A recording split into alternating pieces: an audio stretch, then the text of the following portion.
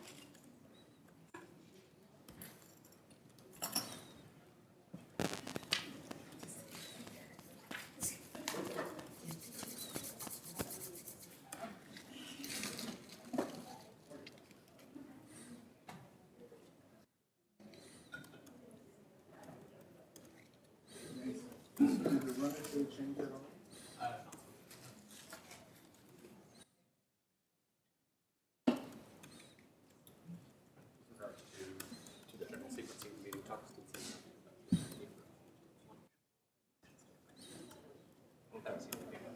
Okay. Updated script, that's what it's waiting on the time. Okay.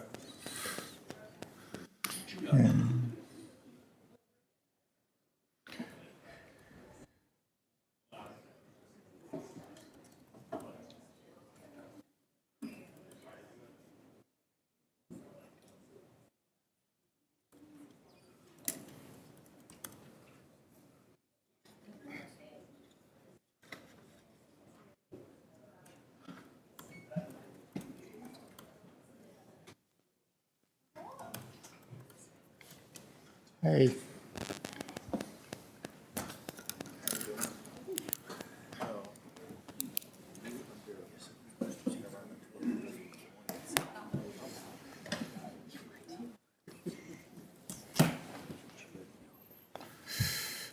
Well, this is the one that is not regulated. Let me sit on that because this is the crooked one. It's up to you. I'm almost. I cannot correct this.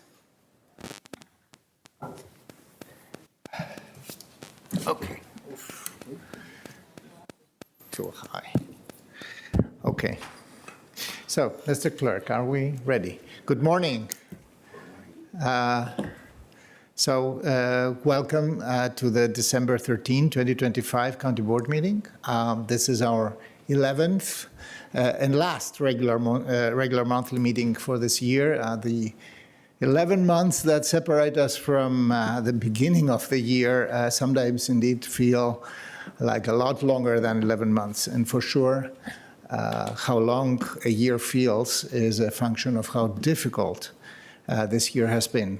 So regardless, starting every meeting with your presence and your companionship in this room was and continue to be a sign that our community remains strong, interested, and invested. So I want also, before we start the meeting, to recognize the thousands of our fellow Arlingtonians, of our neighbors, have reasons to be very apprehensive towards the end of this year for just too many neighbors: job insecurity, food insecurity, housing insecurity, and as of very recently also healthcare insecurity present really intolerable burdens. So the county board is in session. I'm board chair Takis Karantonis with my colleagues, Vice Chair Matt Ferranti, Maureen Coffey, Susan Cunningham, and Julius D.J.D. Spain Sr. Thank you for joining us today. I will start with a couple of technical announcements. For in-person speakers, the podium is right here. The height can be adjusted by using the up and down buttons at your right. If you are submitting documents as part of your testimony, please hand them to the clerk, Mr. Kushner, along with your name and contact information, because we get back to you. For remote speakers, please keep your microphones muted and your cameras off until you are called to speak. There is a Spanish language interpreter who is joining us today for the public comment portion of this meeting. If you require assistance with the interpretation, please see our clerks, Mr. Kushner and Mr. Davis, who is, I believe, outside. Is the Spanish interpreter present? Can I believe they may be up front he... with Mr. Davis right now, but if anyone needs assistance, we're happy to provide it. Okay, so, okay, they are signing. So that leads us directly to our public comment segment of this meeting. As a reminder, this time is reserved for topics that are not related to recent or upcoming public hearings. We have a one speaker per topic rule in order to ensure fairness and efficiency in the hearing and to hear as many topics as possible. For coordinated groups, please designate one representative to speak on the topic of your interest. There are always more and better ways to engage in a deeper discussion with us. We encourage you to attend Open Door Monday sessions or email us at countyboard@arlingtonva.us. The details are all on our website. The clerk, Mr. Kushner, will call 2 speakers at a time. This will help us keep things moving. And if you have any questions about that, feel free to ask Mr. Kushner or Mr. Davis at the front desk. With that, Mr. Clerk, let's start with our public comment today. Of course. Our first public comment speaker this morning is Ms. Audrey Clement, followed by Mr. Alan Calabari. Welcome, members of the board and the county manager. I'm Good Audrey morning, Clement from Westover. Arlington County recently issued a press release touting awards received by the Departments of Park and Recreation, DPR, from the Virginia Parks and Recreation Society for promoting educational and recreational opportunities for underserved students. While the initiatives awarded are commendable, they have nothing to do with parks or green space. Earlier this year, Arlington County touted the fact that the Trust for Public Land, TPL, ranked its public parks among Arlington's public parks among the nation's top 10 for the 10th consecutive year. This view contrasts sharply with what the county is actually putting into its vaunted parks. According to one county resident, Arlington never saw a green space it didn't plan to pave over. According to another resident, Mosaic Park near the corner of Glebe Road and Quincy Street in Ballston is a misnomer, since Heat Island Park better describes its function. Indeed, a tour of Heat Island Park reveals a strip of green space bordering impervious surfaces consisting of rubberized playground and a concrete splash pad. Other county parks are so balkanized with recreational features, there's no natural setting left. So how do the rating agencies get their assessment of Arlington Park so wrong? The problem with TPL is its scoring criteria, which includes acreage, access, investment, amenities, and equity. The features mentioned in the TPL amenities category are basketball hoops, playgrounds, rec and senior centers, sports fields, dog parks, bathrooms, and splash pads. There is no rating for green space. The omission of this key park feature explains why DPR gets high marks from rating agencies while providing an abundance of hardscape for its residents to enjoy. Thank you. Thank you, Dr. Clement. The next speaker, please. Of course. Our next speaker is Mr. Alan Calabari, followed by Ms. Jean Henseroth. Good morning, Mr. Calabari. If you can speak into your microphone and make sure that's on. There's a button in the center of the There's a microphone. button in the center of the base of the, yes. Yes, correct. Good morning, Mr. Chairman, members Morning, of the Mr. board. I'm Alan Calaberry, and I'm here to find out how I can hold the zoning administrator accountable for misconduct. I have already filed a formal complaint and sent it to the board, and that's the extent of it. I have no idea where it goes, who is going to be responsible for responding to that complaint. Is there a process, and what is that process, and where do I find the information that I need to follow up? And I thank you for this opportunity to, complain. So this is it. Thank you, Mr. Kalakbari. Any answer from anybody? I will respond to your comment after we heard all the speakers. This is not a dialogue. Thank you. Okay, thank you. Thank you. And our next Next speaker is Ms. speaker, Jean Henseroth, followed by Samir Hassan. Good morning, Mrs. Hensra. Good morning. Let's see, are we on? Hi. Good morning, Mr. Chair and members of the board. As president of Leeway Overley Civic Association, I'm here on behalf of a growing group of now 26 civic associations from diverse neighborhoods, as displayed on the screen above. We're asking you to restore the commitment the board funded unanimously in 2024 to engage in a comprehensive study of lot coverage limits on single-family homes, originally adopted 20 years ago. That commitment followed extensive public engagement and confirmed the need to discourage or limit development of large homes on small lots and place restrictions on single-family home sizes. The board's vote responded to widespread concerns of civic associations, the Arlington Tree Action Group, the Forestry Natural Resources Commission, et cetera. The board reversed course this year to engage in a more limited study. The board supports an option not to strengthen lot coverage rules as it previously voted to do.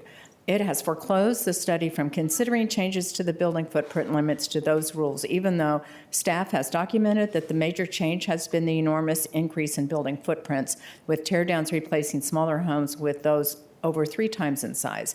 Staff reported in 2005 that these building footprint limits were designed to prevent the construction of houses that are oversized relative to the houses on the neighborhood standard-sized lots.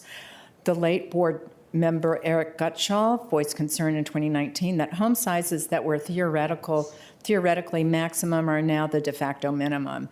It should be obvious that why we are all concerned about teardowns that disrupt our neighborhoods. They lead to clear cutting of mature trees at a time when we are struggling to meet our 40% tree canopy goal. They deplete our limited stock of smaller, less expensive homes. They dwarf and shade the homes of neighbors, blocking sunshine to gardens and solar cells. They consume much more of water, sewer, and electricity. We urge you to reconsider and direct staff to conduct the comprehensive study of lot coverage as a high priority to which the board committed 2 years ago.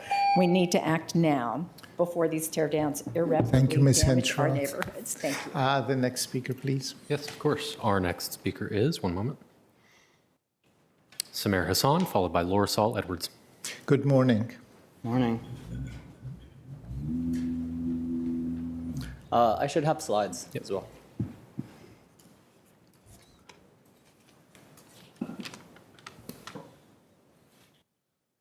Ready? Can you hear me? We hear you, yes. Last week, I was in Palestine, and I saw for myself what occupation and apartheid looks like. I want you to look at this picture. I was walking down here, and I had trash thrown at my head by Israeli settlers. Have any of you ever had trash thrown on your heads before? Next slide, please. Israel claims that it's a place where Jews, Christians, and Muslims can practice freely, but I have never been treated like a bug before in my entire life, other than here in this occupied state. And this whole thing, occupation is extremely, extremely evident when you go to this area. Next slide, please. It's an open-air prison. It's a concentration camp. This is the exact definition of what a ghetto is. Israelis regularly throw garbage on the heads of Palestinians. Next slide, please. Now take a look at this. Look at this checkpoint here. There are 700 to 1,200 checkpoints of these in the occupied territories. And look who has to go through them every single day of their lives. Children. Next slide, please. Look at that circle over there, what I circled in that red. That is the first AI-operated gun turret in human history, and it is being operated on Palestinian children, on Palestinians that have to cross this checkpoint every single day in order just to go to school. And do you know the company's name? Smart Shooter.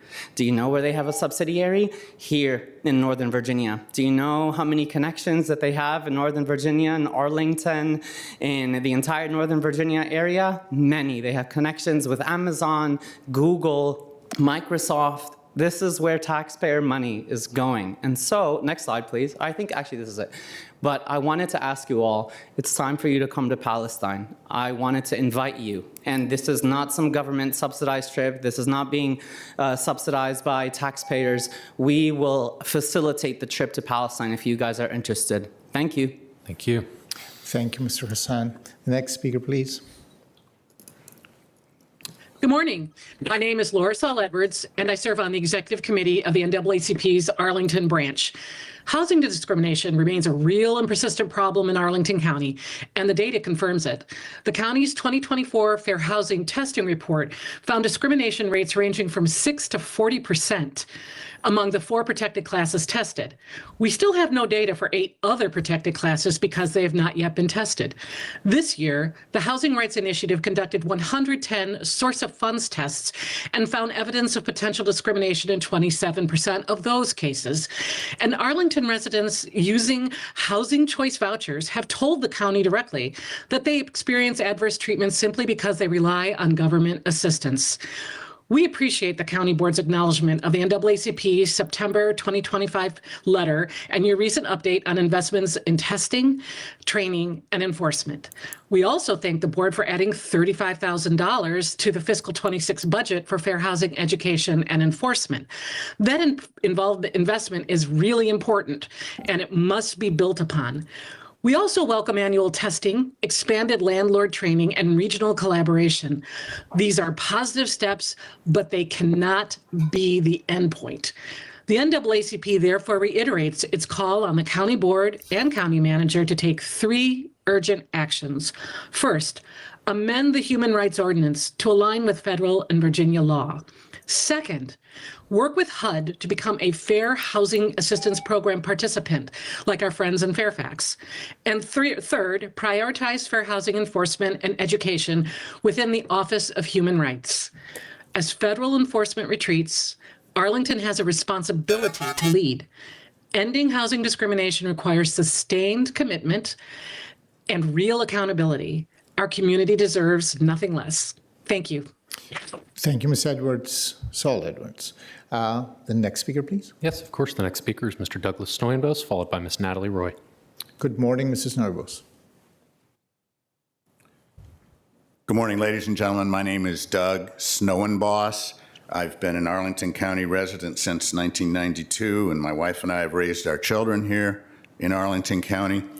I was in this room on February 22nd of this year when this board passed a climate resolution, and that was a fine thing. And I distinctly remember a number of the members of this board spoke immediately after passage and pointed out that without action, the climate resolution really would not have much effect. So I'm here with a modest proposal for some action that the county can take with respect to the climate change crisis. So the county has a budget annually of about $1.6 billion, and the county has something like 3,200 employees, but there are no Arlington County financial incentives for residents to take action with respect to climate change. And there are only nine county employees who work directly on climate action issues on the county staff. So I want to recommend that the county just add 2 staff members to the AIR team, which is part of the Department of Environmental Services. And I'll just leave you with this. It was my father who brought the climate crisis to my attention.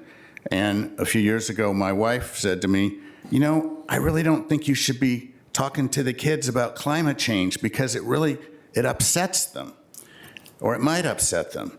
And she had a point. So when you're thinking about budget issues, I'm sure you know that climate change affects all of us right now, but it's our children who are going to have the biggest challenge from climate change in the future. Thank you, Mr. Snowball. Thank you very much. The next speaker, please. Of course, our next speaker is Ms. Natalie Roy, followed by Asim.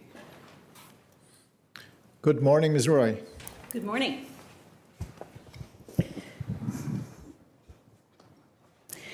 My name is Natalie Roy, and I am president of the Line Park Citizens Association.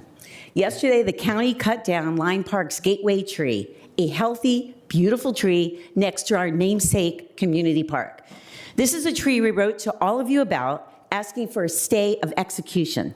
After your arborist proclaimed it diseased, warning removal as part of the county's poorly advertised tree circuit maintenance program.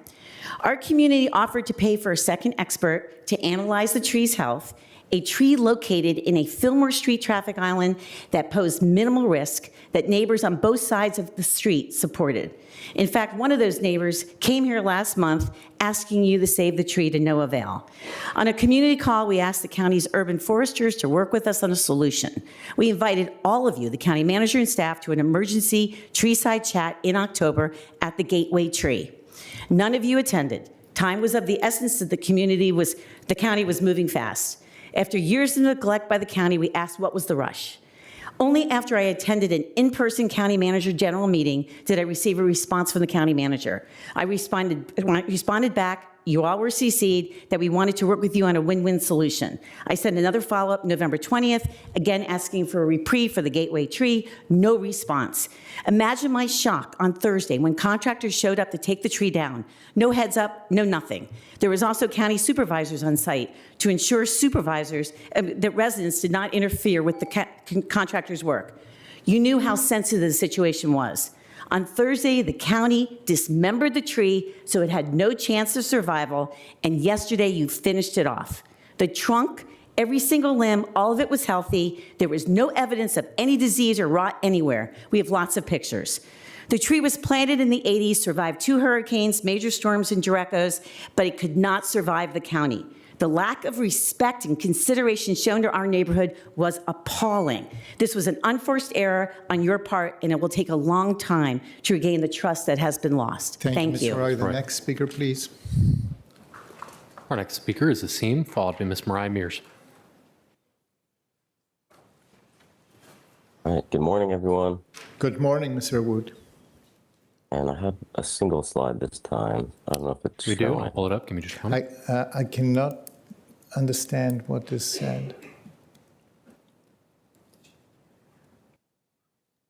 Okay. All right. So I attended the Economic Development Commission's meeting this past Tuesday, and it confirmed many of the thoughts I had about the commission and AED. From the start, as an Arlington resident, it was not a very comfortable meeting. I could tell EDC and AED does not host regular members of the community very often. There was a subtle but real sense of condescension in what's essentially an ivory tower, completely disconnected from the neighborhoods and people they're supposed to serve. Of course, as a tax-paying Arlington resident and active member of the community, my presence and input are not welcome. We have no say in what goes on at these meetings. What we saw was very frustrating. There was a panel functionally talking about how to profit off of and benefit from more war crimes, led by a VP of a company involved in traveling weapons to a country engaged in genocide and apartheid. We heard about open attitudes about the Pentagon being referred to as the Department of War and all the exciting business opportunities the Trump administration was presenting our area. We heard about the demand signal from national security, whether it's killing Venezuelan fishermen or children in Gaza. The focus was on finding ways to make sure Arlington facilitates and benefits from that business. Let's be clear, these jobs are not going to friends and neighbors in our communities. Instead, this economic development is actively displacing us and driving our rents even higher. We heard references to Silicon Valley and attracting their commercial capital so we're not as dependent on the federal government. Let's remind ourselves, Silicon Valley is a place currently defined by displacement, unaffordable rent, and homelessness. This is what the titans of industry want for Arlington. EDC and Arlington economic displacement does not represent Arlington. Our communities are clearly not at the table. Instead, we are being served up as the main course on the table. Thank you. Thank you, Mr. Wood. The next speaker, please. Yes, a moment, please. Our next speaker is Ms. Mariah Mears, followed by David D. Good morning, Ms. Myers.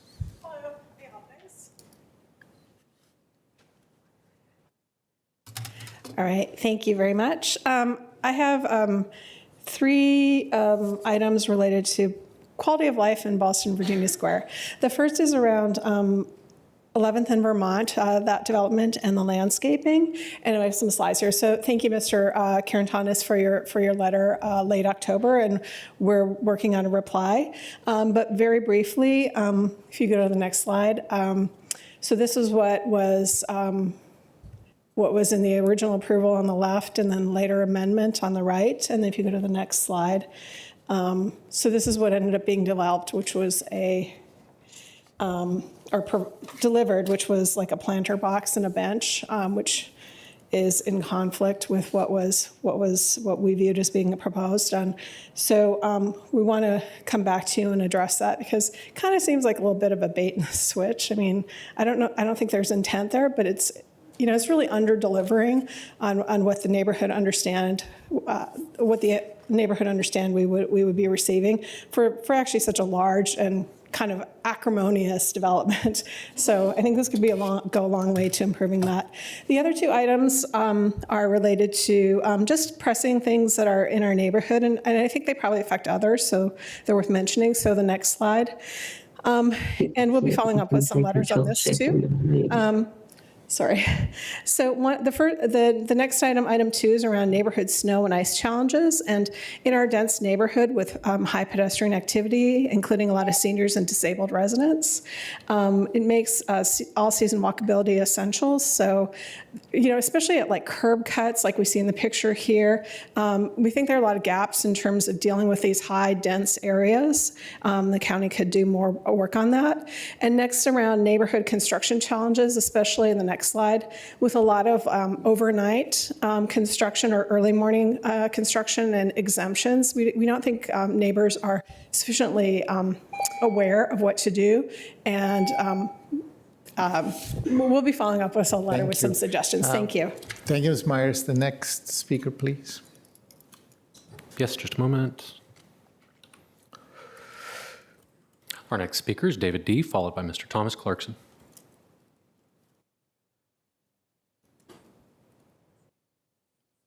Is Mr. David D. there? Maybe we can go to the next speaker and see if I'm not seeing them Mr. virtually. We can circle D back. is Our next available speaker is Mr. Thomas Clarkson, followed by Sam Lavison. Mr. Clarkson. Oh, here you are. Good morning, sir. Good morning.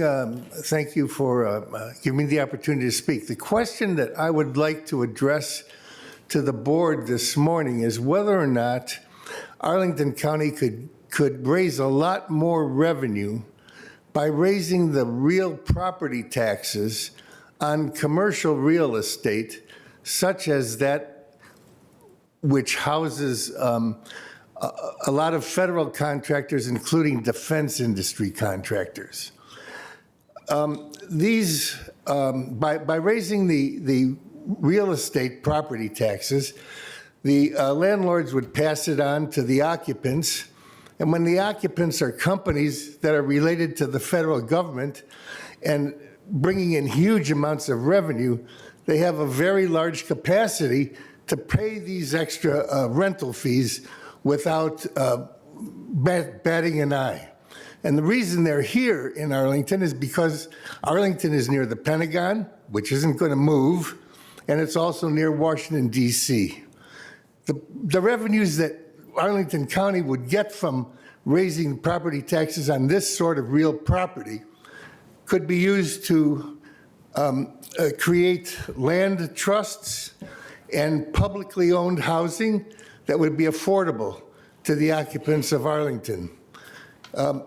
It's interesting to note that the city of Vienna, Austria, owns half of the housing stock in Vienna, Austria, and they charge occupants rent based on 25% of their income.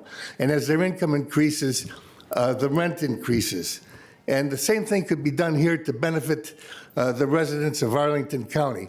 And also, that revenue could be used to create opportunities for other types of Thank you, businesses in Mr. Arlington. Clarkson. Thank you. The next speaker, please. Yes, of course. Mr. David D.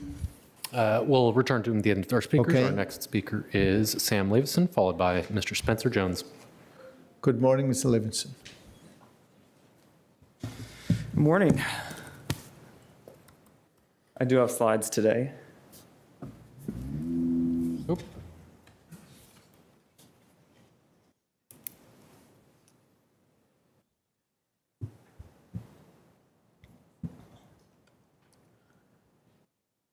It's not that one.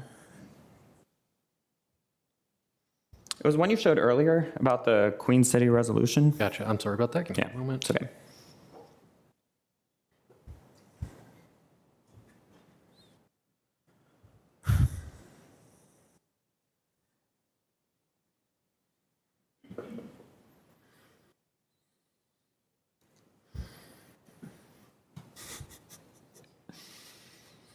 My apologies. Okay. All right, we're set. I'm going to start reading part of the resolution acknowledging the history of the Queen City neighborhood adopted July 2022. Whereas in 1942, the federal government destroyed the Queen City neighborhood to complete road access to the Pentagon, and whereas Arlington County government did not advocate for the neighborhood or its residents, and therefore it be resolved that the Arlington County Board acknowledges that its predecessors did not fulfill the responsibilities to the 900 residents of Queen City. So here's the thing. Next slide, please. It's very easy to acknowledge wrong decisions that were made 83 years ago, but it's much more taboo to acknowledge when these decisions are being made in the present. Next slide, please. In present years, we've been seeing weapons companies, weapons adjacent companies, weapons launch pads, and weapons startups getting office spaces, headquarters, venue spaces, and performance-based incentives in Arlington County. We've also seen Arlington Economic Development, AED, play a big role in this. And the American Friends Service Committee, AFSC, urges divestment from companies like Elbit Systems because of their weapons they provide to Israel's ongoing genocide and apartheid of Palestine. But that's not even all. Next slide, please. Connecting things back into that resolution about Queen City, these companies don't even provide jobs that go to Arlingtonians. Instead, they bring in other people, driving up rent and displacing longtime Arlington residents, from Green Valley to Buckingham to countless other neighborhoods. And the organization La Colectiva has a powerful report on this called The Right to Remain. Next slide. So this winter season, I am gifting a drafted up code of ethics for Arlington economic development, a policy that focuses not on individual employee conduct, but rather ethical business dealings between AED and businesses. And I have a copy for each board member and for the county manager. Thank you. Thank you, Mr. Levinson. Next speaker, please. To the clerk, please. Thank you. Appreciate it. Good morning. Good morning. Hi. I'm Spencer. I live in Ballston. My favorite thing about Arlington is how it welcomed my grandmother here when she was a single mom with 2 kids. She made a home in a garden apartment with my mom and my aunt. That apartment is now what they call naturally occurring affordable housing, and it's surrounded by mature trees today. That was then. Things are a lot different now. The average new house costs $2.4 million. The median house sells for $1.2 million. The median townhouse sells for $760,000. We have the most expensive childcare in the country. Ultimately, we have a real affordability problem. Housing is the biggest expense for most families. Our current comprehensive plan plans for scarcity. Almost every net new home requires special approval and years of expensive lawyers. You see that with the Melwood project. It took 3 years to approve subsidized housing for seniors with disabilities. Those delays cause our shortage and make our county unaffordable. Now is the time to improve our comprehensive plan. Instead of planned scarcity, we need to plan for affordability, and that's exactly what the community engagement shows that residents want. So how can we do it? We need to increase density diversity across the county. That's how we get new homes. We need to expand the bullseyes. There's great transit all across the county. It's not just the metro stations. And we need to plan for the celebrated garden apartments that made our county great with their beautiful trees all across the county. The new comprehensive plan should focus on affordability and families, plan for more housing, don't give up on being affordable and welcoming. Thanks. Thank you, sir. Next speaker, please. Yes, our next speaker is Mr. Joshua Handler, followed by Wilson Bender. Good morning, Mr. Handler. I had a video that was going to be part of my 2 minutes here, so can you cue that up, please? We're going to try something technologically. I cannot hear you if you sorry. don't speak to your microphone, and I had a video here to be queued up as part of the presentation. We're going to try something technologically ambitious here. We're going to see if the county technology can do it. Are you able to find it, County Clerk? Okay. Oh, there you go. Pause it right there. I'll make a few comments, and then we'll fit this all in. Okay? All right. Thank you. Please mind you that the video counts against your time. No. This is all organized properly, Takas, please. We'll see what happens. Static we can do. All right. We're starting now, I hope, rather than this has already been going 20 minutes. 20 seconds. We're running. Okay. Okay? Yes. All right. Good morning. Some of you weren't here when Joanne Johnson made her public comments at the September 2024 board meeting about a huge EHO sixplex approved for construction right next to her modest house on South 17th Street. I want to play a shortened version of her remarks here today. Matt said he would go take a look, and Libby warned a number of board members may drive by. I wanted to ask, did any of you make a visit? If so, you probably recall the street was very narrow and the lots were small. Also, I'd be interested in your views of how fair and equitable it is to try to address one person's dream who may not even be living in Arlington at the expense of another's who has lived here for decades. Please play the video. We may not have sound with it. There you go. I'm sorry, on short notice, I may not be able to get us audio.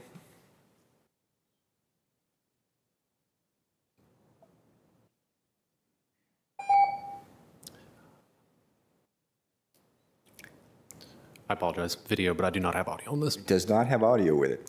Well, then for the four of you that were here, you may recall Joanne's presentation. She lives on a very narrow street with very small houses. A sixplex was approved in the neighbor right next door. She was just appalled by the fact that this was approved because it would bring six HVACs, a lot of extra parking, a lot of extra congestion, a very small lot that would overshadow her house. And she was just wondering, somebody who's lived in Arlington since 1989 and bought her dream house of the time, if you will, how the county, in essence, could do this to her through this Including remarks, if you would, your time's zoning. elapsed. So if you can't find the sound, I think I summarized her points. And again, I'd be very interested in your reaction if you actually visited the site and what you thought about it. Thank you very much. Thank you, Mr. Handler. The next speaker, please. Our next and final speaker is Wilson Bender. Good morning, Mr. Bender.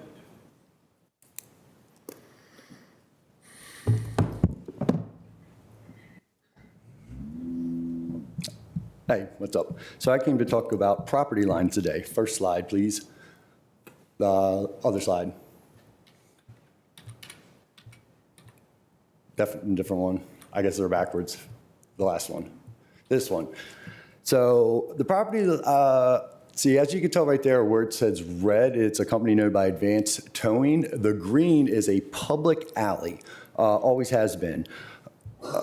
When the Jersey Mike's was built right next to it, they added a fence along their property line. Next slide. The other one. Yeah, no, back. Yeah. Sometime between 2011 and 2012, Advance tore down their fence and cut off access so that they could store cars on there. You can see right there in 2011, 2012, and in the middle was where they cut off access. Next slide. Another one. Yeah. And then that was until some loser started making a fuss and the access was restored. Yet they still use it to store all their vehicles on. As you can see on the right side, that chain right there is blocking off access. I mean, honestly, if I was storing stuff on other people's property, I'd at least take care of it. It's just overgrown with trees and all stuff. But of course, you know, times are tough. Just talk to any out-of-work USAID worker. Actually, I've known 2 of them that have been towed by Advance recently. Maybe Advance is being pushed out by rising rents. Next slide. But they're not, because these are the stuff that are their financials I for you. The owner actually owns the location and rents it out to the tune of $120,000 a year. And actually, all the other FOIA financials are in the latest issue of Maximum ARL, available in the Boston, Clarendon, and Pike newspaper boxes. But I think before anyone raises the fees, they actually need to clean off what they're storing on Arlington County property. I mean, it's our money. So, yeah. That's it. Mr. Bender, I bit my tongue, but you testified on an item that is in a hearing later today. So that was... Oh, about the property line? Oh, no, I'm not talking about the fees, just talking about the property line then. I take away anything I said about the fees, just the property line. We hear this item later today, so this is number 2 or 3 on our main hearing items. The next speaker, please. There are no further speakers. Is Mr. David D. Mr. David D., to my knowledge, has not joined the meeting, no. So we are, this was... Yes, I am. Oh, here he is. I apologize. Mr. David D. Okay. Good morning, sir. Good morning. So this is open mic, correct? Correct. Yes, your time has begun. Sure. I wanted to touch on a couple items. One item is, you know, a few people brought to the board's attention with taxes, property taxes in the past. So specifically, why can't the county adopt a resolution or some type of tax structure for the longtime residents of Arlington, where they made it their dream to live in Arlington, and as property prices do increase, other countries around the world cap a tax once you move in, a property tax. Your tax rate is set. Grandparents and other residents that have lived in Arlington, and, you know, maybe it needs to be a Virginia thing, the tax should be just capped where you live. When a new person moves in and that tax rate is increased, of course, that person pays that current tax rate, and they're set for life or as long as they want to live in Arlington. Another thing is cell phones into the courthouse. Why is it other jurisdictions allow people to bring their cell phones? Employees, lawyers, and other people are allowed to bring their cell phones, but the general public cannot. If you can address that and let the sheriff's office acknowledge or change their policy, I'm not sure why that is that way. You know, people, general citizens have emergencies, they need to call or refer to their cell phones on things in that respect. So those are a couple comments. Thank you. Thank you, sir.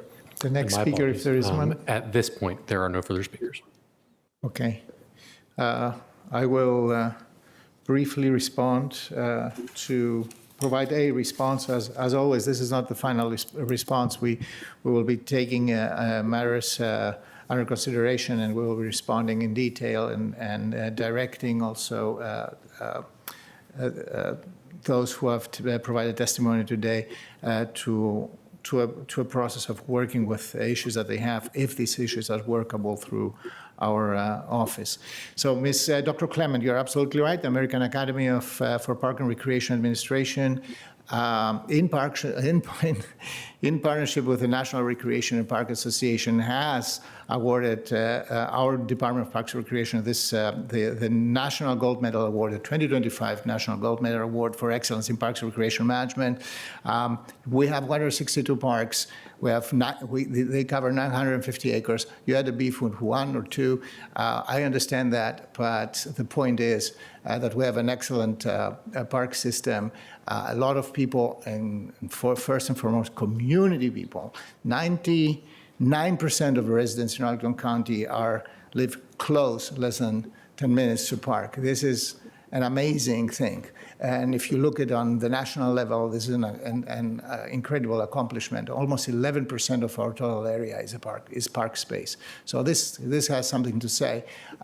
We have active discussions about the quality of parks. We want better. We are going to strive better, and I'm sure that we'll get future awards for that. Mr. Kalakbari, thank you for your pointed question. You came to several Open Door Mondays. We know from the zoning administration that he's working with a neighboring property owner to bring them into compliance, and as far as I understand, your neighbor has pledged to do this. I will refer you to Constituent Services, to Ms. Bello, for more details, because this is complex and legally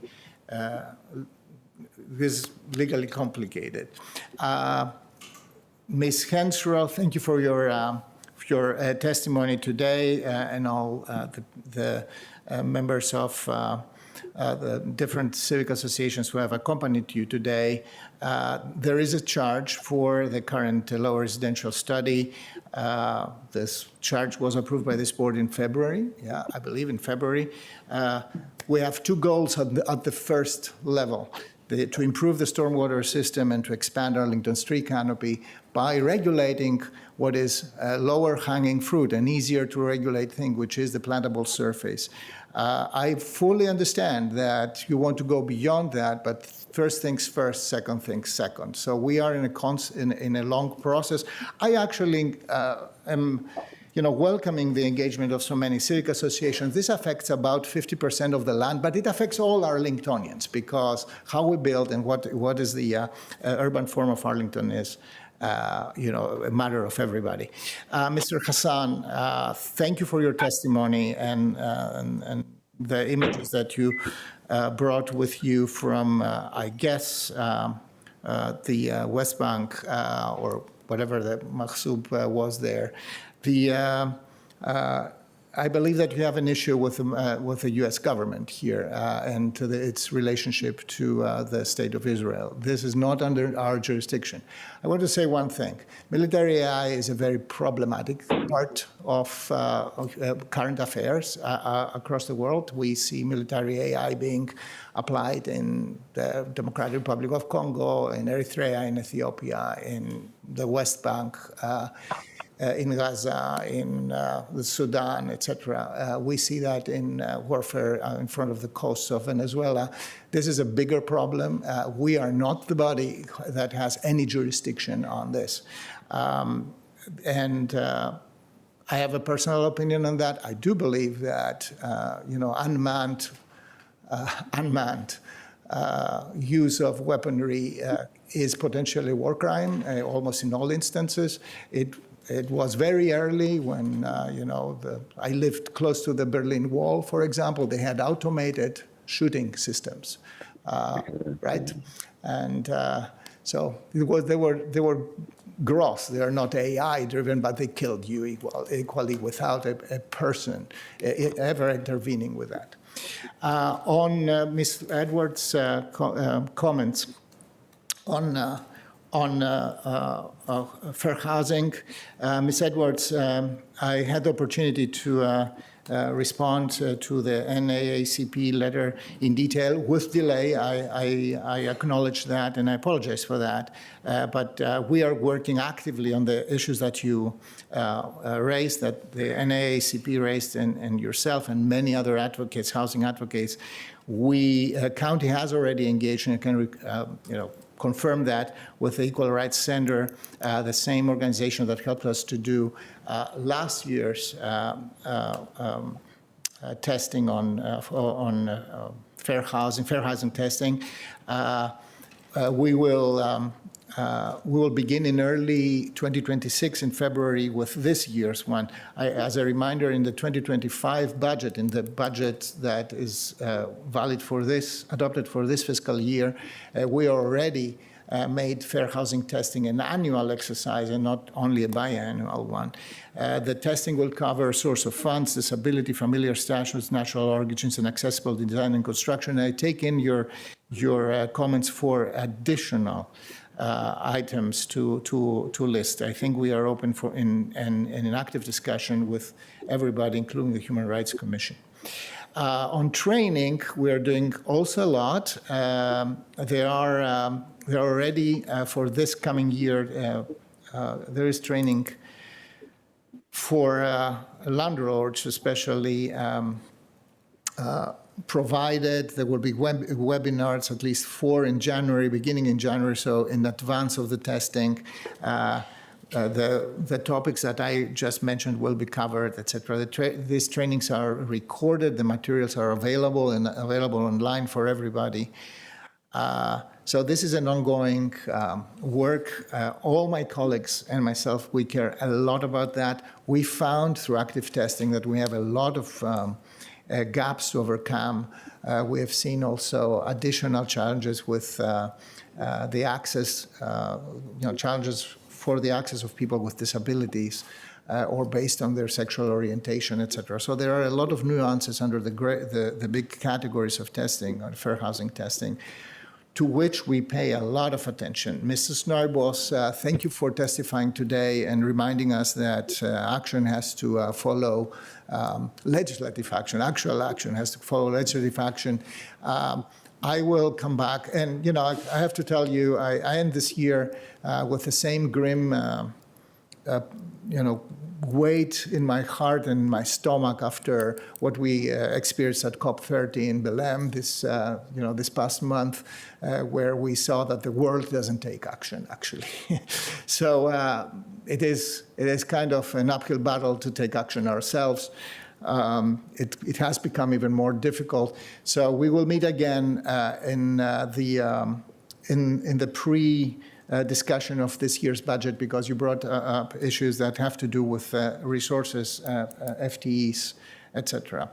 Mr. Rawood, thank you for your testimony. I have reacted many times to your testimony on this. I will continue to tell you that my initial position on the limits of jurisdiction of Arlington County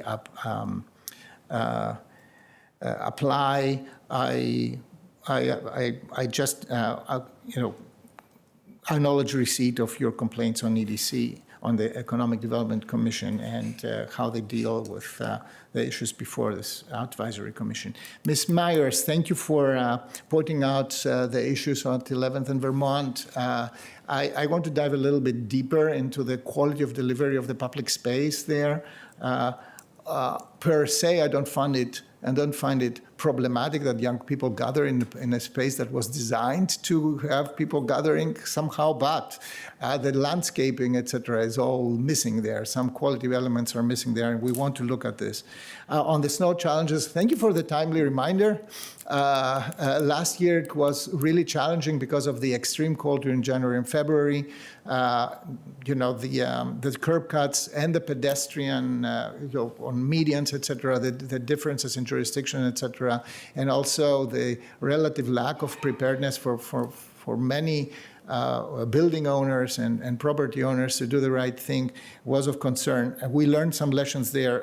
We are about to see how we apply the lessons we learned. Mr. Clarkson, your question about different real estate rates for different types of tenants is well received. In Virginia, we cannot do that because Virginia law does not allow for a differential tax rate depending of the property is seen as independent from who uses the property, or what the income level of the property owner is. This is a problem. I recognize that. There is a huge caucus, there's a big caucus of Virginia legislators who are right now engaged in making income and non-regressive taxes more standard and to bring tax reform to the Commonwealth of Virginia. I really encourage you to engage with them. I do myself. So thank you for your testimony. And on Vienna, it's not only 50%, it's up to 75% that the public controls in Vienna. This has to do with almost 110 years long housing plan for the former capital of the Austro-Hungarian Empire. It's a very interesting experience. Mr. Levinson, thank you for your testimony again. You put a lot of things in one in your slides. I acknowledge receipt of that. Honestly, it is a long arc to make from Queen City to Palestine, but I understand the basic argument of your testimony here. Mr. Spencer, housing affordability is what keeps us awake at night. It is also part of the entire affordability agenda. This is not only housing affordability. People have food insecurity and education insecurity, and housing insecurity is part of that, and now healthcare insecurity, et cetera. The Complan process is right now in development. Please make sure that your voice is heard and that you use the means of public engagement to bring these thoughts into that. On one thing, I can give you already an answer on the bullseye concept. I believe that the bullseye concept de facto is not anymore the case. Land use intensity along the metro corridors has been not anymore conforming to the bullseye concept. So we built more housing there. Mr. Handler, as always, very passionate against EHOs and bringing that forward. I acknowledge receipt of your testimony once again, and thank you for continuing to engage. Mr. Bender, I told you that this is testimony that should have been provided in advance of our discussion on towing that we will have later today with a regular hearing item. Mr. David D. I received your testimony. Thank you for your opinions on set tax rates for life, etc. This is an interesting concept. In the state of California, they have something very similar, and it was not very helpful to the development of the state. That's from me. I don't know if colleagues have other additional comments. Yes, Mr. Chair, I'll try to be very brief. I trying to just recall, Mr. Chair. It's I think Ms. Roy, we may not have provided a response to verbally, in addition to in writing, as you mentioned. I don't know about that, but I'll leave that to the chair. We all view that you should get a response, and I'll leave that to the chair. I'll just say very briefly in writing. I'll be happy to provide a writing response. Great, thank you. Leave that to the chair and to finalizing for us. I'll just say, try to be very brief in saying, Mr. Clarkson, not only, I think you probably get a head nod immediately to Mr. Karantonis' point that we have inquired about differentiated property tax rates for business vis-a-vis residential. We don't have that ability in law. I would also say that there are some communities that if you have large property values, you pay a different rate than if you have smaller property values. That also is not legal as far as I can understand. That doesn't mean it's not an area for action. Those with the most should pay the most. Those with the least should be served the best. So thank you for that set of comments. I'll also just say I believe it's possible, Mr. Jones, Spencer, that we've met before. But your testimony was very powerful to me. It is not right that the odds of whether my two young children can afford to live in Arlington through earning it is differentiated, and that's a significant problem. I would also say very concretely and specifically, the Melwood project is not inevitable. I strongly support it, but it is even now after it's been passed. It's not inevitable, and I take that as our responsibility. So just thank you so much for your comments. Thanks. Thank you, Vice Chair. Ms. Roy, I apologize. I completely skipped because the document that was before me where I had made my notes on your testimony skipped. I take your testimony very seriously. Just to frame it, in fiscal year 25, the board approved about $750,000 for something that we didn't do very often, which is part of the urban forestry budget, which is tree maintenance. And this goes in a cyclical way. It begins in the south of the county in Shirlington and goes all the way up. And what happened to the circuit tree maintenance cycle has hit now Lion Park. I fully understand. And I have a lot of sympathy with that because I had to do that in a private property, and I lost the cherry tree next to my unit very, very recently, as 10 days ago. And I had the same fight with the arborists and the specialists and the insurance people, whether the tree is sane, or it's sound, or it is, how much life it still has, et cetera. But you will have a detailed response to that. I think it's important to say. I have to say this is always controversial because we all love trees. We want to see them live forever, but they are not always. Arborists need to guide us into a health maintenance of the entire forestry of Arlington. But you're absolutely right that we have to communicate on this as much as possible. So, sorry for this addition. Great. I'll continue our responses then. And I'll try to be additive and not repetitive because we have a long day here. I think on parks, I would also just highlight that our public spaces master plan update is going on right now, and the engagement is in the field. So if you are interested in giving feedback on what our parks and public spaces should look like, now is the time to provide that input because we are doing the refresh. On fair housing, Ms. Saul Edwards, I think there is a lot of opportunity, hopefully, for resources with the new administration and a new attorney general. We can do some here, but it is really helpful to have the Commonwealth behind us and as a partner. Fair housing is not something that starts or stops at Arlington's borders, and there is a more, I think, comprehensive approach that is really important here because people move across from Arlington to Alexandria to Fairfax to DC and back again. And so having education that really crosses those lines and enforcement that is uniform across the Commonwealth and the region is going to get compliance, I think, much higher. But we all have a role to play here, and I think we continue to work on that.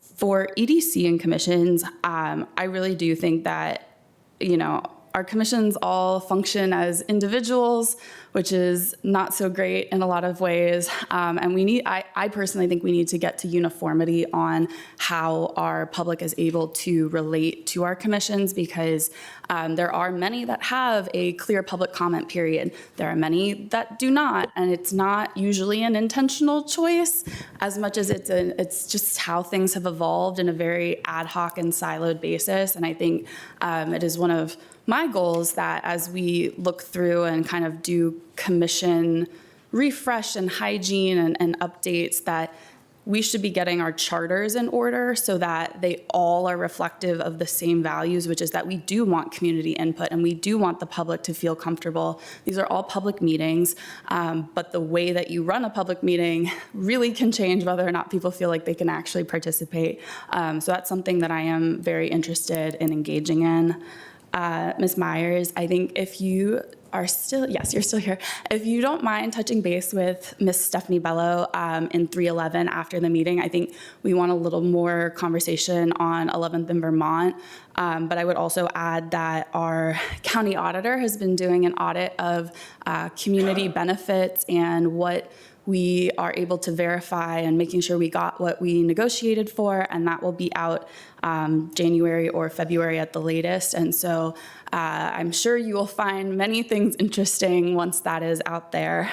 On On uniform taxation, I think this is a really important topic. It is actually constitutional in Virginia that we have to tax all real property at a uniform rate for the category. And so that means commercial real estate, no matter what type of commercial it is. Actually, I think it's any real estate, no matter what type of real estate it is, we can only set one property tax. And so that means we're setting a property tax rate for residential, for apartment commercial, for retail commercial, for office commercial, all one tax rate. And so if we raise taxes on our commercial sector, we're raising it on our residents as well. And I think Virginia is long overdue for tax reform. I think the fact that we have basically one income tax bracket, and me and Glenn Youngkin are in the same tax bracket, that makes no sense to me personally, but we are long overdue for that. Part of it is a legislative question on income taxes, but the other part is really a constitutional amendment, and that is going to take a much longer, more difficult conversation. But it is true that places like Massachusetts have something called a mansion tax, where even individual residences that are large and expensive have a higher tax rate than smaller, more normal size residences. And so these are all things that I personally believe the Commonwealth should be looking at, but at this point in time, we as a locality cannot make that happen. Let's see. The cell phones in the courthouse, I believe, is the responsibility of the chief judge to set that policy. I think it is something that we can pass along, and it's something that I've heard from many residents before. And I know Mr. DiFronte has a relationship through the CCJB, but I do think it's 2025. We should have the ability to bring your cell phone into a courthouse. On the comp plan, engagement is closed now. We are in the analysis phase of the new intro chapter and guiding principles. And so we got a little mini update, Susan and I, as the board's liaisons. We are going to let staff do their jobs for a little bit and leave them alone as they do that analysis and kind of bring together what they heard from the online and the in-person engagements. But we're hoping to have an update at our either January or February board meetings, depending on how the work goes. And so you'll hear more kind of an intermediate update before everything comes out publicly, and that will be from the board and staff. And then I think this kind of relates to both snow and the property line enforcement issue. I think Susan and I had a conversation earlier this week about code enforcement and just we need to figure something out. I think everyone is quite frustrated. I think it really does take us a long time. And some of that is because we do our best to let people fix their problems before we take further action. And so sometimes people wait until day 30 of their 31-day notice to fix things. And so as a neighbor, all you see is 30 days of nothing is happening. But we do have a response-based, complaint-based code enforcement process, and it's very frustrating as a resident because you feel like you are doing the work that should be done already. And so I think this is a conversation, it is kind of structural and systemic, and it is budget, and it is culture, and it is kind of everything. But to me, I think it's one of the daily quality of life kind of things that is worth us investing in a little bit to figure out, we're not the only model and we can't be the only ones that have had this problem. So what is it we need to do here? That's definitely something that I would like to be talking a lot more about because we can do better. So I'll pass along. Thank you, Ms. Coffey. Ms. Cunningham. I would just uplift that whole list of things that Ms. Coffey just went through and will not reiterate them all, but I was nodding in agreement. The only one I would add that I think we haven't touched on in depth is both the lot coverage and the EHO concern, which I think as Mr. Handler raised, if I remember correctly, that was a 50-foot wide apartment building that's about 7,800 square feet on one of our smallest lots in Arlington. And so we hear you. I think on lot coverage specifically, the work that we have underway is looking at building footprint as part of impervious area, and the devil will be in the details of what number we choose, right? So if we chose an impervious area number that was identical to the current building footprint limit, that would effectively reduce the building footprint. So we are working on that. It may not work, but we are hopeful that we may be able to get a two-dimensional measure that's more enforceable, back to the code enforcement question, and also easier to explain and more difficult to loophole around. But stay tuned. We appreciate your continued feedback there. And then I think I'll just hit one other piece. I know, Mr. Handler, your piece was interrupted because we couldn't get the audio working, but I think there has been some question about formerly issued EHO permits, and then they were taken back, and then they came back, and do they stay forever? And so just to reiterate, and I'll ask my attorney to jump in if I need to clarify, but right at this moment, until further court interventions, EHO is a by right use, but the permit right now is to limit how many per year. And so that by right use at this moment carries with the property, and the permit to exert that by right use today is the permit that's being issued. Anything you want to clarify in the wording there? Nothing further. Okay, good. And then specifically for those who are interested in tracking the EHO activities or EHO permits that have been issued, that dashboard is back live, and it includes every permit that was ever issued, even if it's not being implemented, which can be a little confusing. So feel free to reach to Ms. Bello or to us to help decode that data, but we are all continuing to kind of be in this moment of uncertainty until the courts finish their work. Thank you, Ms. Cunningham. Mrs. Payne. Yes, good morning. I'll try not to be repetitive, but also just be brief. First, to Ms. Roy, thank you for coming out this morning and representing the constituents and citizens basically of Lyon Park and the Ashton Heights area. Very familiar with that project since I'm a neighbor in Penrose, and I think you're going to get a response back. I know it's a very it's an issue whereby a lot of folks want to monitor, what's going on with our trees and this push in the circuit maintenance program. But I had opportunity also to look at some of those trees that were in question, and though I'm not an arborist, they did look rather unhealthy. But let's continue to have some level of conversations, and we're going to owe you a response. I do want to hone in on Mr. Sam Levison, who came up and actually gave us this draft of ethics. And let me just say this, because we've been having this conversation for a while, that I subscribe that even though we make decisions locally, our decisions, quite honestly, should be informed also about what's happening regionally and our global systems, recognizing that at the community level, all of our actions that we take contribute to the broader community, right, and the broader economic, environmental, and social outcomes. So look, we hear you. I, as the liaison to Arlington Economic Development, I was there this past week, and I saw some folks attend, but I also will lift up what my colleague Maureen Coffey said. We need to do a better job holistically looking at all of our commissions to ensure that individuals know they can come in and voice their concern and have the space to engage publicly, because right now we have some inefficiencies, quite honestly. So we're going to work together on that. And lastly, with Mr. Spencer Holm, who came and talked about housing and his issue, I will just recommit and state publicly again that, when we live in a Commonwealth where there's over 300,000 homes that, we have a shortfall, my commitment is there to find ways to build more attainable housing.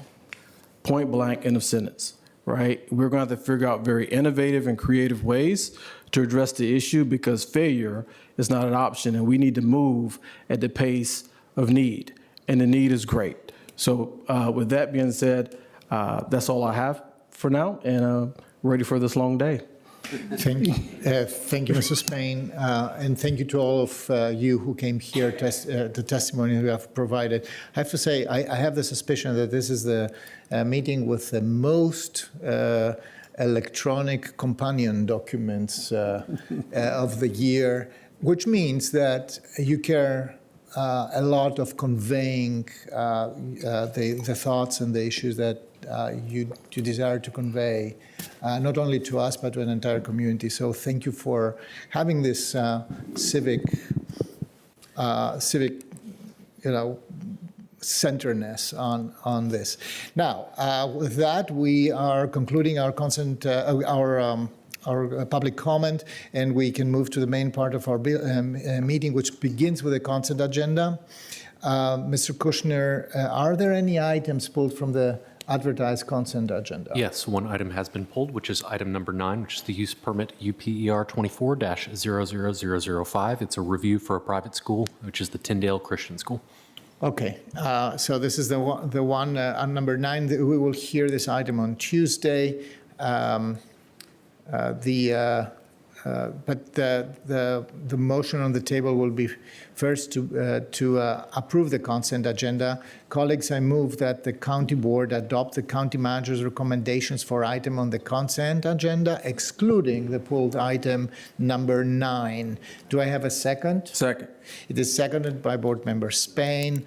Colleagues, if there is no discussion on that, please indicate if you are in favor with aye. Aye. Aye. Anybody opposed? The motions passes 5-0, and for that, the consent agenda passes. I will try now for the general information. We will hold a public hearing on the item that was pulled on the consent agenda on the Tyndale School. This item will be heard at the recessed board meeting next Tuesday, December 16th. The public hearing will begin no earlier than 6 p.m. and actually 7 p.m. Since there is a swearing in before that. If you want to speak on this item, please register on the board's website starting today, or call our office at 703-228-3130 on Monday. So the board just voted to approve the consent agenda, which includes minor site plan amendments, use permit requests, ordinance amendments, requests to advertise, and more. These items were put on the consent agenda not because they were thought to be non-controversial, but that doesn't mean by far. That doesn't mean that they are not important. So it will take a few minutes, and hopefully not too many, to highlight several items very briefly. Number 1 is, first, we have some slides here. Next slide, please. This is 12 and 16. The Ladybug Academy, which is a child care provider. The county board approved 2 unique items related to this academy. Item 12 is a use permit for a new child care center for up to 41 children between the ages of 2 and 6. It's located at the Memorial Baptist Church up in 3455 North Glebe Road. And item 16 is a lease between Arlington County, us, and Ladybug Academy for a day facility at the county-owned property at 1915 North Yule Street, close to here, with preferred enrollment for any children of county staff. It has a capacity of 57 children from infants to age 5. The county will, in addition, provide about $55,000 of free rent in kind in order to compensate the provider, so Ladybug Academy, for replacing the facility's playground surface matting. Next, something I'm very happy to see, finally, this is 2601 Columbia Pike redevelopment. This is very personal to me.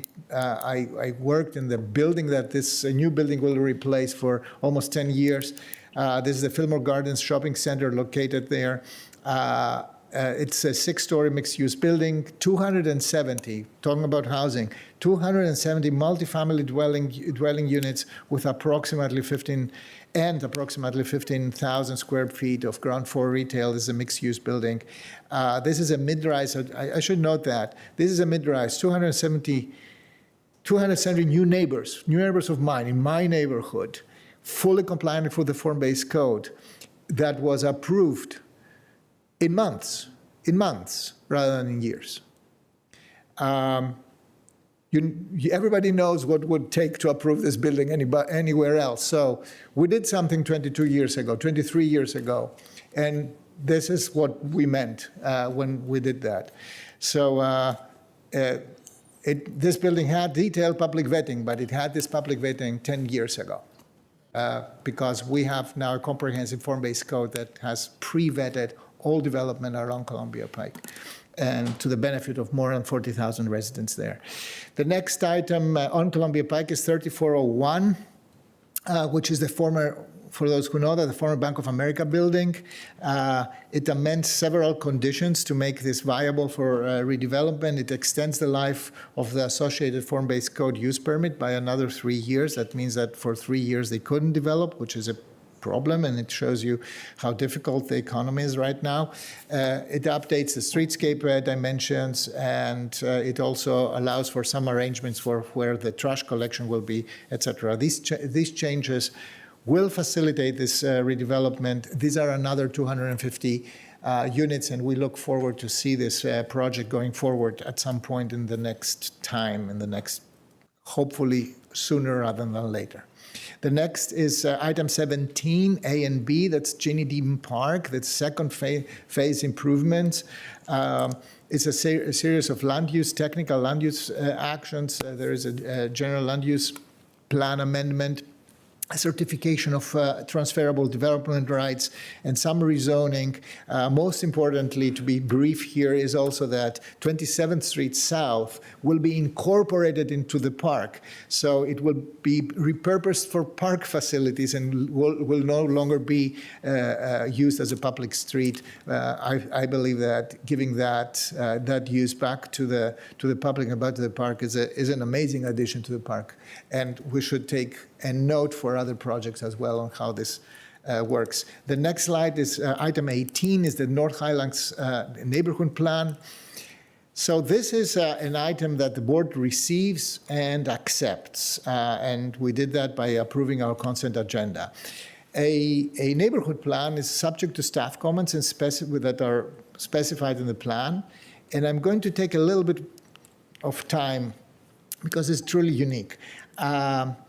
It is the first neighborhood plan of the North Highlands Citizens Association. The development process was laid out in the Arlington Neighborhoods Program. There is a guidebook for that, and began work already in November 2024. They held 3 community dialogues between the fall of 24 and the spring of 25. This year, they formed a planning committee in January of last year. And in March of 25, they began a community survey by distributing flyers to almost 1,000 reachable households in the neighborhood. So the North Highlands Civic Association, they also publicized this neighborhood plan. They publicized a survey. They created a website. They posted flyers. So there is a lot of work that went to this.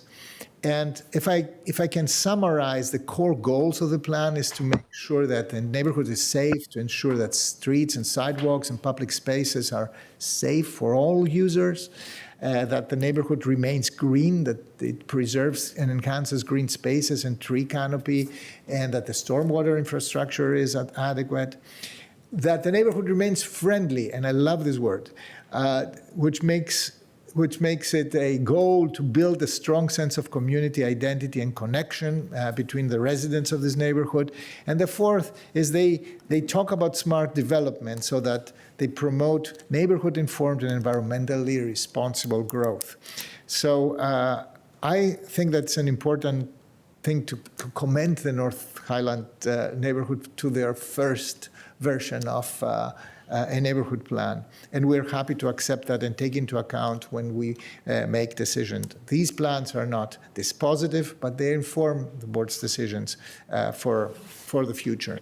Item 19, next slide, please, is the Happiness Local Historic Designation. We approved a Local Historic District designation for Happiness, the Tudor Revival dwelling located at 4120 41st Street North. This is in the Arlington Wood neighborhood. This is the 44th in running numbers count. Local historic designation in Arlington. It is a building, it is a house, as you see, that was constructed in 1933. It has a very specific architectural style. It is very well preserved, and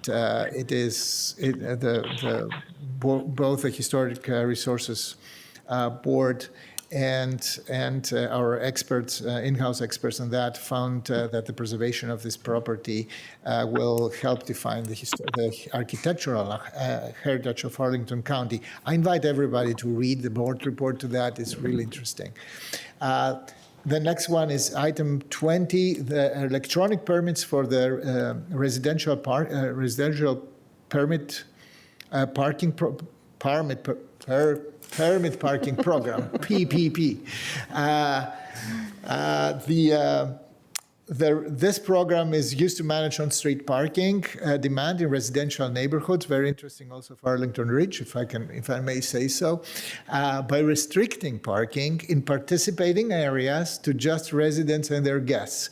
So now we can do that electronically. That means you will have digital records as compared to physical permits. For those who know that, they understand the difference. This is a far modern way to manage that. And in practical terms, households can apply, today, households can apply to up to 5 pass books of 20 passes. And these passes are valid up for 3 days, a total of 300 days for visitor passes. With a new system, you can pull 365-day passes per year and per household, and the per day price for these is 15 cents, as it has been with the analog program. The next one, this is really good improvement in usability of the program, and I hope that the residents who use that will be satisfied with that. Item 21, we do still have taxes in Arlington. They are part of our local economy, and we have regulatory power on their taxi cab rates. This might seem a little bit out of date, but this is still on the books, and we have to do it from time to time. Effective January 1st, 2026, in the new year, we increased the initial top charge from $350 to $450, and we changed the distance-based charge from 40 cents for a sixth of a mile to 52 cents for a fifth of a mile, and the wait time charge is now 52 per 56 seconds. Item 22, next one. This is a significant decision by the county board. We approved, after a lot of work, the updates to the green building incentive policy, which is the county's primary tool to encourage the private sector to reduce energy use and associated greenhouse gas emissions in new site plan construction. So these reductions help to achieve the county's long-term carbon emission goals. In the policy, bonus density, so extra density, is offered as a primary incentive in exchange for new development projects that commit to specific sustainability criteria. I will go very broadly and swiftly about the 4 main points here. We have streamlined the policy in a number of pathways to get to if you proffer an higher standards, environmental standards building, it's now easier to get to the decision on additional density, to earn this density. We provide targeted incentives that balance future-facing green building enhancements with the developer uptake potential at this point, and based also in considering the county's financial resources and really available tools. We prioritize energy efficiency and carbon reduction actions in these baseline prerequisites, and we redefined these baseline prerequisites so that they are broader county initiatives, so they're based on these, and they are and where we can, we do lead version 5 credits to achieve a similar outcome like the policy intends. The next one, it's a long discussion. I believe we will be revisiting some of these also during our budget discussions because there are implications there. Reeves Farmhouse, and the board has approved an amendment to the Memorandum of Agreement with Habitat for Humanity and the Virginia Department of Historic Resources associated with the Reeves Farmhouse Adaptive Reuse Project to allow for an expedited response in case of non-burial discarded stone markers. There have been some there were some findings there. They are non-burial markers, but we had to modify the agreement that we have so that the rehab of the Reeves Farmhouse to house to be a which is an adaptive reuse project for people with disabilities to go forward. This was technical and very important to make that, to advance with this project. Item 26, that's next one. The board accepted and appropriated almost $872,000 in Northern Virginia Transportation Commission Commuter Choice Program funds to support Art Route 75, that's almost half of this, which connects Arlington with Ballston, the Ballston Metro Station, and the Virginia Square George Mason University Metro stations, and $475,000 that will go towards Art Route 87 that also originates in Arlington and goes to the Pentagon Metro Rail Station. The next one is item 28, Meals on Wheels. This is a memorandum of understanding between us and the Department of Human Services and Meals on Wheels in Arlington for the operation of Home Delivered Meals program.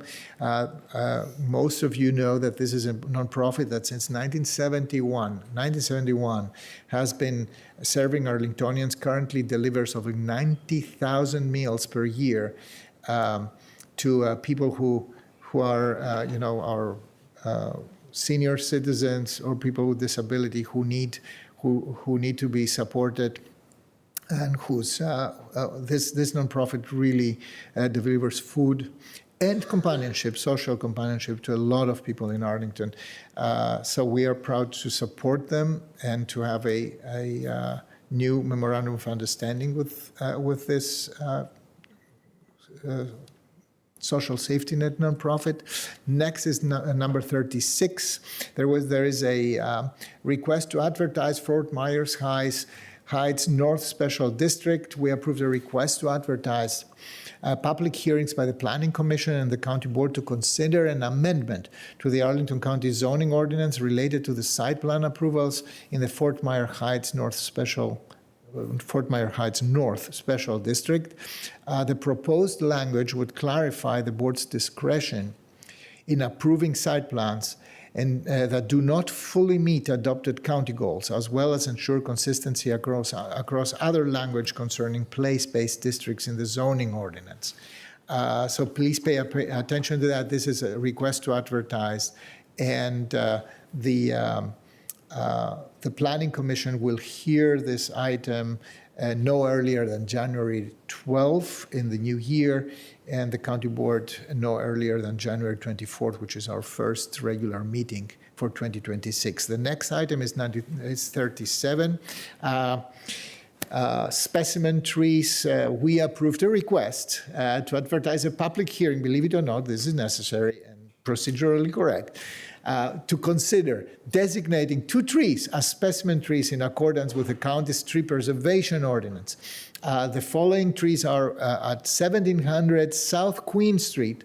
This is a sugar maple of outstanding size, and at 4022 18th Road North, a black oak of also outstanding size. The oak specimen tree is on a property with a neighboring property developing their site, so it's important to do this today. So we are the public hearing on this item will be on our first regular board meeting in January 2026. And with that, and only 3 minutes above my beyond my self-imposed timing today, we can proceed to the regular agenda, except if colleagues have any additional comments to the consent agenda. Yes, I just wanted to lift up, we received some correspondence on the consent agenda items, and I just want to share with the public a little bit of that. On the parking permit effort, that is really an effort to modernize our system, which is currently little paper placards that have your name and your address and get displayed in your windshield. And to Ms. Coffey's point about enforcement, code enforcement in general, what we're trying to do is to modernize both how you can get a permit or ask for a visitor's permit if you need one, and how we can enforce so that those rules really are meaningful. And so applications can still be taken in paper form or over the phone, but the enforcement will be trending towards automation, again, to save you time and to improve and cost and to improve the level of service. And then separately on the green building incentive policy, I wanted to share just deep appreciation to staff who pivoted from a version 1 that just didn't land very well in the current economy, and did a large degree of listening and outreach. There was one unfortunate omission, which is our Forestry and National Resources Commission did not get specifically asked, and I think there's been apology for that. But overall, I'm really pleased with where the policy is landing. There are separate processes around biophilia, around tree canopy, and around the climate resolution and equity resolution that continue to reinforce it, but we are aligning to a standard that is managed by USGBC for the LEED Gold standard, and that will keep us more current as we go. We also hear the community and some of our commissions on more tree canopy requirements. That's being worked through the General Assembly, and I think 2026 may be the year we're finally going to have the year of the tree. Tax incentives, we continue to look at opportunities. And then most importantly, the standard site plan conditions. I think we heard initially from staff that it would be 2 years to update them.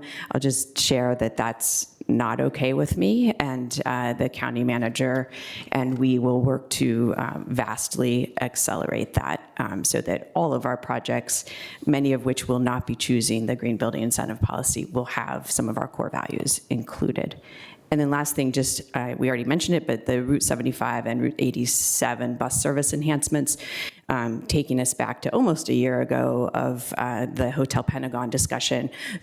Getting transit really working through Green Valley continues to be an important priority for all of us, and that we hope will be a great pilot that demonstrates we can do better. That's it. Thank you, Ms. Cunningham. Mrs. Payne. Yes, just briefly, Mr. Chair, I also want to not be so much repetitive, but lift up item 14AB with the Columbia Pike redevelopment. And again, thank you for your persistence over the years. And I also living down there along the Pike area in Penrose. This is a great time, not just for, I think, Columbia Pike, but also for Arlington.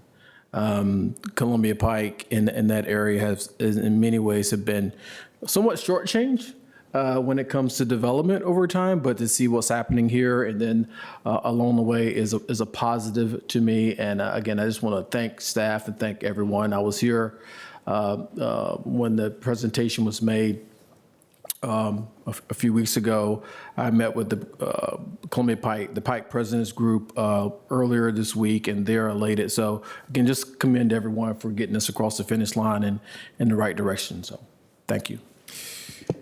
Thank you, Mr. Spain. Any other comments? Not. So then we are about to get started with our regular agenda. I would be remiss if I wouldn't recognize Ms. Sharon Flanagan-Watson, our deputy county manager, and acting county manager today, and say hello to Mr. Swartz, who I'm absolutely certain that he is following this meeting, despite the fact that he has to prepare for the wedding of his daughter out of state.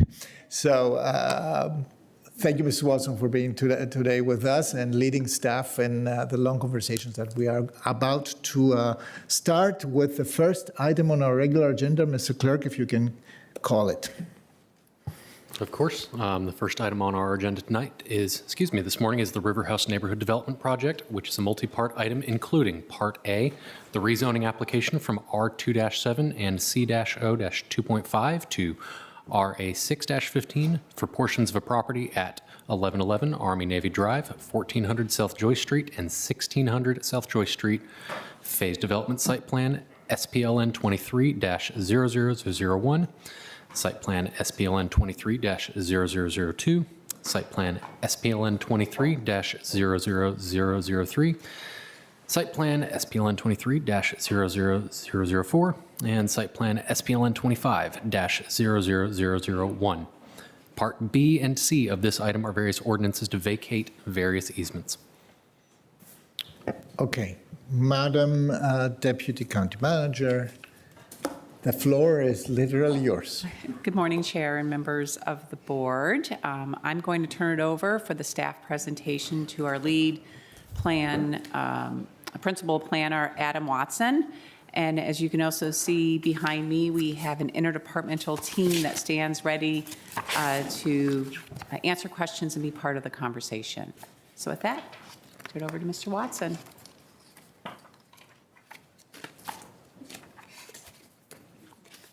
Try one more time. There we go. Thank you and good morning, everyone. I apologize. My computer appears to have frozen up, so I'm going to try to get this presentation back up again. Just give me 1 second, sorry.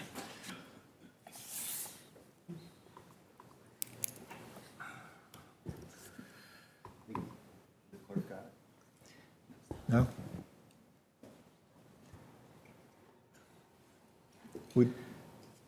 I don't have a copy immediately in my possession, but if someone sends it to me, I'd be happy to run it.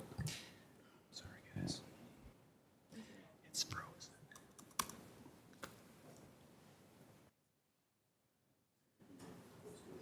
It's on the agenda. Yeah. Yeah. Yeah. It's on the one. It's the one on the website. It's It's okay. Try this again. So there is nothing new in the version. Okay, good. I'm pulling it up. A moment. Yeah, it's. Sorry. It is posted on the website.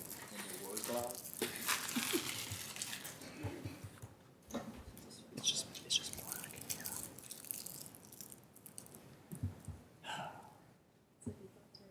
Yeah. I thought.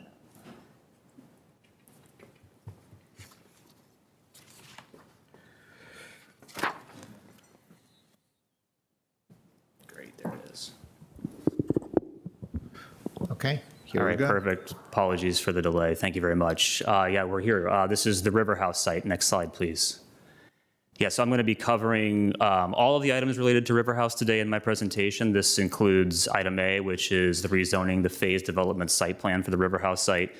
3 final site plans for new construction, building N1, C1, and then also the land-based townhouses and stack flats, as well as a new final site plan for the existing buildings to remain on site.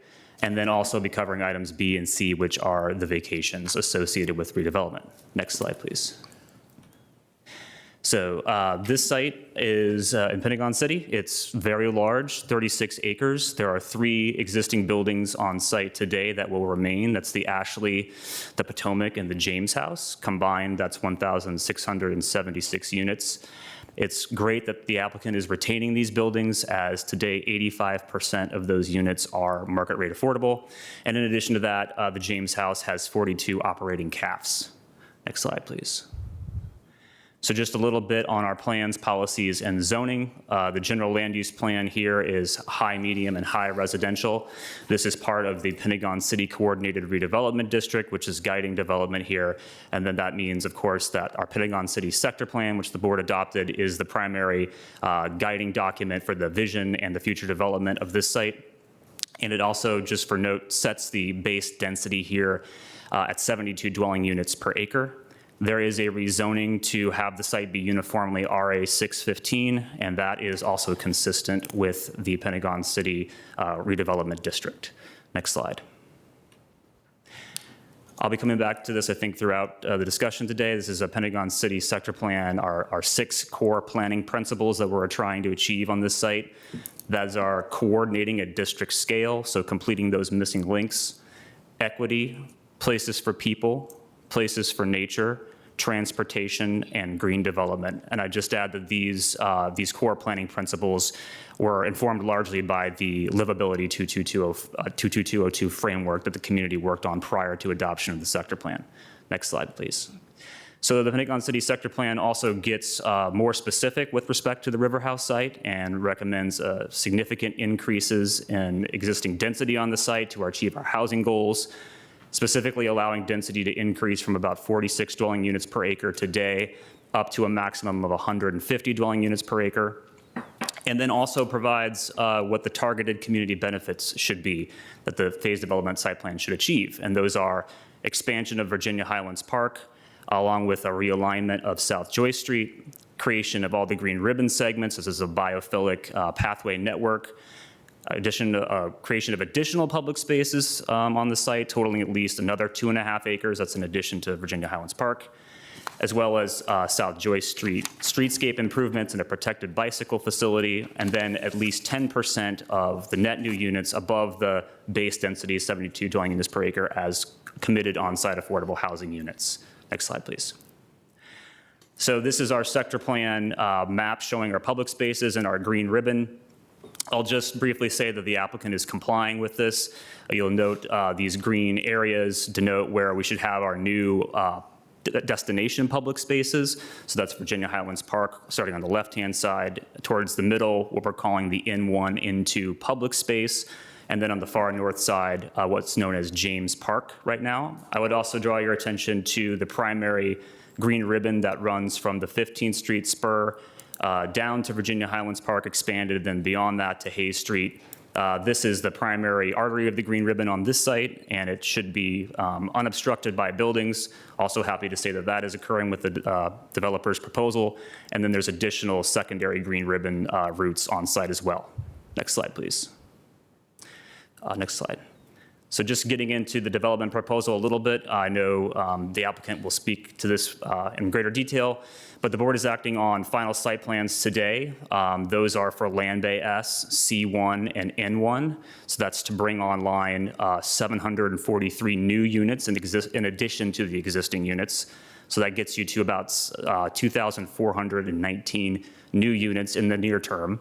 In addition to that, the N1 building will have about 15,000 square feet of retail for a VHC health facility. On the bottom part of the slide, this is showing what the full phase development site plan would look like at full build out. So that's another 2,000 units between 4 future buildings that are shown in red. So that's C2, C3, N3, and N2.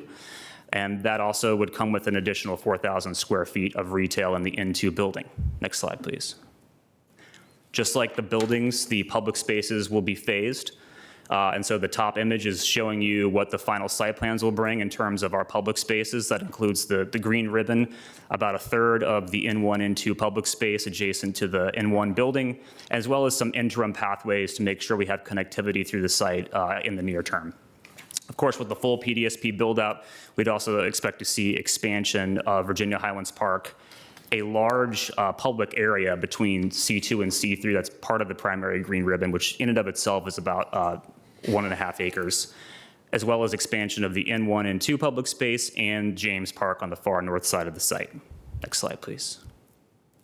So this is a rendering of what the full PDSP would look like at total build-out.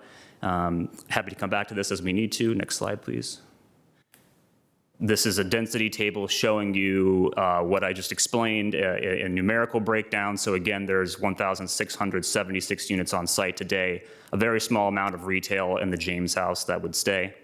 And then they're bringing online 743 new units in the near term, in addition to the Virginia Highlands retail space, excuse me, the VHC Health retail space. And then everything below the bold line in the gold is future phase density. These are all proposed maximum density in GFA.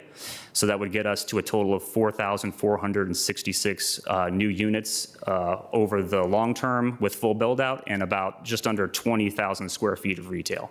Next slide. I also just wanted to mention briefly that we have associated vacations with this item, and that's just essentially to be able to achieve the construction on the River House site as recommended per the sector plan. Next slide. Public engagement, next slide, thank you. We've had a very robust community engagement process that began 2.5 years ago, back in August of 2023. We've had over 13 county-led engagements on this, including LRPC and SPRC, and we also had a separate public space planning process to design and program that N1, N2 public space next to the N1 and N2 buildings. Next slide, please. We also had robust participation from a number of stakeholder groups that includes the commissions, and in the neighborhood, our civic and neighborhood groups included Arlington Ridge, Crystal City, Aurora Highlands, the Representative Condo, Ridge House Condo, and Pentagon Ridge Condominium. And then we had public comment at every single SPRC and LRPC meeting as well, and that included existing residents of River House as well as individual neighboring property owners as well. Next slide.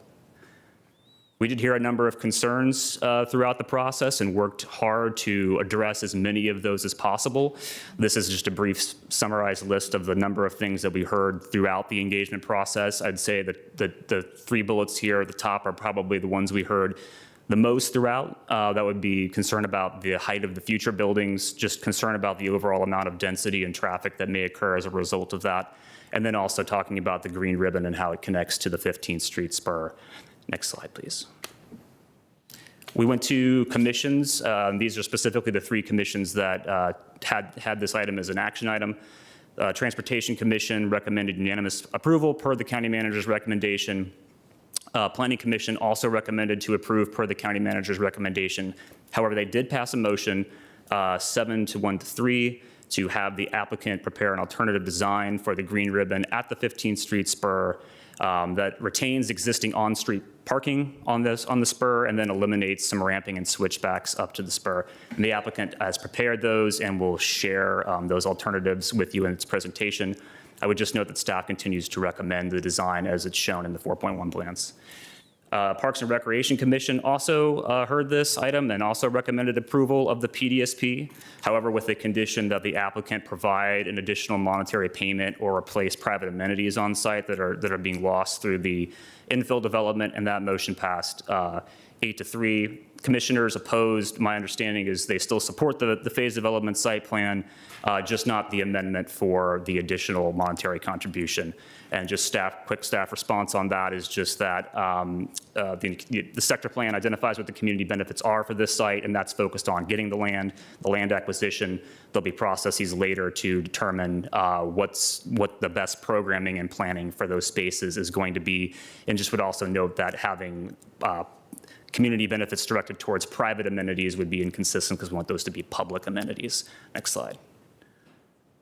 And now I would like to just talk a little bit about the project evolution and how this changed over the last 2.5 years. We worked diligently with the SPRC, the LRPC, and the applicant to significantly improve this project. This is just a quick overall comparison of the project as it was at LRPC versus where it is now. And two of the main issues identified were that it was underachieving in terms of our housing production goals. At the time, it was only achieving about 22% of the range when you consider what the base to the maximum density would be. And then in addition to that, the buildings were placed in a way that was really negatively impacting the size and the shape and the quality of these public spaces, which, as I just mentioned, are a critical community benefit that is supposed to come with this project. Thankfully, in January 2025, after working with the applicant, they revised their application to significantly increase the overall housing production from about 3,000 units up to 4,466 over the long run. That's a very important thing I'll talk a little bit more about on the next couple slides. And then in addition to that, also adjusting those footprints of those buildings to add more verticality. Density verticality means that we get more space for the public on the ground plane. And specifically those two areas that I have circled in red, those spaces both basically tripled in size, which was great. Next slide, please. And just a quick graph to talk about this from a housing development perspective. As I mentioned, that redesign resulted in a net increase of 1,275 units. And that's really important for achieving our sector plan community benefits, specifically the CAFs that I mentioned. And we heard from the community wanting more CAFs on site. And this is great because this increase effectively also means a hypothetical increase of basically triple the number of potential CAFs on site over the long run. Next slide. Just a couple other additional refinements. So I just mentioned the tripling potential of on-site committed affordable units. They raised the maximum building heights for future phases to add some more variety of the building heights across the site, which is another goal of the sector plan. Expanded the N1 into public space, expanded the green ribbon primary route between buildings C2 and C3. Those are the spaces that I just mentioned, tripling in size. Enhanced visibility and quality of the green ribbon. That's the most important aspect of the green ribbon, as it's noted in the sector plan. Improved our green ribbon secondary routes and also upgraded 15th Road South and 15th Court South streetscapes to have more tree canopy and better pedestrian safety. Next slide. In terms of our site plan improvements and community benefits, the final site plans will be bringing forward the typical site plan improvements. That includes the base affordable housing, our new streets, LEED Gold, TDM program, public art fund contribution, utility undergrounding contribution, and in-building wireless for the new construction buildings. I would also just note that the applicant has already voluntarily committed to making sure that that base affordable housing contribution occurs on site. So that's about 15,000 square feet of GFA or 12 units.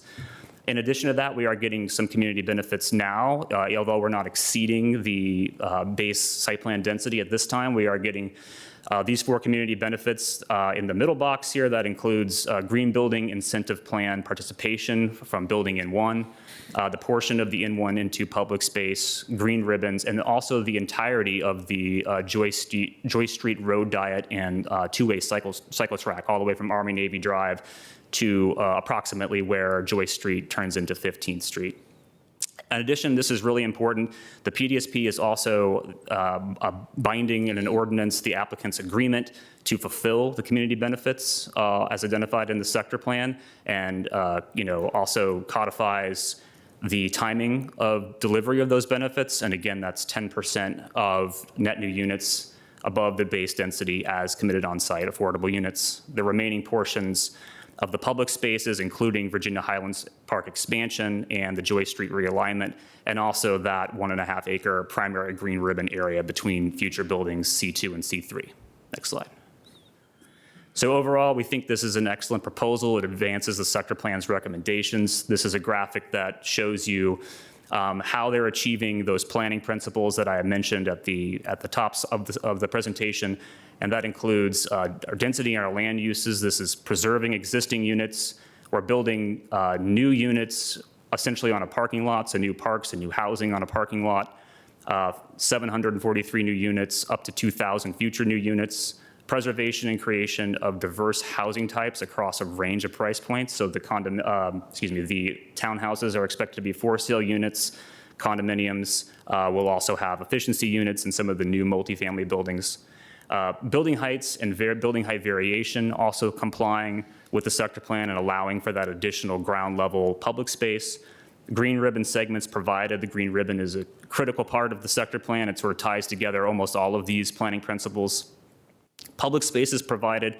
That's Virginia Highlands Park plus N1 and 2, N1 and 2 public space and the James Park area. I would also note that when you add in the green ribbon, you're getting over 8 acres of public space on the site. In terms of our tree and vegetative coverage, this is exceeding the goals of the sector plan, so 35% trees and 45% overall. That exceeds the sector plan targets of 20 and 30% respectively. The bicycle infrastructure along Joyce Street, parking in compliance with our off-street guidelines, and sustainability meeting and exceeding the LEED gold baseline as described in the sector plan. Next slide. And so with that, we are recommending the county board adopt all of the site plan items per the county manager's recommendation. And next slide, please. And also to enact and authorize the associated real estate actions for the ordinance to vacate.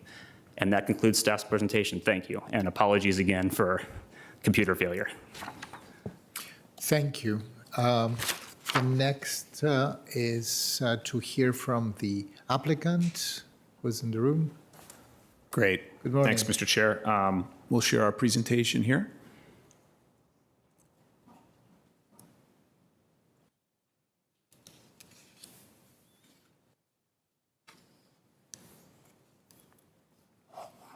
Terrific. Well, Mr. Chair, members of the board, thank you for your time this morning. My name is Kedrick Whitmore. I'm a land use and zoning attorney with Venable LLP, and we are excited to bring you our presentation for the River House neighborhood. Mr. Watson gave a great presentation, so I will do my best not to be redundant. On the next slide here is a quick overview of what we're going to discuss today. We're going to talk about the site as a whole. We're going to go into each individual site plan, and then we're going to talk about a few specific elements of the overall project.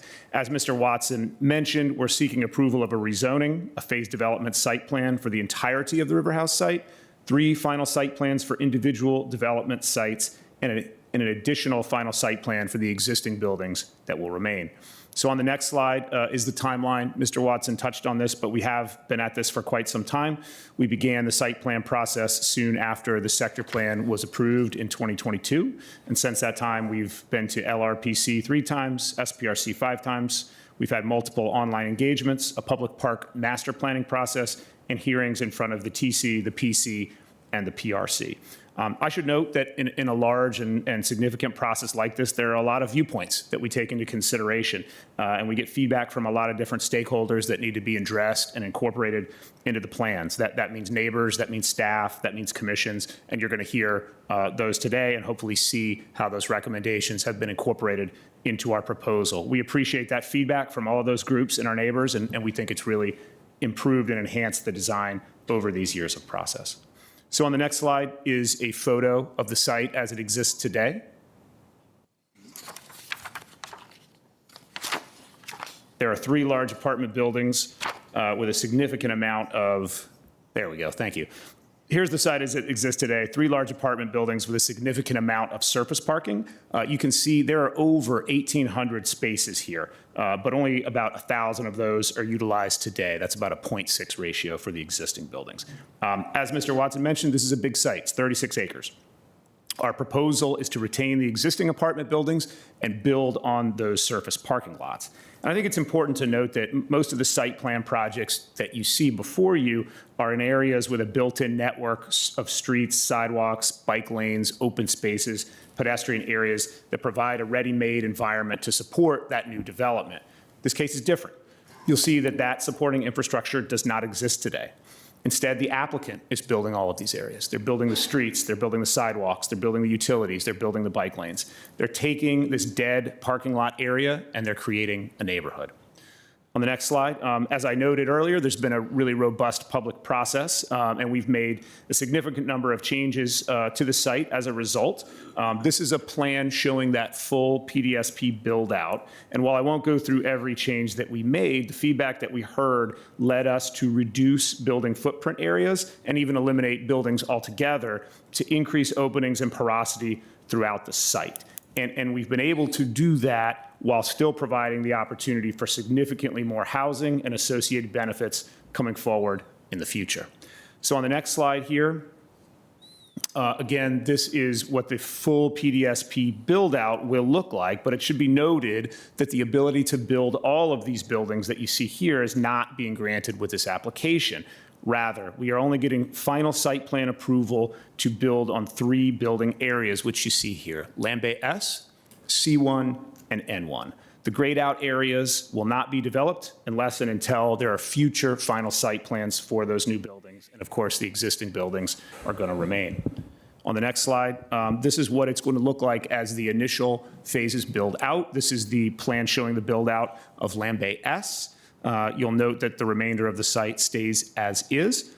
And then on the next slide, another example of what that final condition is going to look like once C1 and N1 have been delivered as well. Again, those future phases are grayed out and will not be developed unless and until there are additional approvals. So moving on to the next slide, we'll talk about the specifics of the proposal overall. Next slide, you can see that there are over 1,600 units on site currently.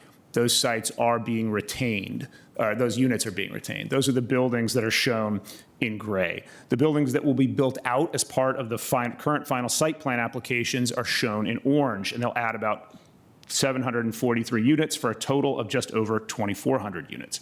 When the PDSP is fully built out, that is when those buildings in yellow go through their final site plan approvals, that will result in the addition of about 2,000 more units. Now, those buildings haven't yet been designed, so those numbers may fluctuate in the future. On the next slide is an isometric view of what these 3 building areas are going to look like in the context of the surrounding development. That's, again, Land Bay S, C1, and N1. And you'll note that they are all shorter than the existing River House buildings. So on the next slide, I'd like to talk about each of these building areas in turn, starting with Land Bay S that you see here. So on the next slide, we are really excited that as part of Land Bay S, we're able to propose 132 for-sale units in this area. This is in the form of both townhomes and 2-over-2 style condos. We have heard a lot from folks throughout the county about the desire for new home ownership opportunities in Arlington, and we are proud to be able to provide that here. As you'll see throughout this presentation, there's been an emphasis on connectivity, making all of these areas of the final site plan and overall site accessible to and part of the overall neighborhood. And you can see where we have focused on creating those connections here in Land Bay S, replacing those parking lot areas with a neighborhood. A couple of elevations and renderings are on the next few slides. We have a few different unit types, as I mentioned, both a townhome and a stacked townhome condo, but all of them will be at least 3 bedrooms. So a couple of renderings of those. Next slide. And then one more. A little more information detailing the public improvements that are going to be taking place here. We're adding those elements of vehicle, bike, pedestrian connectivity that don't exist there today. I'll also point out that there is going to be an interim path provided through the existing River House site to connect down to Joyce. You can see that in blue going adjacent to the existing buildings and on down to Joyce Street. Again, we have that connection down to Joyce. We also have a connection up to Lynn Street here that we're going to talk about in a little more detail later, creating that infrastructure, that connection that doesn't exist today. On the next slide, in terms of vehicular operations, the townhomes will have parking garages internal to meet their parking needs, as well as a few on-street spaces. Next slide moves to the N1 building. You can see here that this N1 building is on that kind of northern, north-central portion of the site. On the next slide, this is a multifamily building with ground floor retail areas facing South Joyce Street. And you can see here how this is accessed for both pedestrians and vehicles.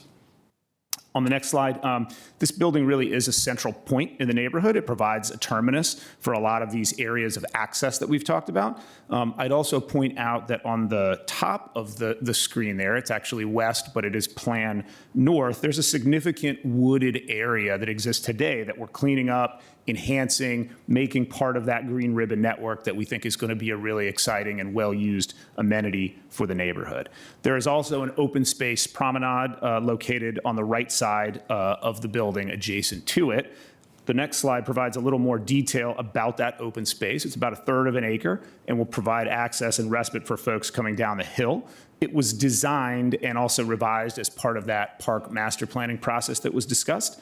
And one of the changes that we made throughout this process and a result of hearing from our neighbors was the addition of a staircase to allow for easier access to this area from up the hill. We also added shade structures and additional plantings. And this area is parallel to West Post on the other side of Joy Street and is going to provide a great connection point down to that area. The next slide provides some architectural detail.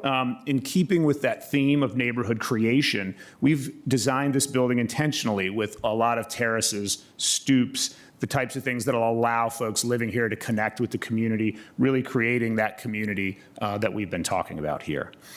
So on the next slide, should mention one of the exciting elements is the addition of the FSED. We have heard for years about the lack of medical uses in this area, and this FSED is a new concept. It's essentially a hybrid between an emergency room and an urgent care. This provides a place for folks to treat some issues that may be more serious than an urgent care can handle, but not a full-blown hospital. There are no overnight stays, there are no surgeries, and importantly, no ambulances are coming here. If you have a condition that requires you to get in an ambulance, you are being taken to the hospital. You are not being taken here. But if you come here and it turns out you are having a life-threatening event, you will then be taken to the hospital. So no inbound ambulance traffic, potential for outbound ambulance traffic. This area, this use is going to be located on the ground floor of the N1 building along South Joy Street. On the next slide, in terms of parking, we're going to provide on site at about 0.5 spaces per unit. We are replacing 254 existing parking spaces, but we're putting back 265 parking spaces. This is going to be obviously in a much better condition, structured rather than at grade, and a ratio that doesn't cause any issues with parking for the existing River House residents. On the next slide, we'll move to building C1. You can see this is kind of tucked in between the existing buildings and the new road to be built. On the next slide, this is also a multifamily building with 102 units. On the next slide, you can see how it operates, again, with its vehicle and residential entrances. As we mentioned before, connectivity is a key component of this entire project. And here the site is going to take advantage of multiple pedestrian and vehicular points of access and its close proximity to Land Bay S. A couple of elevations and renderings here. You can see we tried to use an architectural style that's distinct from the existing buildings, and we're very happy with the way it's turned out. On the next slide, in terms of parking, again, we've removed 44 parking spaces, and we are parking this building at a ratio of 0.41 spaces per unit. So on the next slide, we've talked a bit about the green ribbon and how it connects the site overall, but I wanted to dive into the details, get you a little more information and a little more depth about what that area is going to look, feel like, and mean. On the next slide, the green ribbon was a really significant part of the sector plan as a way to add green space and connections throughout Pentagon City. So these are some of the excerpts from the sector plan and references to the green ribbon. So on the next slide, we've taken that vision from the sector plan and we've executed on it here. Here are a few renderings as well as a section of what we proposed. Wide and gracious paths, pedestrian-focused design, and the addition and maintenance of significant green areas integrated into the pedestrian ways. And you can see in this section here with greater detail what this really is going to mean. What it's going to mean is an 8-foot clear path as well as flanking planting zones throughout the green ribbon to achieve that biophilic goal of the plan. We're also going to include lighting along it in various ways to ensure safety and a feeling of comfort in using these paths at any time. All of these areas are going to be subject to a public easement so that the public may use it, and they are going to be maintained fully by the applicant. This is going to be a huge amenity and benefit to the overall site, both in terms of an overall pedestrian connection and that feeling of creation of a neighborhood. So on the next slide, with that vision in mind, we have used the green ribbon locations to really mirror the sector plan in our overall PDSP with the same important areas emphasized. This provides access for folks coming down the hill to the parks, to West Post, to the Metro. again, this slide is the green ribbon that will be delivered with the full build out of the PDSP. The next slide shows you what will be delivered with these final site plans. And we're really excited because, as you can see, the majority of this green ribbon area is being delivered now. We are creating this community amenity now with these first phases that will allow for the network to connect with the remainder of the River House neighborhood to be built. So on the next slide, we've had a lot of conversation about the green ribbon with the staff and the community throughout that long public process we've talked about. And it's been really helpful and insightful. And I think the area that has been discussed the most, and you're going to hear about it from folks, is the 15th Street spur, where the green ribbon connects off-site to 15th Street here. The PC weighed in on this, but really this is something that came from the community and we've heard from the community. You can see that area highlighted here in red, so you can see what we're talking about. And we wanted to take some time to talk about how we've gotten to the proposal that we have here today. So on the next slide, to kind of set the background a little bit, this is an area that has tremendous physical constraints. You can see here there is a 53-foot grade change from the parking lot of River House up to that 15th Street spur. Basically the equivalent of scaling a 5-story building in that area. It's very steep. I'll also point out that the area labeled here as 15th Street South, this is outside of the applicant's property. It's not owned by the applicant. The property line is that black line there, but obviously our connection to the remainder of the public realm is important, and that's something that we've been discussing throughout. So the next slide is a couple photos of what the spur area looks like today. This gives you some idea of the grade change, although it's always hard to capture that in photos. You can see it's not striped for parking, but there are some informal parking areas there as well. So on the next slide, moving to the sector plan recommendations for this area. This spur connection is a significant part of the Pentagon City sector plan. And the plan has two key goals for this area, a physical connection and a visual connection up to Lynn Street from the River House property. So you can see we have a few issues that are coming together here, right? We have an area that's an important part of the sector plan. We have an area with a very unique physical layout, and we have an area that's generated a lot of discussion from our neighbors throughout the process. So as a result, on the next slide, we've spent years reviewing and revising the proposal for this area. As you can see through the public process, we've reworked this area at least 5 times. And I won't go through each of those, but you can see how the design has matured, responded to comments, and tried to weigh all of the equities involved. We've changed the path of the green ribbon. We've changed the surrounding street configuration. We even agreed to remove an entire building at one point to improve the view and the access in this area. So it has been a long debated item throughout the public process. So on the next slide, with all of that in mind, balancing all of the interests that we have looked at, we've come to this proposal on the next slide. So these are the details of the proposal over the next 2 slides here. What you see here is the path up to the 15th Street spur. There is a direct stairway with a bike runnel running through the center, as well as switchbacks to provide an accessible route up to the 15th Street spur. To increase the connection, even though it is off our property, and again, you can see that bold dashed line is the property line, we've agreed to add a new sidewalk connecting the spur up to 15th Street. And as we talked through about this through LRPC, through SPRC staff, while providing a gentle ramping here, there was some concern that we heard that this path was still pretty steep, right? And that there may be some issues with folks who want a more gentle path and a more gentle way to access Lynn Street. So in response to some of those comments on the next slide, you'll see that we have worked with staff to agree to accelerate the delivery of a significant portion of the green ribbon that you see here, going from Kent Street up to South Lynn Street. This was always going to be part of the overall green ribbon network, but it was associated with Land Bay N1, with that building. But we agreed that because this provides a much more gracious path at a 5 to 8% incline, we agreed to accelerate the delivery and to build this with Land Bay S. You can see, based on the distances that are there, it's not only the most comfortable and accommodating path, because it's not going with those switchbacks, it's also the most direct path and the shortest path up to Southland Street. So what you see on the screen reflects the proposal today in our plans and reflects the recommendation of the staff, delivering this additional connection up to South Lynn Street as early as possible.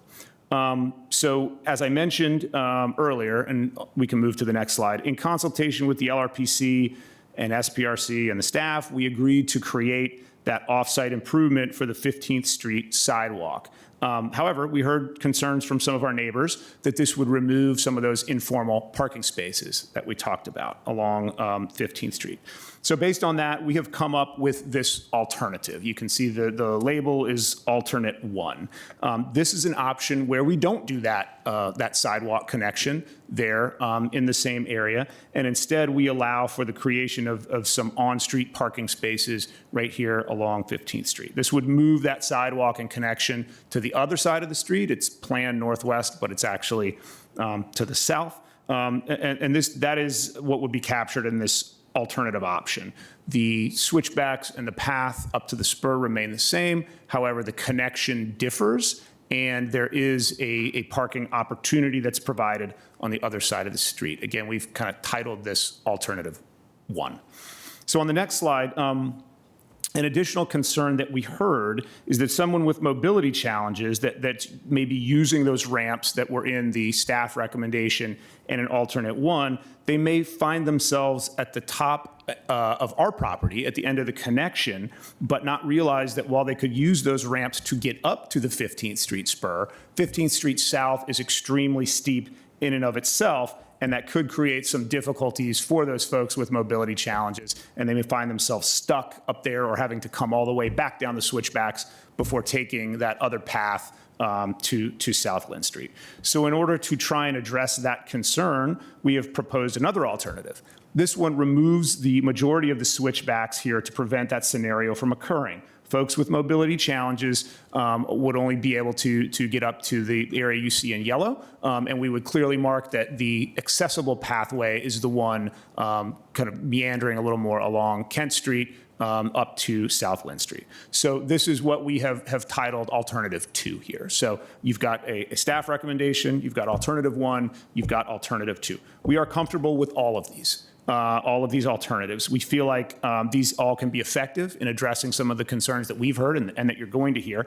And we appreciate the feedback from and work with our neighbors and staff to help get this issue addressed. So on the next slide, wanted to talk a little bit more about the community enhancements of the site. Next slide. We've discussed this quite a bit earlier, but I think it's helpful sometimes to see all these items laid out. Unlike most projects we've seen and you all have seen, we are really building a new neighborhood here. There are a significant number of things that are being done in terms of infrastructure that we are not used to seeing in other site plan projects.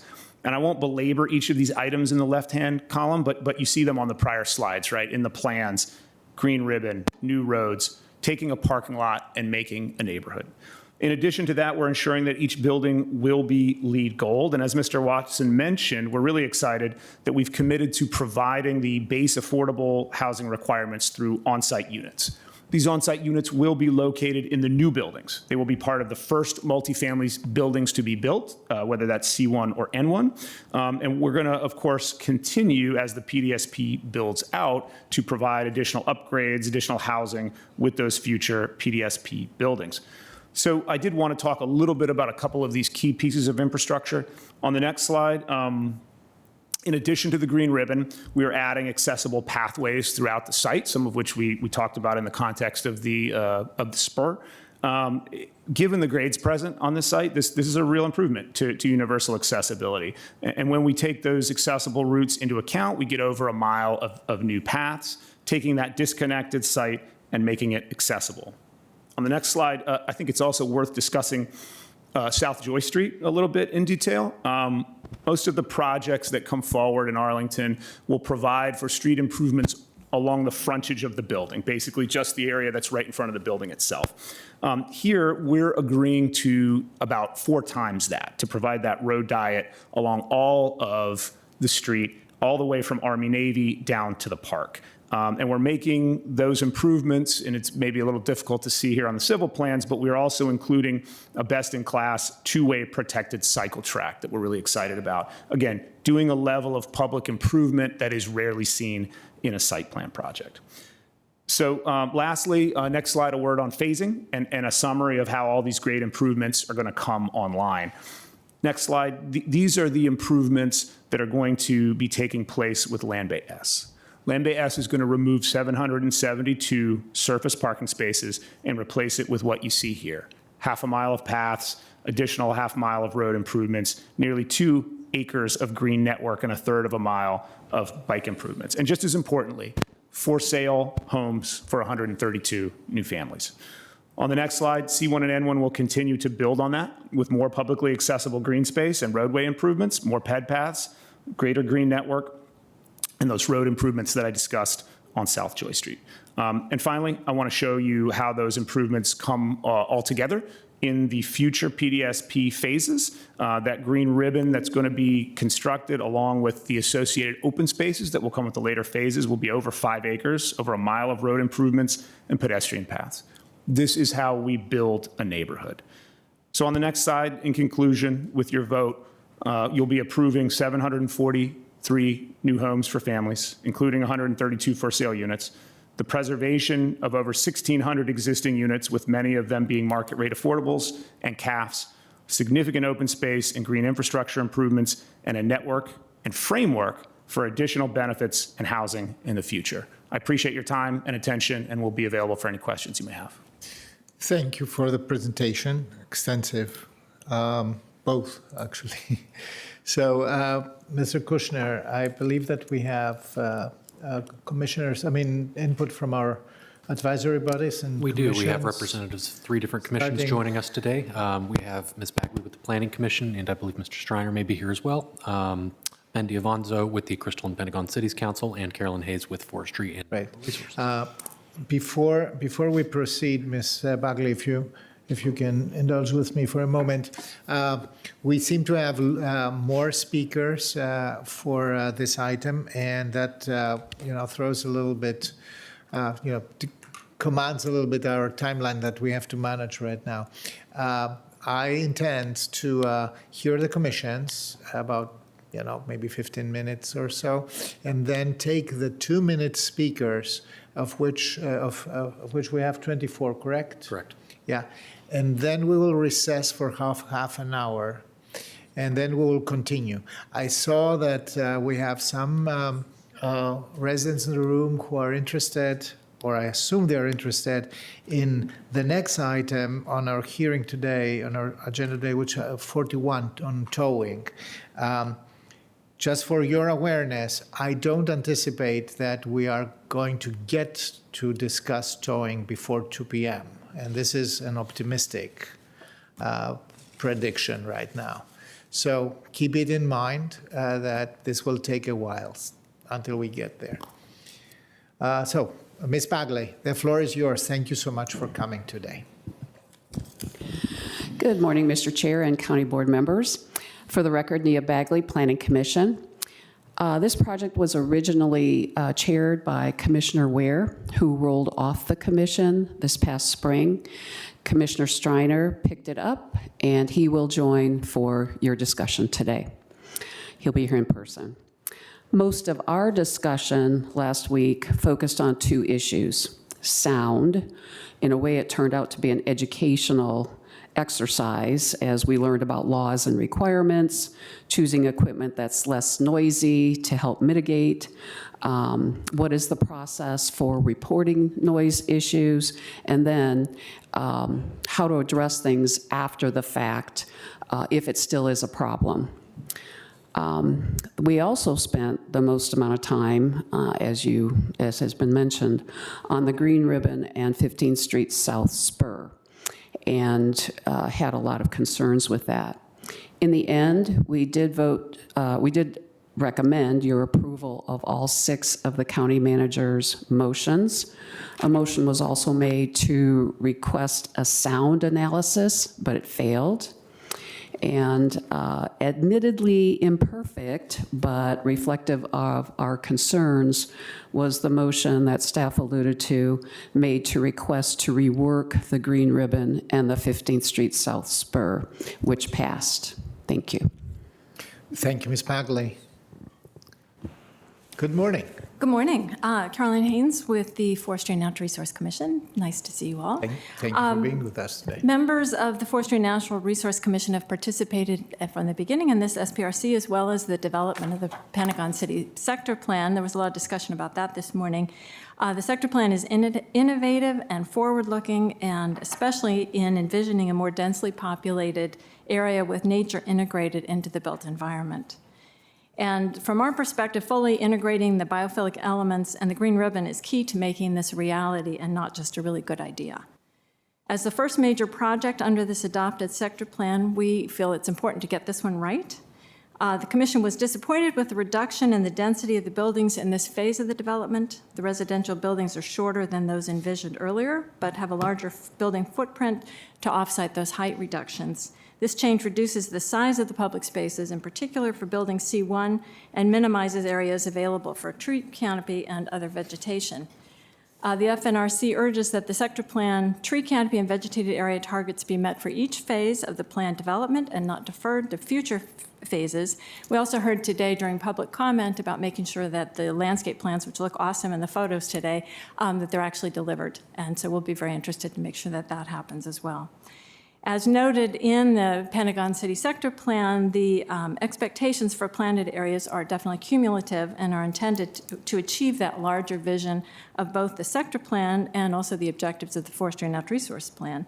And the sooner we can get those canopy trees and vegetated areas are planted and nurtured, the sooner the project will accrue the many benefits, including increased shade, reduced heat island, cleaner air, greater stormwater absorption, improved wildlife habitat, and the important biophilic contributions to the green ribbon.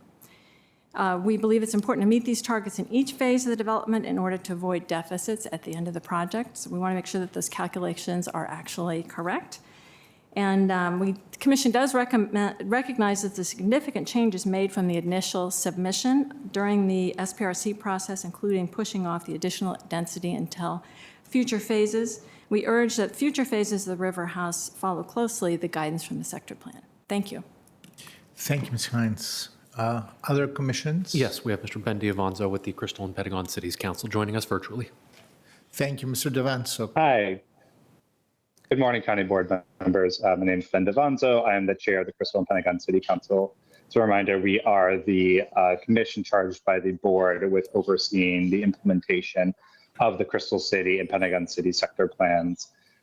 This is an exciting moment because this is the first, as noted, site to be moving forward under the Pentagon City sector plan, which was a very interesting and long process. Staff noted that this process for this plan has been going on for well over 2 years, but in fact, you could probably mark fall of 2020 when the Pentagon City sector plan process started as the beginning, because the River House is probably the most debated portion of that sector plan, which the board has subsequently adopted.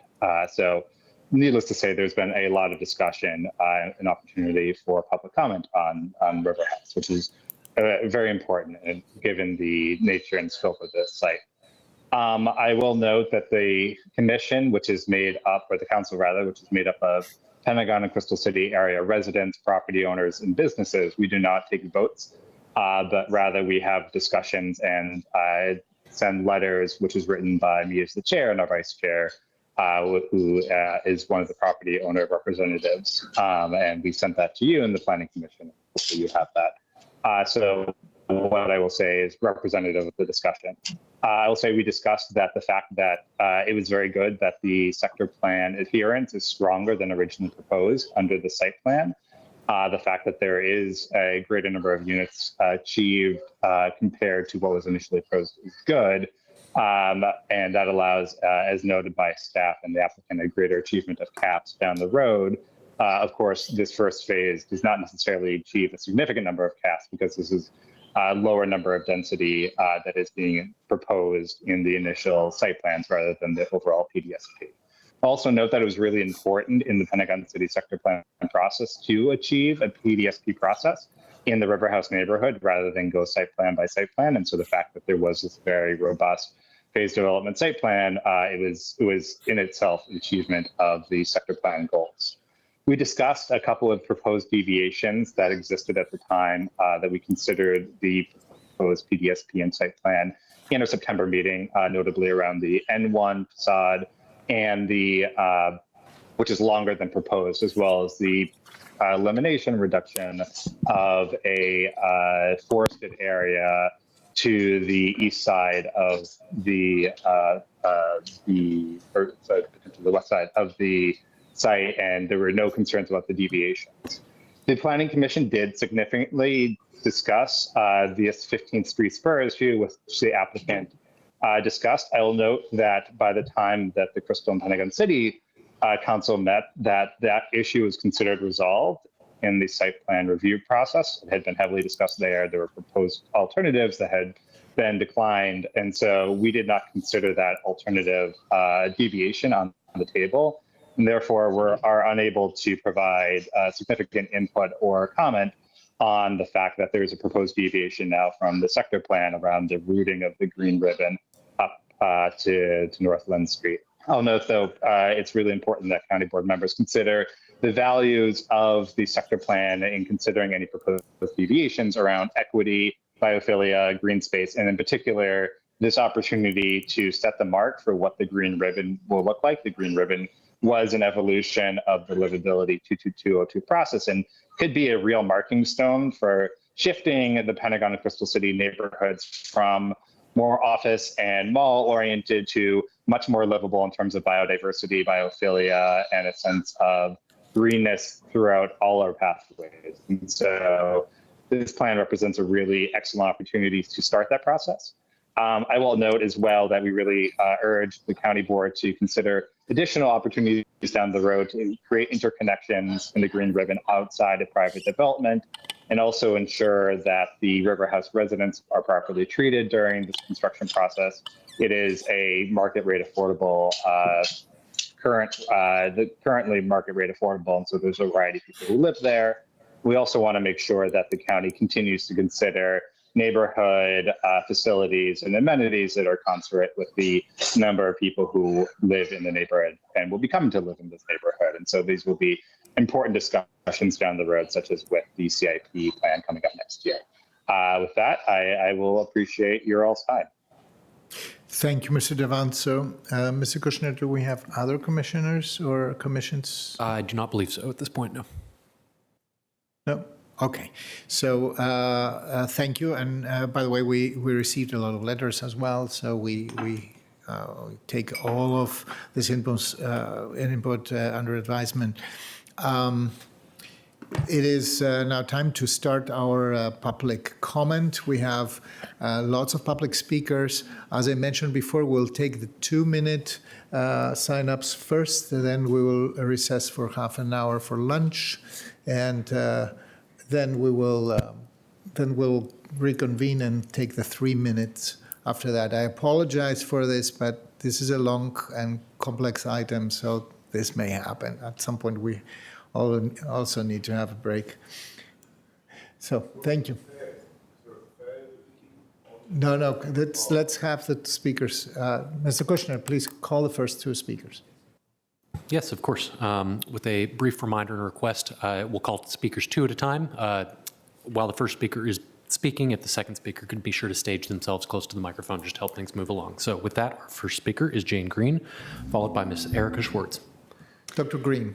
Hello, Good thank afternoon. you. It's so fortuitous that I get to be the first public speaker on this comment because I was part of the community strategic planning process that started in 2020 that got us the Pentagon City sector plan, which was really the germination to bring us to this vote today. So just to remind everyone, that started in 2020. It was an 18-month process. It brought community members, including renters and owners, into a conversation about what the River House property in the larger Pentagon City area could look like. At that time, I lived what was called Post Pentagon Row, now it's West Post, and I lived across the street from the Pentagon City property, and I saw those parking lots, every day. And who could have thought that that could be a neighborhood? And I really liked what the applicants discussion today is that they are creating a neighborhood out of a series of parking lots, and that's a wonderful thing that we can do here in Arlington. This is the perfect place to put this amount of density of housing.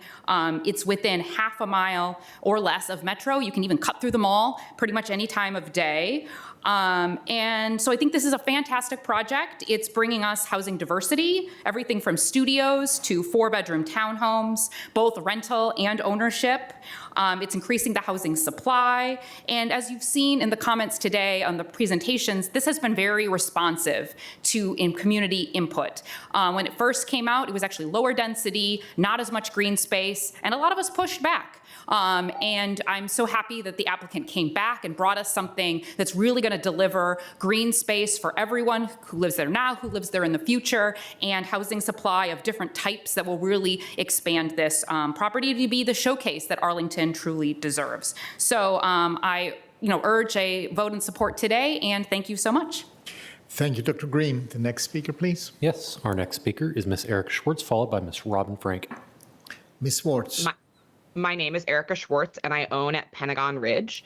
Please approve the PDSP on the condition of removing the 15th Street spur from the primary green ribbon route, and to clearly affirm that today's approvals are limited to Phase 1 site plan only. Regarding the 15th Street spur, I enter and exit the garage at least 4 times per day, and I'm fearful of accidents or near accidents with a pedestrian or cyclist, no matter how careful I am, as the spur, as we know, is already steep and dangerous with poor sight lines. I rely on adjacent street parking as well for my partner and visitors, and the community relies on the street parking for move-ins and deliveries since we don't have a loading dock space. I'm concerned about the inevitable increase in noise of construction and the influx of pedestrians and cyclists. I support the green ribbon, but not on the 15th Street spur. If this has to occur, please work to preserve our parking and safe garage exit. I prefer the 2 alternative options to the initial option, but they will still be dangerous. Additionally, I'm concerned about property values in PCRA if units lose their Washington, D.C. views, and ask that the board affirm that future site plans will undergo individual site plan review to preserve existing views. Thanks so much. Thank you, Ms. Schwartz. The next speaker, please. Yes, our next speaker is Ms. Robin Frank, followed by Ali Michaela. Ms. Frank, good afternoon. I think I have to press a button, or is this microphone on? Yes, on the right side, you can increase the height, but actually, this looks already comfortable. Yes. Thank you, sir. Thank you. Ladles and jelly spoons. I'm here before you to stand behind you and tell you about something I know a lot about. And I start with that line. And I see some of you looked up, so I'm excited because it's what I feel like. I feel like I'm Alice in Wonderland. My neighbors and I have repeatedly expressed concerns with minor parts of the River House phase development suite plan, only to be ignored. The applicant today provided 2 alternatives through the quick showing of 2 slides and some accompanying verbiage, which was not completely clear. Nor do we have a sense of how the board members are going to react to those proposals, and indeed the using the 15th Street spur to complete the primary green ribbon.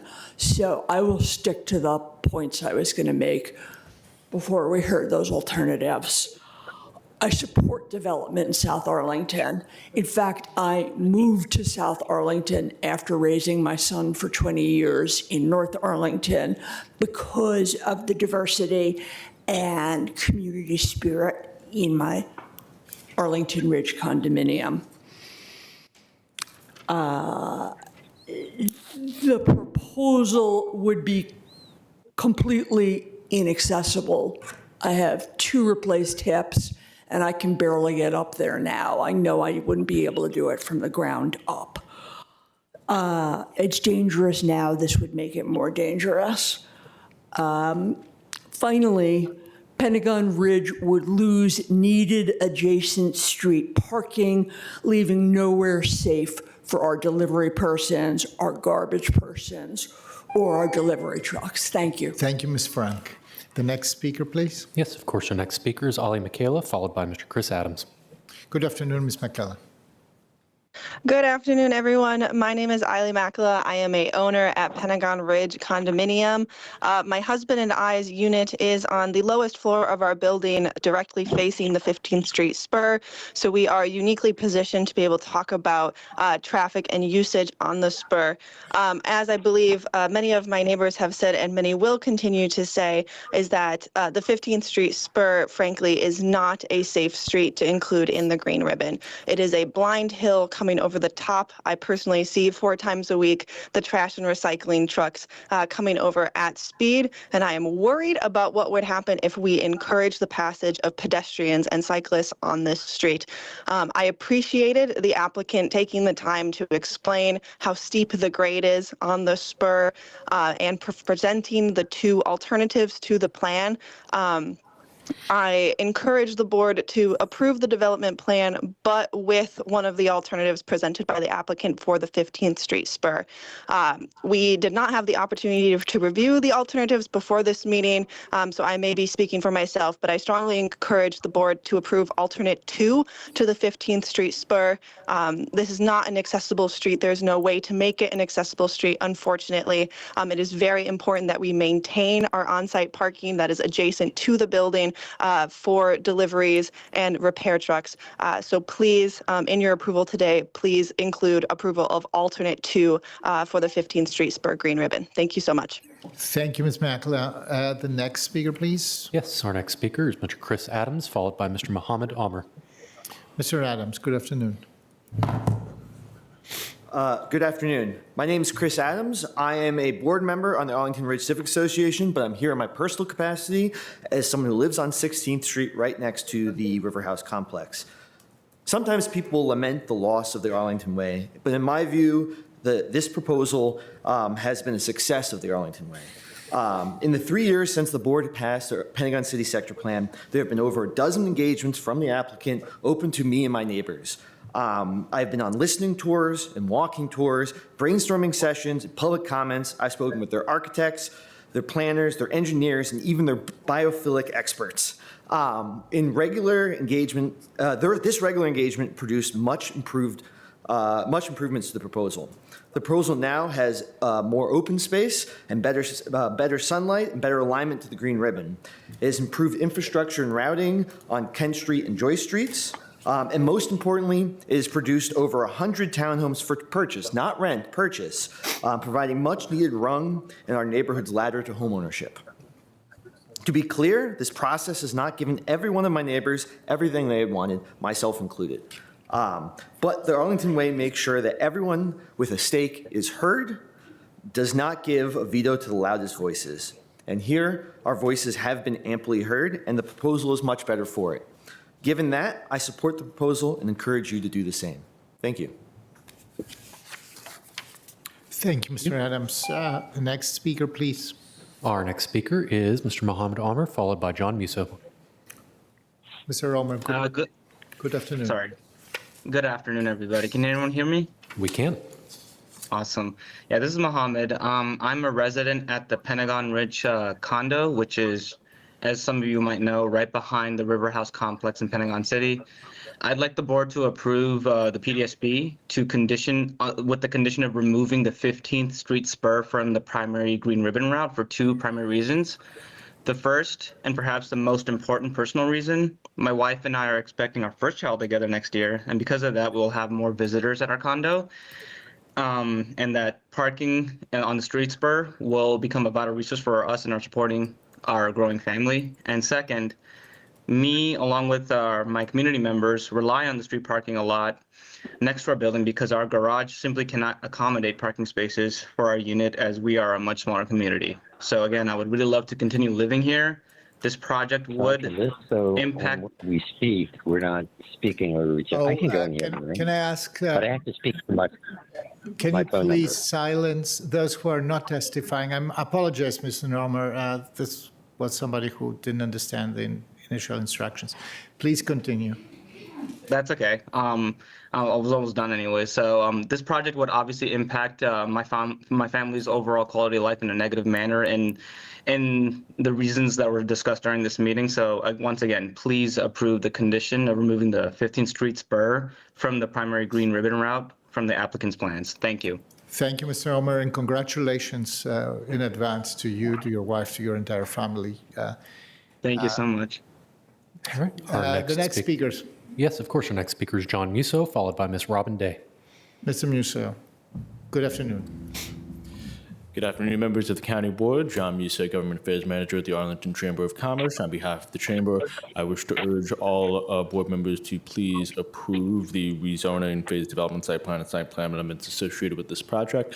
This project would transform what is ultimately underutilized surface parking lot into a dynamic mixed-use neighborhood. This has a potential to be a transformative effect not only for Pentagon City, but National Landing and Arlington as a whole. Additionally, this would include a number of community benefits that have already been mentioned in terms of the expansion of Virginia Highlands Park, new road connectivity, the Green Ribbon, and so forth. This really complements the already significant transformation of National Landing from being predominantly a business district into a dynamic, vibrant, mixed-use neighborhood. And as mentioned, additionally, this really advances a number of key planning principles in the Pentagon City Sector Plan and ensure that this neighborhood is adjusted for the long-term interest of its community and for Arlington as a whole. And so we strongly support this project, and we urge you all to adopt this, and we look forward to the implementation of this project as it complements a excellent mixed-use neighborhood. So thank you very much. Thank you, Mr. Musso. The next speaker, please. Yes, our next speaker is Ms. Robin Day, followed by Mr. Alfred Good afternoon, McComber. Ms. Day. Good afternoon. Thank you so much. I appreciate having the opportunity to talk to the board today. I live at Pentagon Ridge condominium and have been a resident there coming up on 24 years this February. The proposed River House development designating the 15th Street spur as the primary green ribbon is a concern. After living there for the amount of time that I have, I find that removing the street parking and increasing the pedestrian traffic actually creates a safety issue because that spur is actually our only single entry and exit for the Pentagon Ridge condominium's 2 active garages. When I drive out of that garage and to the top of that spur, making a left or right turn has always been a challenge as you're looking at oncoming traffic, but even more so for pedestrians. Today we heard about 2 other proposals, something that we weren't aware of. However, I would like the board to think about this because it is a safety issue more than anything else. And like our neighbors were saying, this is the only place that we have to park. And where are we going to go otherwise? And the other thing is too, I think about the fact that my mother is 88 years old. When she comes to visit, she has to have a walker. So I don't want any other distractions or anything else coming in the way of that for her own safety, but then again for other folks as well. So just keeping that in mind, that a lot of the folks that live in that building need access. And then you have to think about the fact that not only are the services, when we have contractors coming, where are they parking? My other half had a hip replacement surgery, and I heard my neighbor just talking about hers. That's how the lady was able to come and actually give him his physical therapy. We didn't have to worry about searching around on Lynn Street or anywhere else for parking. So I thank you for your time for today, but please keep all of that in consideration. Thank you, Ms. Day. The next speaker, please. Yes, our next speaker is Mr. Alfred McComber, followed by Josh Rontel. Good afternoon, Mr. McComber. Good afternoon. Adjust the height. Adjust the height if you want. This is fine. Good. Good afternoon. My name is Alfred McComber. I've lived at the Pentagon Ridge condominium now for almost 24 years. Unit owners in our building have major concerns about the River House project and its direct impact on our quality of life, property values, as well as our personal safety, security, and emergency preparedness. We understand the need for development and better use of land. As a former condo president and retired police officer, my concern is to ensure the community's safety, emergency preparedness, and personal security are given the utmost attention as you evaluate this development.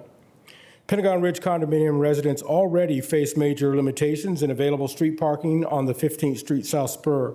This directly impacts moving trucks, garbage trucks, service vans, and emergency response capabilities. The extremely narrow road restricts access for fire trucks and emergency personnel, raising concerns about timely and effective response during critical incidents. The planned closure of the spur roadway will eliminate the sole off-street parking area available to our building. This change will push more vehicles onto our neighborhood streets, further constraining access for emergency responders and increasing congestion. The loss of parking is not just an inconvenience, it directly affects safety and the quality of our residents. To fully understand the major on-site challenge, I respectfully urge each of our board members to personally conduct a physical walkthrough of this proposed area so you can see exactly what folks have been talking about. When we talk about that 5-story incline, it's for real. In closing, I respectfully request that you carefully consider these concerns and take decisive action to ensure the safety and security of our community. Thank you for your time. Thank you, Ms. McComb. The next speaker, please. Yes, pardon. Our next speaker is Josh Runtle, followed by Ms. Anne Marie Darris. Mr. Rontel, good afternoon. Yeah, good afternoon. My name is Josh Rantel, and I live in the Arlington Ridge neighborhood on 16th Street South, about 1 block from River House. My husband and I bought our duplex in 2020 after renting for several years in Pentagon City, and we love the neighborhood. We love the parks, the restaurants, the close proximity to Metro, and we felt incredibly lucky to be able to buy in a place we already called home. We have several neighbors on our block right now who want to do the exact same thing. They're renting now, and they're ready to buy. However, they can't. They're priced out of the neighborhood they already live in, and our own duplex has actually already increased in value by more than $100,000 since we bought it just 5 years ago. And that trend is not sustainable, and it's pushing our neighbors out. That is why I support the River House development. Increasing housing supply is an urgent issue in Arlington Ridge. I really appreciate that this project offers a range of housing options for people at different stages of life, whether they're renting or buying. We need more housing in Arlington Ridge so our neighbors can follow the same path my husband and I did and stay in the community they call home, close to Metro and other really wonderful amenities. This development helps make that possible, and it can't come soon enough. Thank you for your time. Thank you, Mr. Randall, and apologies for mispronouncing your name previously. Thank you. Yes, of course. Our next speaker is Ms. Anne Marie Darris, followed by Jeffrey Williams. Ms. Darris, good afternoon.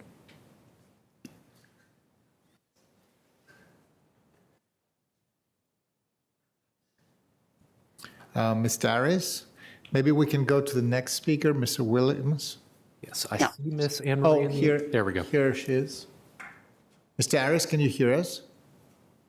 But we cannot hear you. I would say we go to the next. She's Sorry, on speaker. I'm here. Okay. I'm here. Good afternoon. Go ahead. Yes, I've lived on Arlington Ridge Road for almost 10 years. And I'm totally horrified by what's coming up in front of my windows. The vastly increased population density is going to heavily impact our neighborhood, particularly as regards circulation, parking at the nearby commercial enterprises, and in the neighborhood only supermarket. The blocking of iconic views along Arlington Ridge, for which residents are taxed, would be eclipsed. Green space, as envisioned, would be reduced and inadequate for the large numbers of new residents.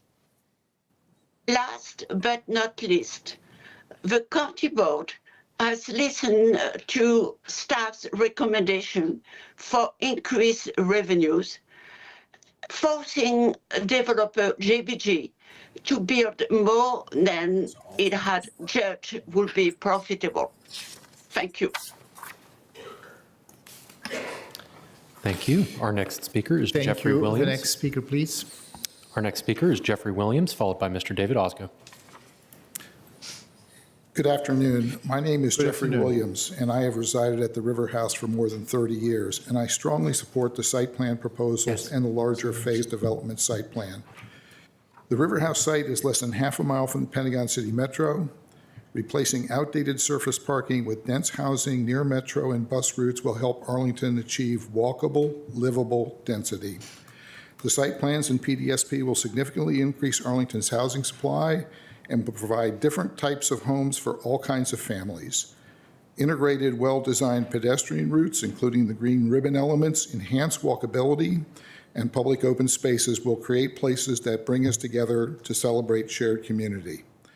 Over the course of the LRPC and SPRC process, deviations from the sector plan guidance were noted and subsequently addressed by JBG.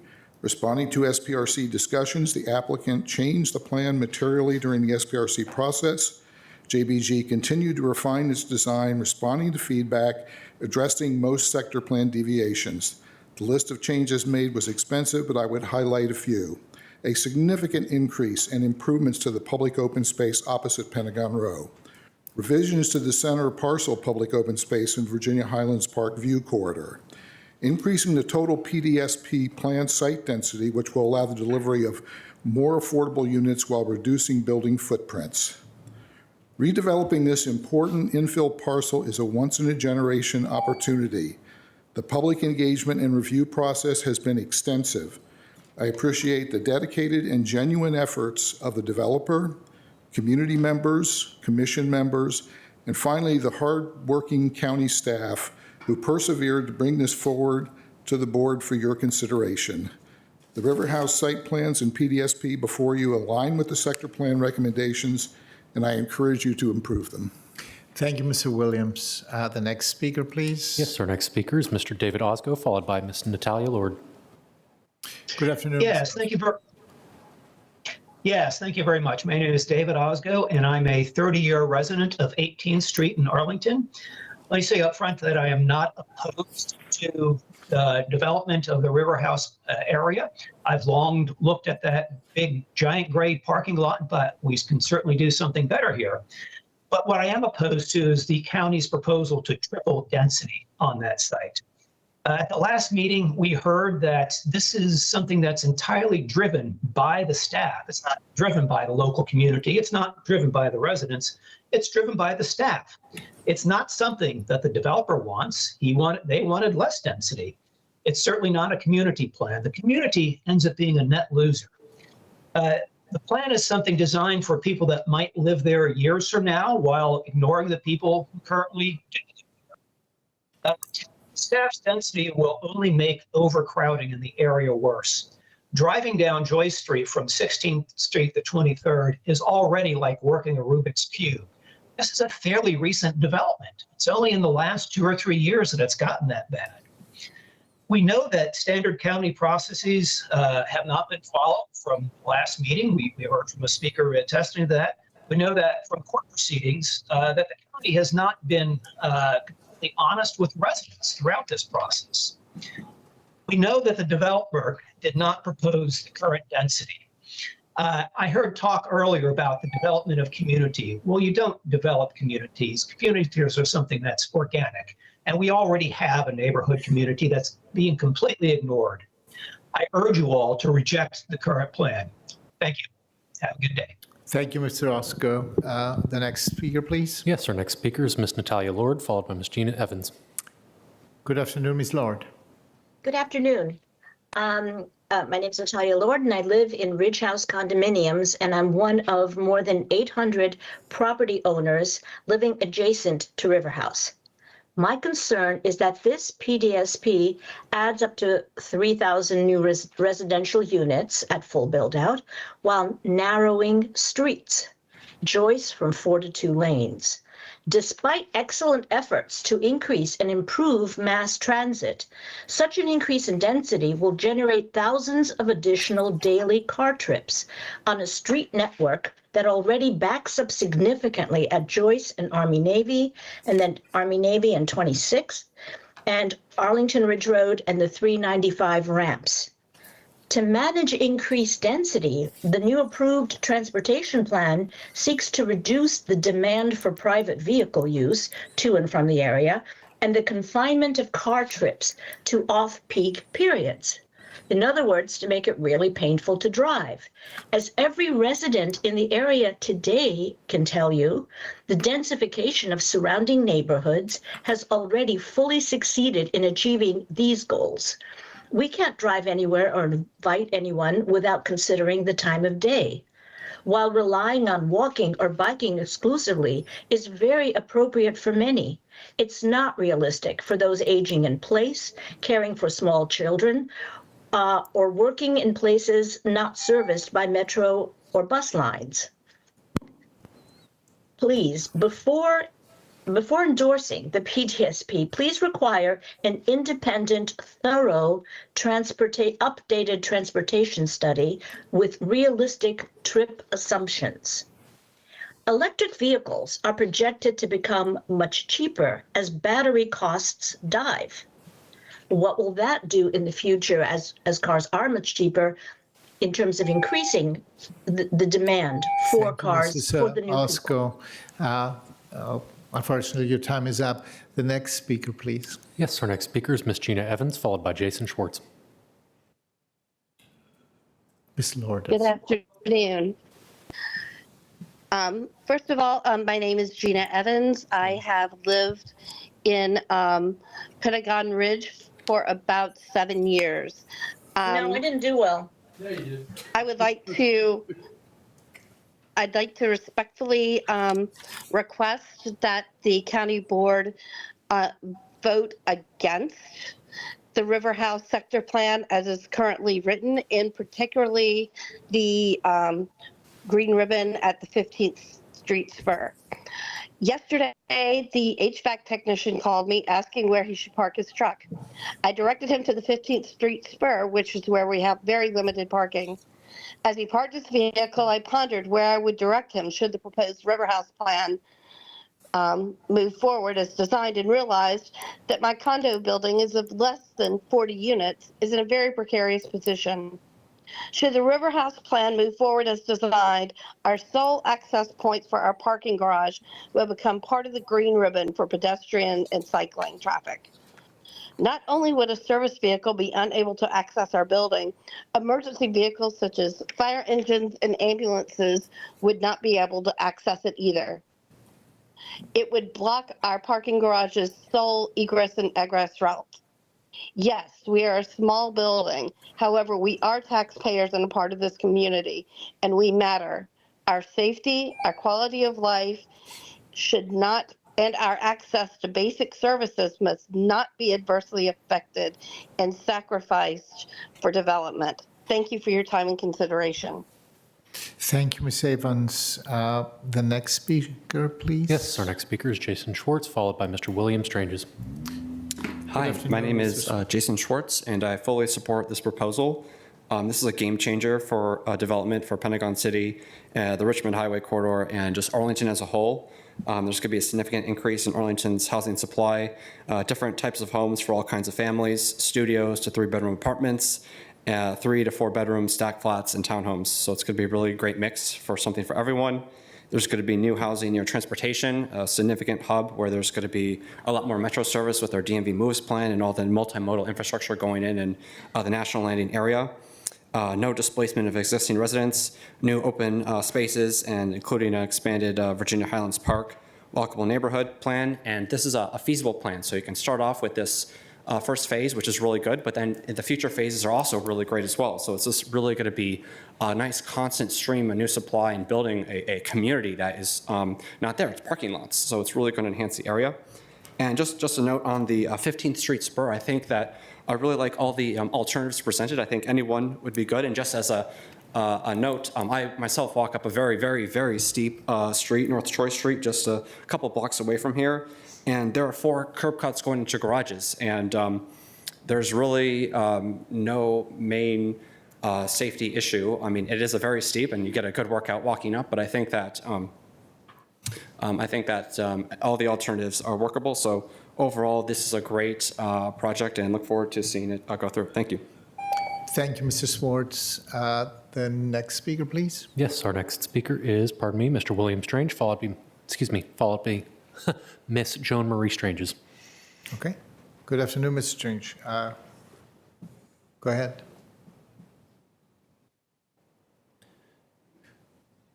Strangers, if you're with us, you may need to unmute yourself using the microphone icon on your screen. Maybe we can go to the next speaker and we figure out. Of course, moving along, our next speaker, and we'll circle back, is Miss Joan Marie Stranges. I believe once, that going this twice. is I mean, they have the same Yes, we can circle back. condition that needs to be resolved. Then let's go to number 19, Ms. Yes, of course. Our next speaker then is Ms. Rosamunda Osgo, followed by Ann Bodine. Ms. Osco, good afternoon. Are we sure that the problem isn't on our side? Yes, I'm sure I see Ms. Osgo in the meeting. Ms. Osgo, if you're with us, please unmute your microphone.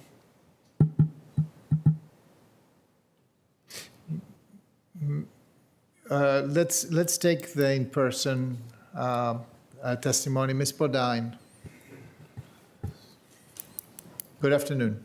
Good afternoon, Mr. Chair, board members. Thank you. I'm Ann Bodine from Lyon Park, representing Arlingtonians for Our Sustainable Future. I have 3 points I want to make. I noted that everyone said we were creating a neighborhood out of a parking lot, and that's great. We love to see community building, but I just want to mention that we've long expressed concerns, including at the PDSP original sessions.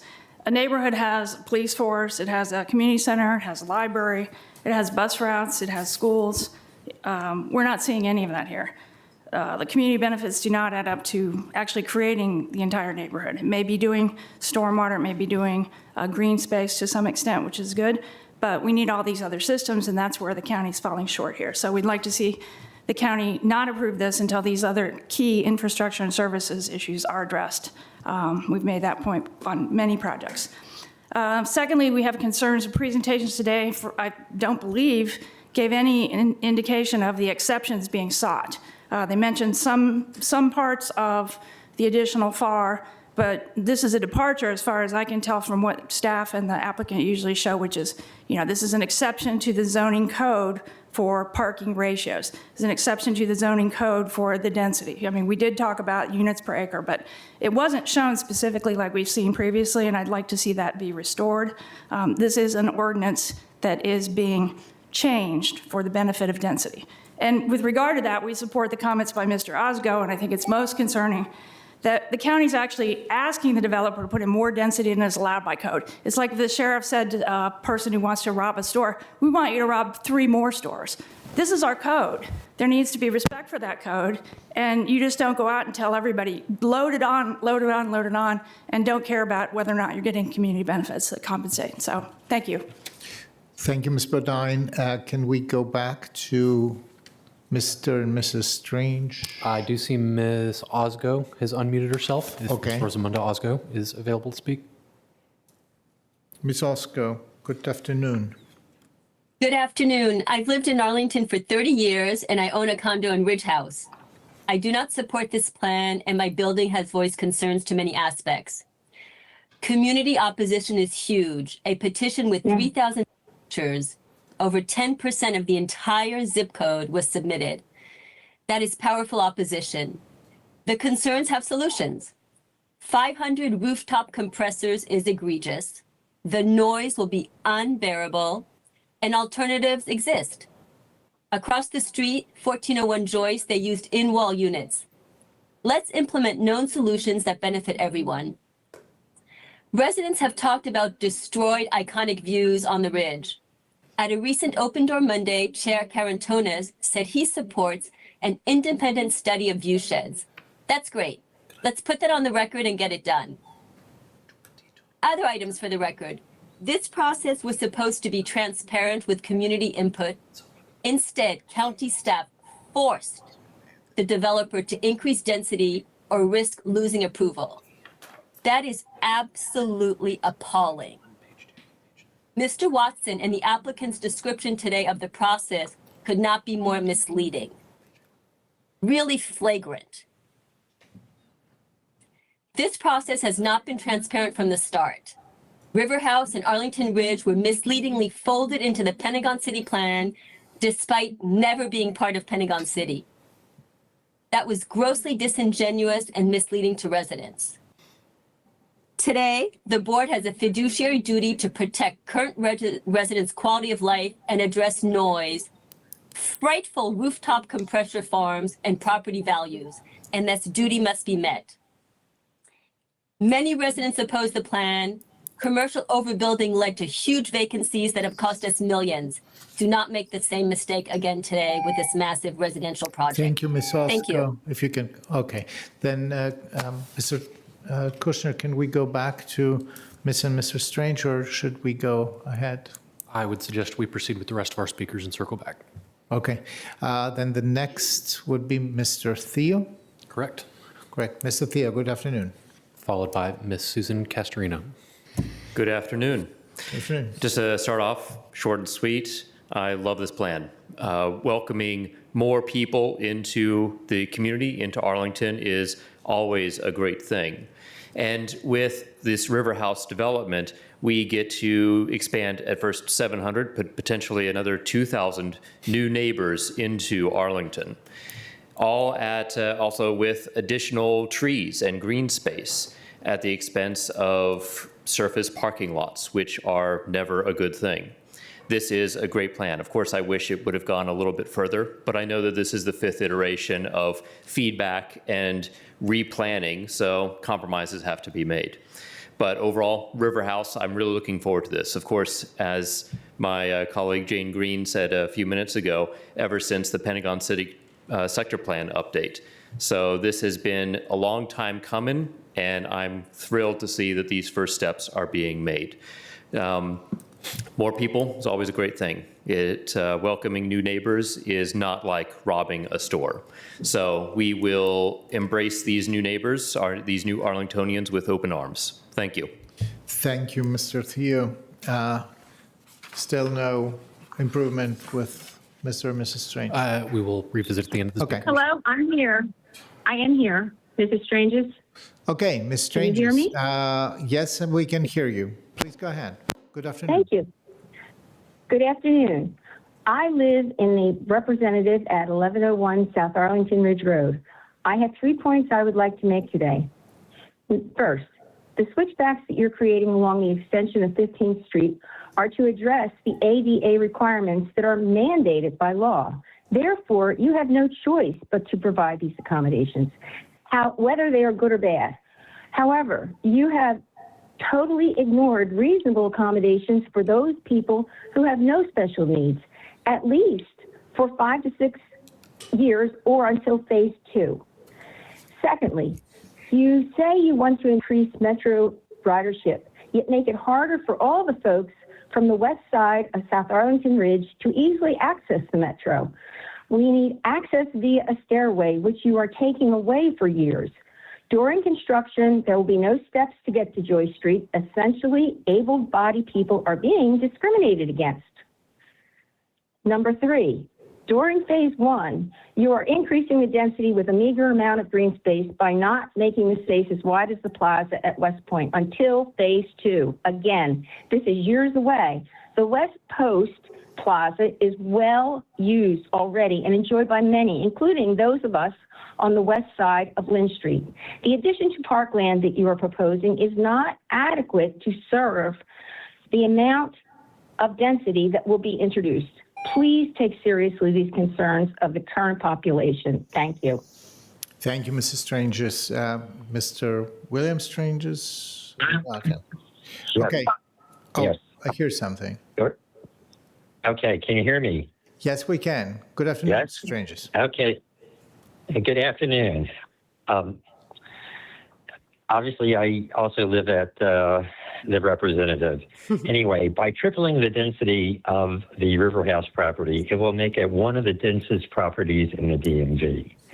Such an increase in population will have a huge impact on vehicle traffic, has already been testified to by previous speakers. It will also impact the surrounding permeable land and green space. It will require additional infrastructure for electric, sewer, and water utilities, not to mention stormwater management. Additional density will also require more spaces in schools and/or new schools, and will, as well as other community services. In addition, the prospect of having over 500 HVAC units running 24/7 at eye level to our balcony will make it impossible to use in the summertime. This will contribute to a decrease in the value of our condo when we are ready to sell. The decrease will be further exacerbated by the close proximity of N1 and N2 to our building. Finally, with the current personnel drawdowns occurring in the federal government and at Amazon, one has to question whether the density being proposed is really required. A recent article in the Washington Post referenced a study that said that in a few years, there may be a housing surplus. One only has to recall the Base Realignment and Closure Act of the 90s and its impact on the area to realize how swiftly things can change. Thank you very much. Thank you, Mr. Stranges. The next speaker, please. Is Ms. Castorina. correct. Thank you. Ms. Susan Castorina, followed by Margaret Curran. Good afternoon, Ms. Castorina. Good afternoon. My name is Susan Castorina, and I ask that you not approve a plan that uses the 15th Street spur as the primary green ribbon access. I ask this for two reasons rooted in equity. The first, I live in Pentagon Ridge. I cannot physically walk up from the bottom of the 15th Street spur to the top. I try all the time. It will physically never happen for me.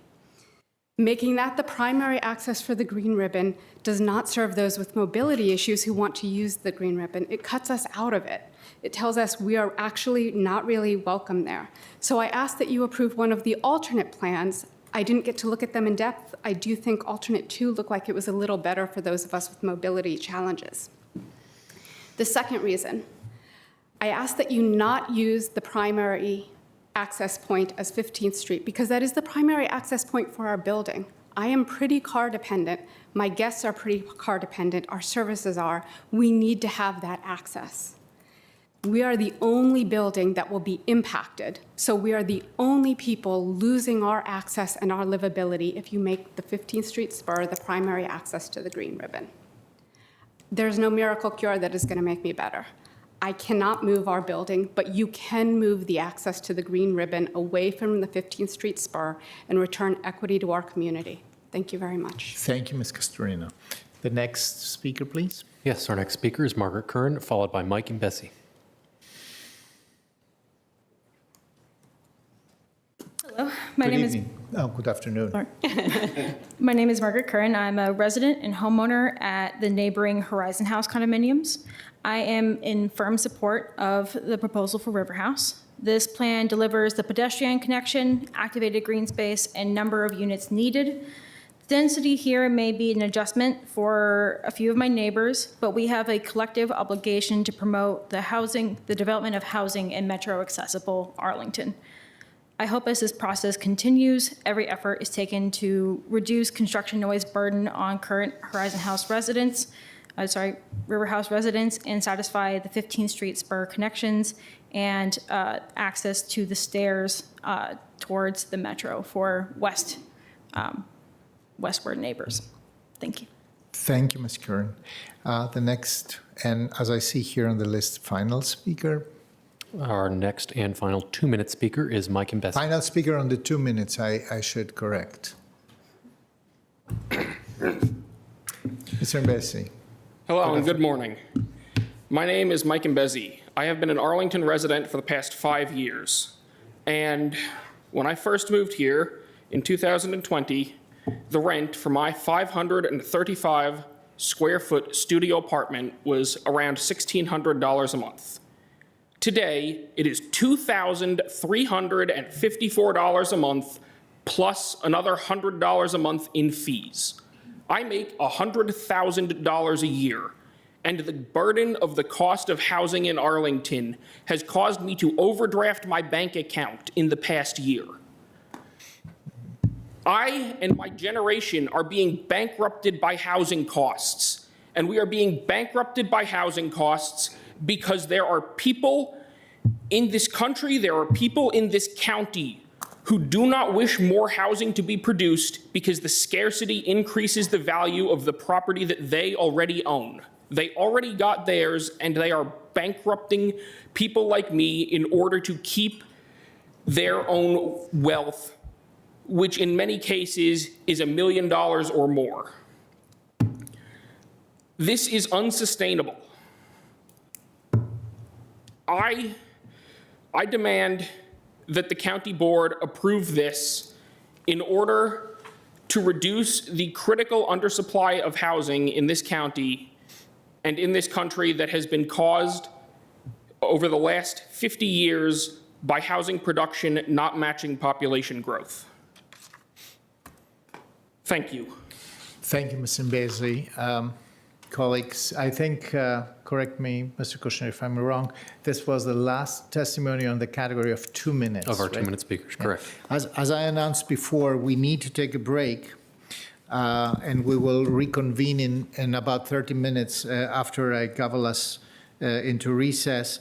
However, colleagues, we will do a combined lunch and a closed meeting. It has nothing to do with River House. I say that it's a legal issues that we have with other that is pre-existing and completely independent from that.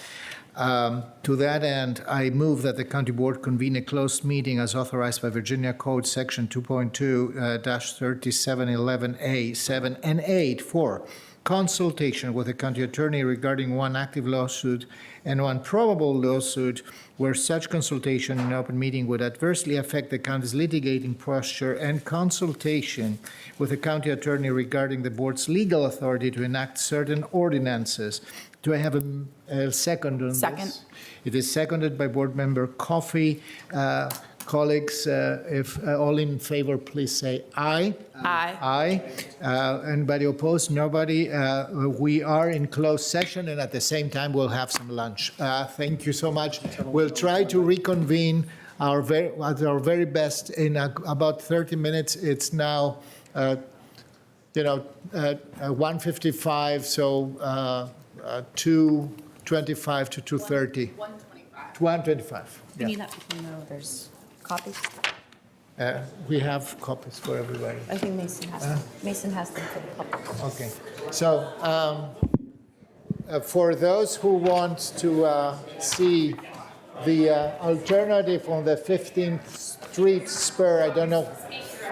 Okay. For those who want to see the 15th Street spur alternatives, we have a copy here. You can consult these copies from, request them from Mr. Kushner. He has sufficient.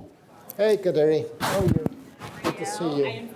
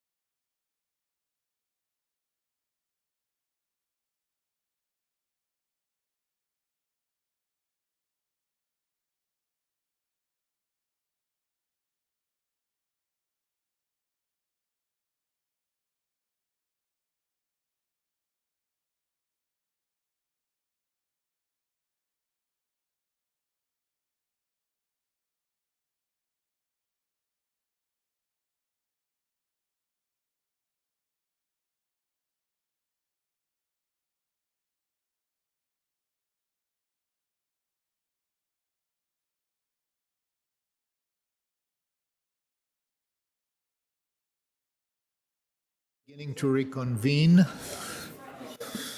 and we will be ready to go in a moment.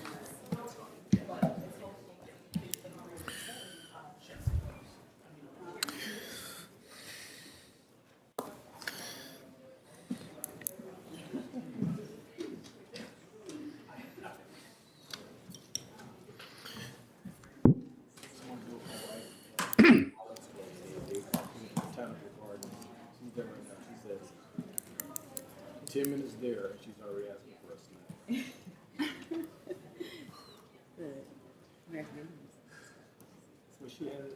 So, Mason's coming. I also would like to recognize us the two deputy sheriffs here today. Thank you for keeping us safe and sound and enduring a very long meeting in addition to all other duties that you have every week. So thank you for that. We're waiting for our clerk so that we can reconvene in open session. Doesn't look like, but we are still in closed session.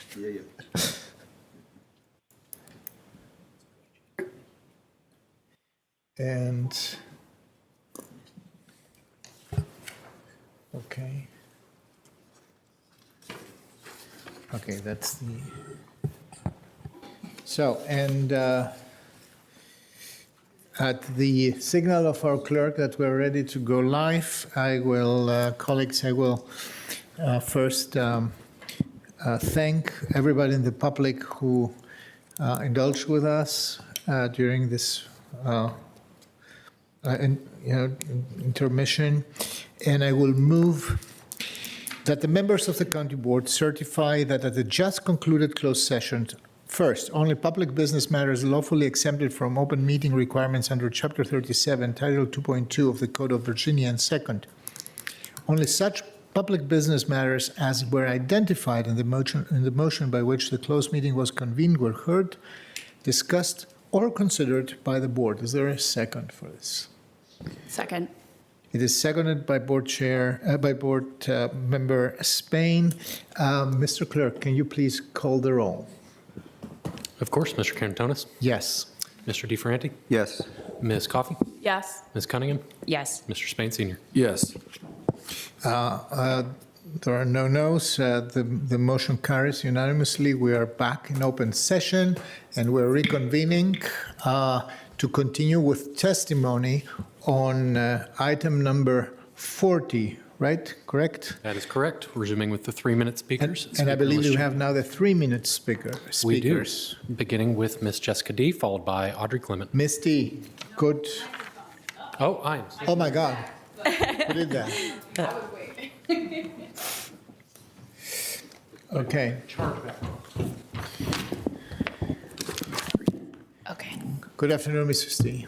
Good afternoon. My name is Jessica D., and I am president of the Pentagon Ridge Condo Association. Our property line is shared with River House. We all know you're going to vote in favor of the PDSP today, despite many concerns and issues that have been brought forward, and the fact that many of us feel that the appropriate due diligence was not allowed throughout the site plan review process. This community is not against development. We just ask for smart development that doesn't negatively affect the quality of life for those of us that have been in this community for 20 plus years and want to stay for 20 or more or age in place. Today, I'm asking you for two basic but very important things. Please, first, please do not bring the green ribbon up the 15th Street spur. You have received my prior email with more detailed reasoning and much better photos than KED's to show the slope of the hill. But the bottom line is that it is dangerous for both people that would use it and for the residents that live in our small and modest condo building. You will also open up a liability can of worms for the increased traffic that will be utilizing the prohibitively steep hill right in front of our very active driveways. Also, it is inequitable that due to this project, we're the only property that is losing our adjacent street parking, potentially. It is the only parking that we have for visitors, vendors, and deliveries. If you take away our street parking, you will create a burden on our residents, many of whom are seniors and/or disabled and rely on home health care visits. The Planning Commission actually heard our pleas and agreed that the 15th Street spur is not an appropriate location to connect the green ribbon. Please listen to them and us and show us that the planning process can work and you do listen to the community. The goals for the green ribbon and the sector plan are still met without connecting the green ribbon to the 15th Street spur. While we appreciate the applicant's alternative suggestions that allow us to keep our parking, which is very, very important to us, we just found these out today. And so having the opportunity to really look at them and discuss them is important and would be greatly appreciated. Secondly, we echo the Arlington Ridge Civic Association's request to moderate the construction hours for this project to allow a respite for those of us who will be living in a construction zone for the next decade. We believe the request is reasonable and will not negatively impact the timeline for the project, as it still allows work to take place 7 days a week. Thank you. Thank you, Mrs. D. The next speaker, please. Yes, our next speaker is Audrey Clement, followed by Andrew Bryant. Dr. Clement, good afternoon. Yes, welcome members of the board and the county manager. I'm Audrey Clement, former member of the Transportation Commission. Welcome members of the board. On November 20th, the Transportation Commission approved the River House PDSP based on a multimodal transportation assessment, MMTA, provided by Nelson Nygaard. Video of the meeting is currently unavailable, but members of the Arlington Ridge Civic Association who spoke during public comment told me that the commission addressed none of the issues they raised about the MMTA. This is unfortunate, since the transportation impacts of this massive infill development are huge. In its current state, River House provides 1,800 parking spaces for 1,600 units, or a parking ratio of about 1.1 cars per unit. Table 1 of the MMTA indicates that upon full build-out, there will be over 2,000 spaces for 4,400 units, or a dramatically reduced parking ratio of about 0.45 cars per unit. New residents moving to Arlington to get out of their cars are probably good with that. But what about existing River House residents? They will be forced out of their cars not only due to lack of parking, but also a road diet that reduces travel lanes from 4 to 2 on South Joyce Street across from Pentagon Row. Not to worry about them, Nelson Nygaard concludes that although the level of service at 2 intersections, Army-Navy Drive at South Hayes and South Hayes at 15th Street, will be seriously degraded upon completion of the project in 2035. The effects, they say, can be mitigated with signal timing changes. This finding appears to conflict with the driveway trip counts shown in tables 22 through 24 of the MMTA. Table 22 shows existing PM vehicle trip counts at 437. Table 23 shows 2028 PM vehicle trip counts at 599. Table 24 shows 2035 PM vehicle trip counts at 798 for an increase of 83%. This is a huge jump considering that most of the traffic will dump onto South Joyce Street, which will have been reduced from 4 lanes to 2. The Transportation Commission might not have been so ready to accept the MMTA's sanguine conclusion that infill development will, quote, have a minimal impact on surrounding transportation and roadway network, end quote, had it gone a little deeper into the weeds on South Joyce Street. County Board has an opportunity today to correct that oversight and dig a little deeper. Thank you. Thank you, Ms. Clement. The next speaker, please. Yes, our next speaker is Andrew Bryant, followed by Suzanne Bazoo. Mr. Bryant, good afternoon. Good afternoon. Can you turn on your mic at the base? Yes. All right. Is it on? Far better. Awesome. Good afternoon. My name is Andrew Bryant. I was raised in Arlington. I own a condo in Douglas Park, and I'm speaking in favor of the River House development. I want to see this plan approved because it will bring hundreds of additional homes to Arlington. It expands housing options, increases access to our transit system, improves Pentagon City's walkability, and turns what is now dead parking lots into homes and green space for Arlingtonians to enjoy. Furthermore, the development advances the Pentagon City sector plan by diversifying housing, prioritizing multimodal transit options, and embracing biophilic design to make nature part of the everyday experience of the area. Additionally, it has committed affordable units and will not displace any River House residents. This project brings a lot of benefits to the county, so approving it should be a no-brainer. Let's remember why this project is so important for Arlington. We suffer from a severe housing shortage, and our housing costs are embarrassingly high. We push out many of our incredibly talented and hardworking residents, including people I came up with in Arlington Public Schools, simply because they can't keep up with the cost of housing. Why on earth would we want to continue this? Why do we want to be a community that pushes people out? We shouldn't be a county that excludes people, but rather welcomes them. The only way we'll be able to do that, to bring housing costs down and make Arlington a home for all, not just a lucky and privileged few, is by building more homes. The River House project is a step in the right direction to realizing this vision, and I look forward to seeing its construction and one day walking or riding my bike through the newly constructed parks. Thank you. Thank you, Mr. Bryant. The next speaker. Yes, our next speaker is Suzanne Bizot, followed by Mr. Miguel Eaton. Good afternoon, Ms. Bizot. Good afternoon. I have participated in numerous meetings related to the Pentagon City Sector Plan and River House development. I am dismayed by the county's action to push the recommendation for approval forward in spite of much resident opposition and planning flaws. One such flaw is the location of the primary green ribbon that terminates at the end of 15th Street Spur, a 20% sloped public right-of-way abutting the River House property. Only at the recent Planning Commission hearing did the commissioners ask, how did this get this far? What was intended as an accessible biophilic path satisfies only the criteria of providing a view shed of Virginia Highlands Park and is not an accessible through route that requires so many switchbacks that it does not benefit anyone. And the proposed sidewalk along the spur takes away the only adjacent or near adjacent on-street parking for Pentagon Ridge and presents a danger to pedestrians, cyclists, children, disabled, and motorists, which is pretty much everyone.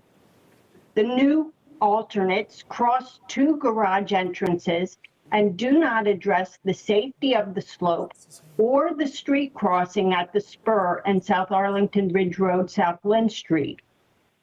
Another plan flaw is the obstruction of sunlight, open sky, and landmark views by allowing, or rather requiring, the developer to increase density with new construction taller than the existing Pentagon Row buildings.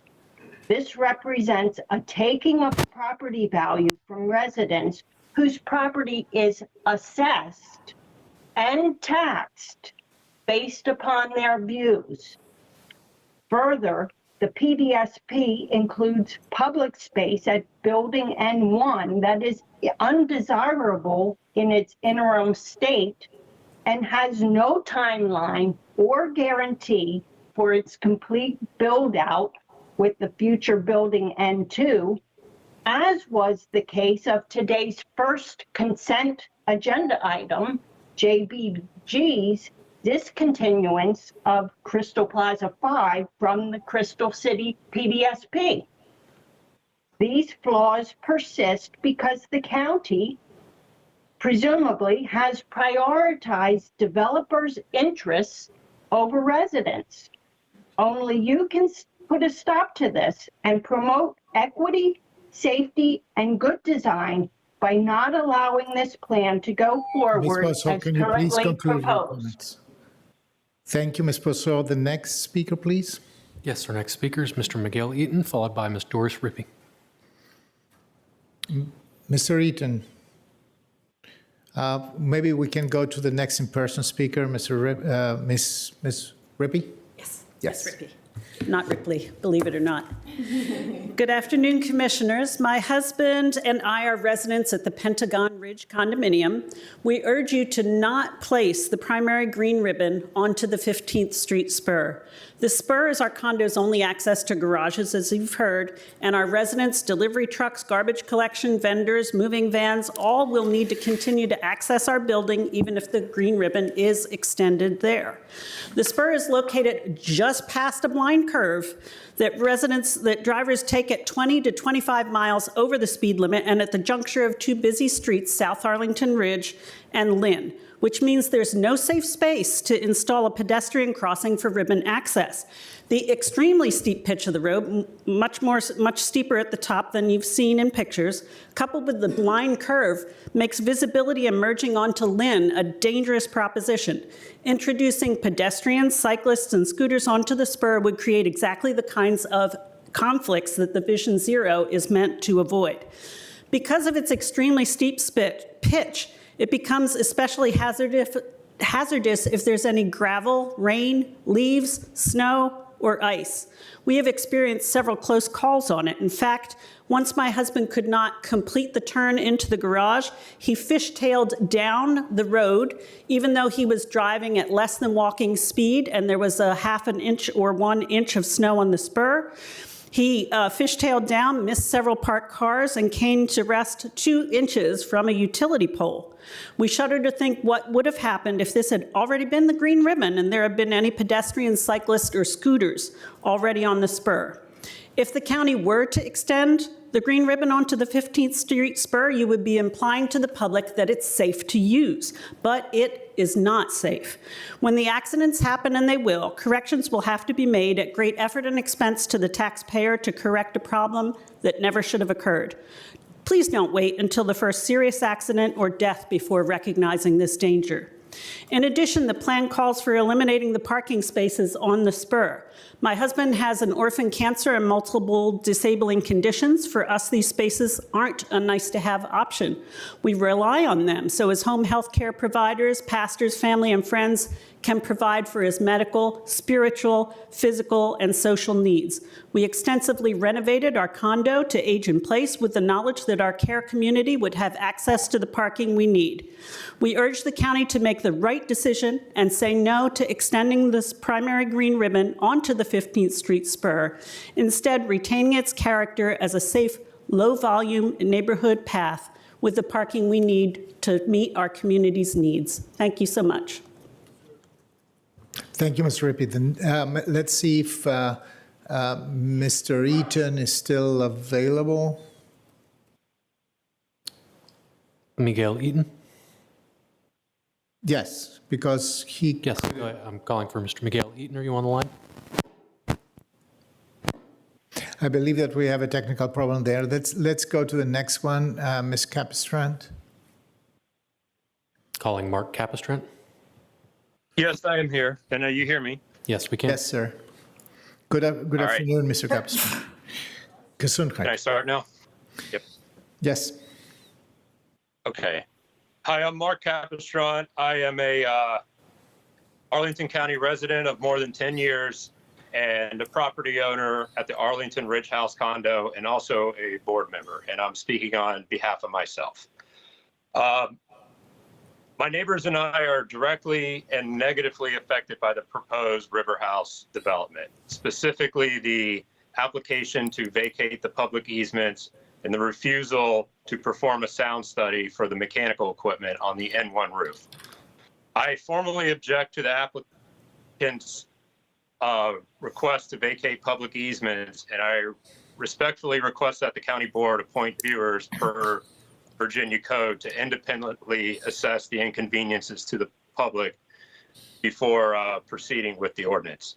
My objection rests on several concerns, including improper notice.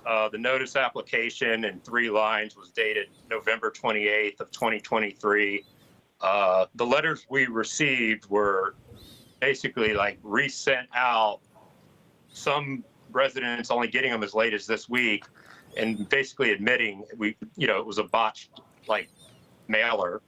The relocation of utility lines, active storm sewers and streets serving the community will be forever lost, and there needs to be a study that it's not going to destabilize the ridge what's going to happen to our stormwater runoff from Arlington Ridge during the entire process. And then, of course, the fire marshal review of emergency access. We are also requesting that there be a fair valuation of these easements that the county will forever give up, because as far as we were notified, it sounds like we're to give them up now, but there's no guarantee of anything to be returned to the county, or that the county won't be buying back these easements at a higher price. Last, I really urge the board to insist on a sound study. I mean, my neighbors and I would pay for it ourselves. While the project looks good from the ground, at our elevation, we're going to look at a roof, mechanical equipment. There's been past issues with the existing buildings. This needs to be assessed. Sewer vents, HVAC equipment, that type of thing. Thank you for your time. Thank you, Mr. Capistrano. The next speaker, please. Yes, our next speaker is Matthew Koalik, followed by Mr. Philip Akers. Okay, hi everybody. Do we have the slides up? We do, if you give me just a moment. Fantastic. So I've been a River House resident for 6.5 years, ever since I moved to Arlington. I'll just say up front, I want more density in my neighborhood. I want to look at positive development as opposed to soulless parking lots. Do you mind just going to slide 7, please? I already shared this PowerPoint with Board Member Cunningham here. And so I fully embrace this plan. Please don't let it get held up due to minutia, although to say access and stuff, that is not minutia, but still there are other minutia that people have been discussing. But I appreciate the responsiveness of the applicant especially, and the dedication to adapting the plans around community input. I'd rather like to see Arlington more look like Toronto in the long term, but perfect should not be the enemy of the good. I'm glad that it abuts a park. It's near a library. It's along several bus routes and near the metro already. Lots of bike share around there too. I also appreciate that the many community meetings that took place over the past couple of years, especially of River House residents, to get out the word about the new development. And on this slide, I actually took some tax revenue data from the county from the past 25 years, and I wanted to see if I could predict how much money this or extra tax revenue this would bring in for the county, because we all like the buses and county services and whatnot, and we need to pay for those things. And River House does not make the county that much money because the old buildings and the giant parking lots. So literally from phase 1, this was actually, I did mess up this analysis a little bit. The tax, I actually used a lower tax rate. It's more like, well, I have 8.8 to 11.8 million here. It's actually more like 12 to 15 million annually, when the actual property is somewhere around like 3 or 4 million in tax revenue every year. So I think that's kind of significant to everybody who uses any Arlington services. It's like we shouldn't, prevent opportunities for the county to like pay for the things that it already provides. And can we go to the next couple slides, maybe one more? Also, in terms of infrastructure, Pentagon City is still not recovered from the pandemic ridership collapse of the metro. It's still at about 80%, although it's getting a little better, although the federal government hiring and everything has changed. So I don't know if that's going to get super crazy like it was before. But I mean, from this perspective, the infrastructure for the metro can handle it. And can we go one more slide, please? And there's a lot of parking in Pentagon City. Dealing with the fact that there are hundreds to, about 1,000 spaces that are open nearby, that's above my pay grade and outside of the scope here. But like, we're not totally losing parking with the road diet and other things like that. And otherwise, I mean, that's the brunt of it. I saw a bunch of members here at the Voice meeting about a month ago. I really hope we keep doing the housing thing here in Virginia. And that's pretty much all I got for you. Thank you for listening. Thank you. The next speaker, please. Yes, give me a moment. We had one, we skipped Mr. Eaton. Yes, we would.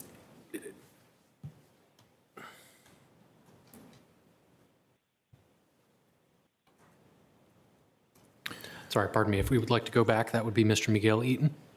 Yes. Still not there. Perhaps we could return to him at the end of testimony. Our next speaker is Mr. Philip Akers, followed by Isabella Ramirez. Mr. Akers. Hello. Good afternoon. My name is Phil Akers. Oh, you can lift the podium on your Don't right sit on side. the thing? What are you telling me? You can lift the podium on your right side. There is a button, and you can do that mechanically. I'll just stand here like a coach, okay? Okay. Fine with me. I wanted you to be comfortable. Okay. I'm a new homeowner, and I live at the Ridge House, and I have a nice view of the district, and it's going to be likely that the N1 project, along with the other buildings over there, the 22-story building, is going to hinder, if not completely block, my view. So I'm asking you to reject your proposal and reconsider the height of those buildings. Thank you. Thank you, Mr. Akers. We still cannot get back to Mr. Eaton, so I guess we will go to Ms. Ramirez. Our next speaker is Isabella Ramirez, followed by Mr. Nicholas Petrin. Hi, good, can you hear me? Yes, go ahead, please. Good afternoon. Hi, good afternoon. I am an owner and live at Pentagon Ridge Condominium. I request that the county board limit today's approvals to the Phase 1 site plan only, and that any and all future PDSP building proposals undergo individual site plan reviews. Additionally, I request the county board remove the 15th Street spur from the primary green ribbon route. This is because the spur is the only entry exit into 2 active garages for our building, and I am concerned not only about the safety of people living in our building, but for pedestrians and for cyclists who may traverse the area. Furthermore, my spouse and I both have jobs that do not, I repeat, do not allow for public transportation, and we depend on the adjacent street parking as our condo garage does not have the capacity for increased parking spots. This is the only adjacent parking for our building, and we are the only building in the area who will lose adjacent parking if the green ribbon runs directly in front of our garage entry exits. In addition, it is the only adjacent parking for contractors, healthcare assistants, or other personnel who come to our building. I personally had a contractor cancel a job because they could not park in the adjacent parking on the spur due to just street sweeping. Removing the street parking option for our building will 100% negatively impact the quality of life people in our building, as it already has done for me. Therefore, I urge the county board to only approve an option where parking is retained on the 15th Street spur as part of the primary green ribbon, and only approve Phase 1 of the site plan to allow for individual site reviews for additional growth to accurately assess impacts to all adjacent residents of future development. Thank you. Thank you, Ms. Ramirez. The next speaker, please. Our next speaker is Mr. Nicholas Petrin, followed by Susan English. Mr. Petrin. Good afternoon, Mr. Chair, members of the board. This is Nicholas Petrin. Thank you for the opportunity to speak today about the River House development. I would like specifically to build on the points many of our community members previously made about the concerns about the 15th Street spur as the main connection for the green ribbon. Speaking from the standpoint of safety for pedestrians and cyclists and avoiding an increase in vehicle accidents at the location of the 15th Street spur, a far superior location, both for safety and for pedestrian and cyclist traffic flow and practicality, would be to locate the main exit of the green ribbon onto the middle of South Lynn Street, just north of the planned building N1.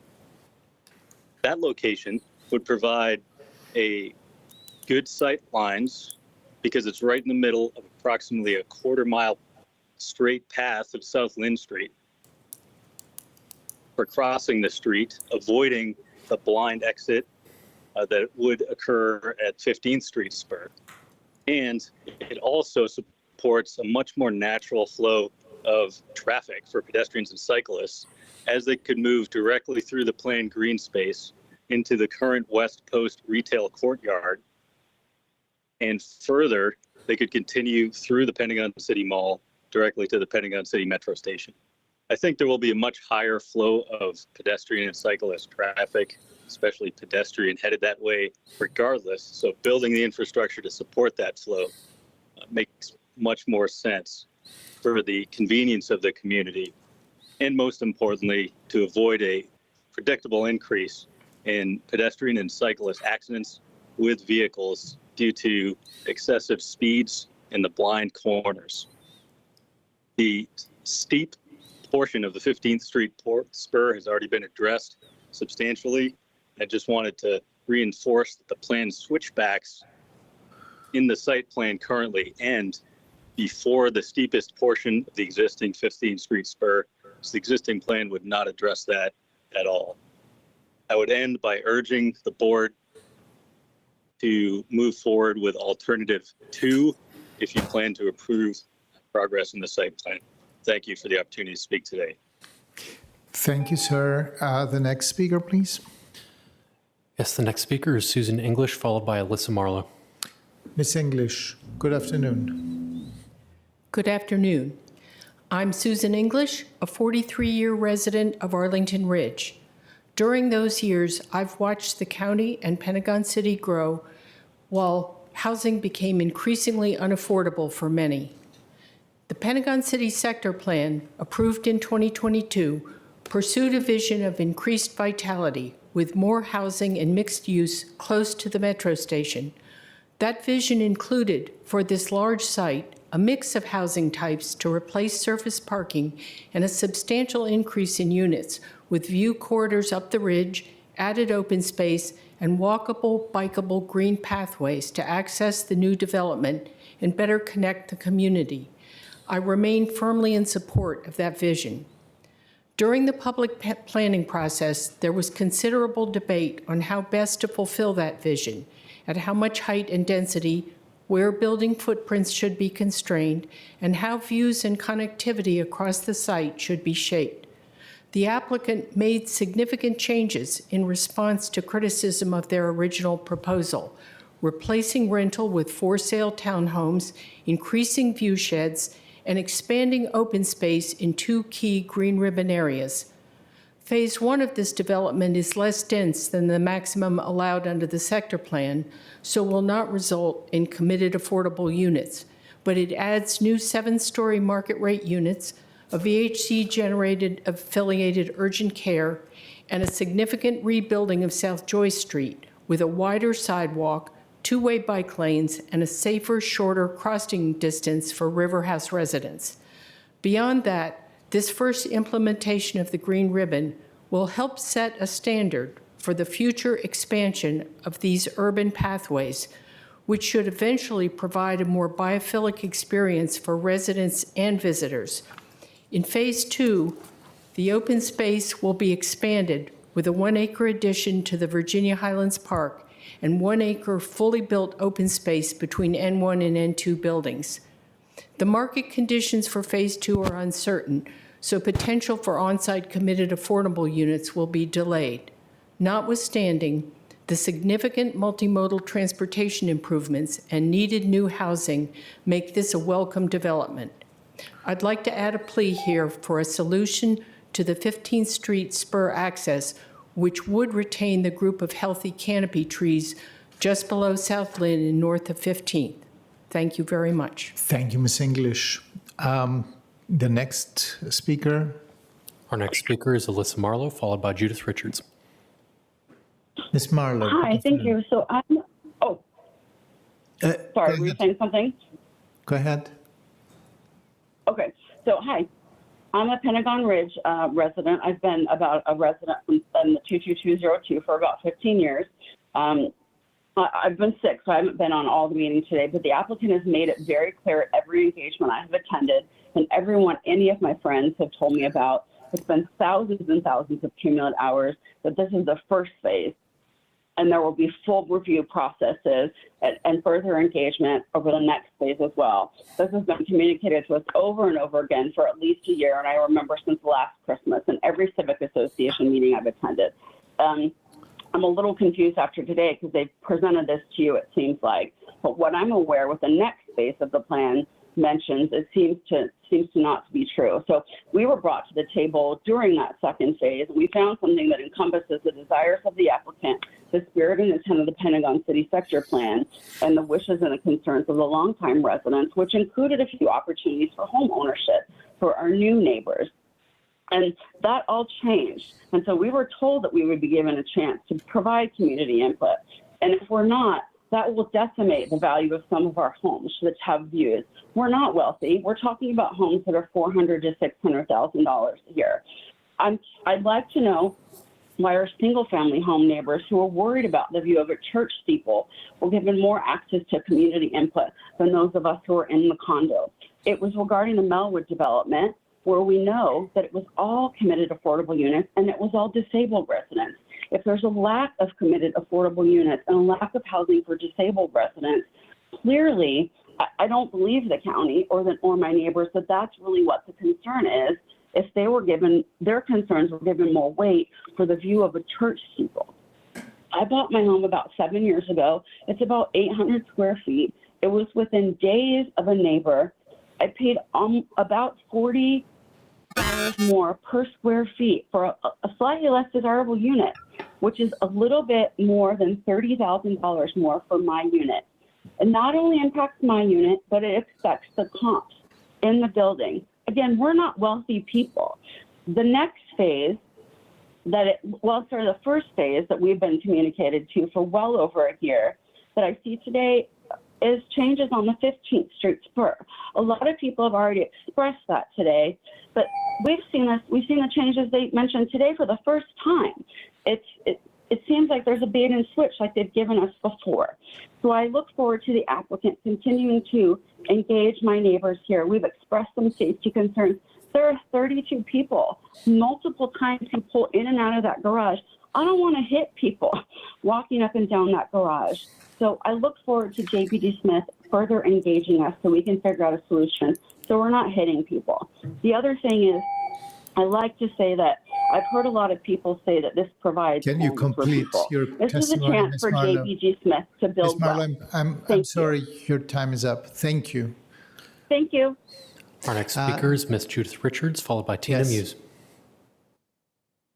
Hello. I live on Arlington Ridge Road at 1101 South Arlington Ridge Road in the representative. I will overlook the proposed 7-story N1 building with almost 580 pieces of mechanical equipment on its roof. This roof will be ugly, exceedingly noisy, and will decimate our condo values. We will never be able to open our windows again or use our balconies. In my submission to you, I included an image of the rooftop and provided more details. From our balcony, we estimate we'll hear about 95 to 100 decibels from the 500 plus residential HVAC units on N1's building.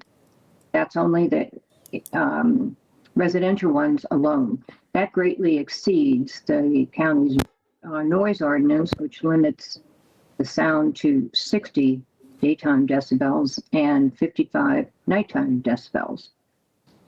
We condo owners on Arlington Ridge Road have raised this problem throughout the review process.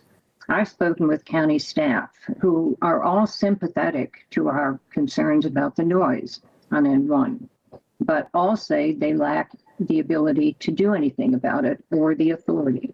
These include the planning department and the building permit department's mechanical section. The noise compliance office says it can only address the problem after N1 is constructed.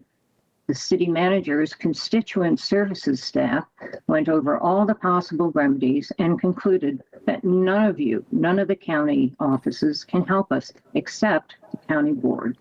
So I appeal to you, our elected county board, to help us. When you approve the River House plan, please place the following condition on it. Require JBG to place the 500 plus residential HVAC units inside the N1 apartments, in closets with interior venting, as is done in all modern buildings. The other pieces of machinery can be placed under attractive roofs. It will then match the 5-story Pentagon Row apartment buildings across the street and the other 4 apartment buildings on Joyce and 15th Streets.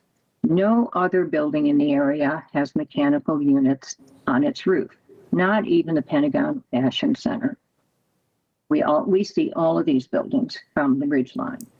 The green roof will be eliminated, but that isn't feasible anyway because there are so many mechanical units covering the roof, and its bonus density will not be used by JBG in any case, according to the full build-out. Thank you. Your time has elapsed. If we could get concluding remarks. The next, Ms. Muse. Okay. Thank you. Thank you. Our next speaker is Tina Muse, followed by Nicholas Giacobi. And I think I have a PDF. Yes, you do. Give me just a moment and I'll pull it up for you. Yes, of course. Yes, Sue? Yes, yes. Welcome back. We haven't seen you in you'll find this out podium since 2022. So. And if you can go to page 2, please, Mr. Clerk. Great. Good afternoon. I, in remission from cancer, am excited about the VHC health facility coming to my backyard. I specifically asked for this service during the County Board's Big Ideas Roundtables in 2018, and I appreciate seeing my 2018 request move forward. My request today is narrow. I am asking the County Board to clearly affirm that today's approvals are limited to the Phase 1 site plan only, and that the future PDSP buildings ranging from 16 to 22 stories are not pre-approvals and will undergo individual site plan reviews just as Phase 1 has. When the Pentagon Road development, now known as West Post, was approved, it was limited to 5 stories to preserve nearby condominium views. In 2018, when I purchased my Pentagon Ridge condo, I chose to pay more for my unit because of its view of Washington, D.C. After I closed on the unit, Arlington County mailed me an official real estate assessment questionnaire asking whether my property had a view of Washington, D.C. That document on the screen is in page 2 in the materials I submitted. The county's current assessment methodology, as posted on its website, also in the packet, confirms that condominium valuation formulas explicitly account for views. So when the county taxes a view, it is acknowledging that a view is part of a homeowner's property value. If we can go to page 1, please. Because Pentagon Ridge is farther away than the other condos, it may initially appear that the new 7-story N1 building in Phase 1 is not a significant issue.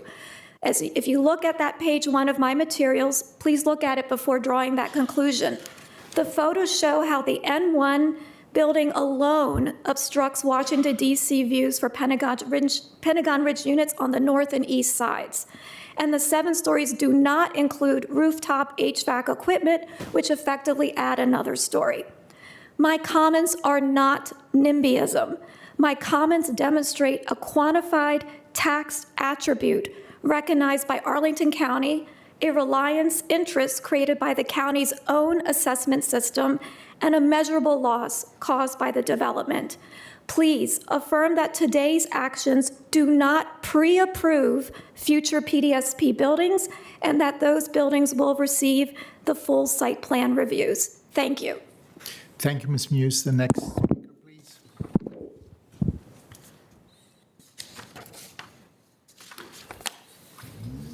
Our next speaker is, Nicholas Giacobi, followed by Mr. David Rippey.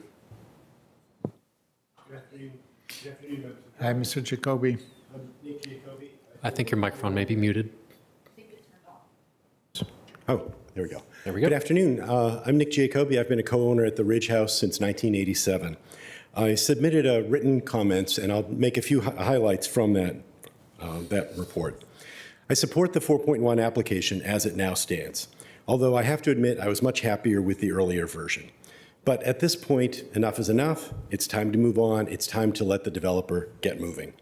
However, I'm still concerned about the noise that the 500-odd HVAC units on the roof of the N1 building will emit, especially since the rooftop of the N1 building is below the level of many of the balconies and windows of the South Arlington Ridge Road buildings.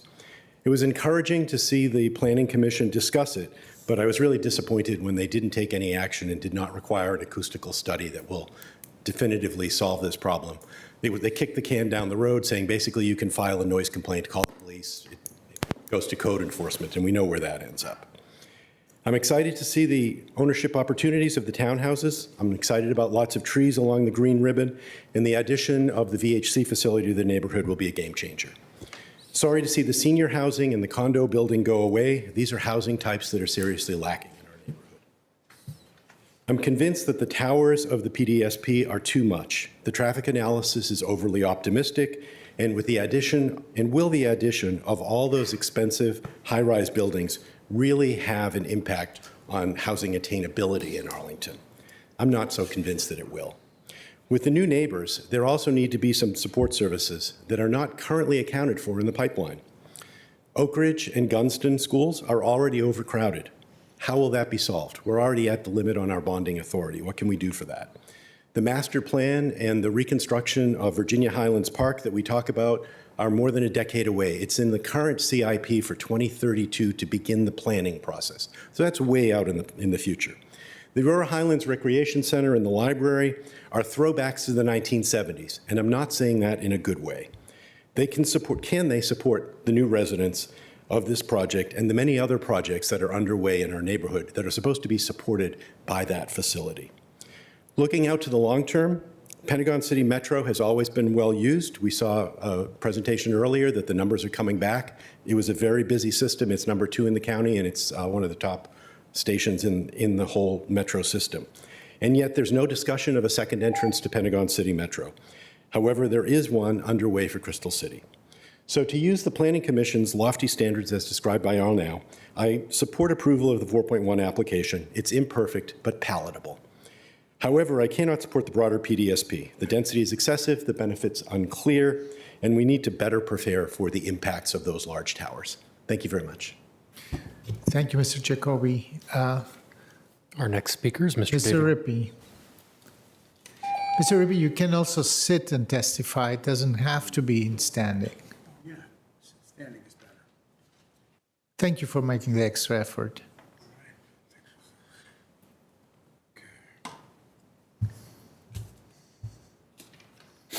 Thank you, and good afternoon, ladies and gentlemen. If you can move the microphone closer to you. Yes. Thank you. Okay. All right, thank you, and good afternoon, ladies and gentlemen, members of the board, fellow citizens, true believers. Thank you for the opportunity to appear before you. My name is David Rippey. I'm a resident of Arlington Ridge and have been since 2022. In 2007, I developed a disorder which obviously hinders my muscle strength, balance, mobility, etc. I can get around with assistance, but it's always something of a project. Which brings me to the focus of my remarks today.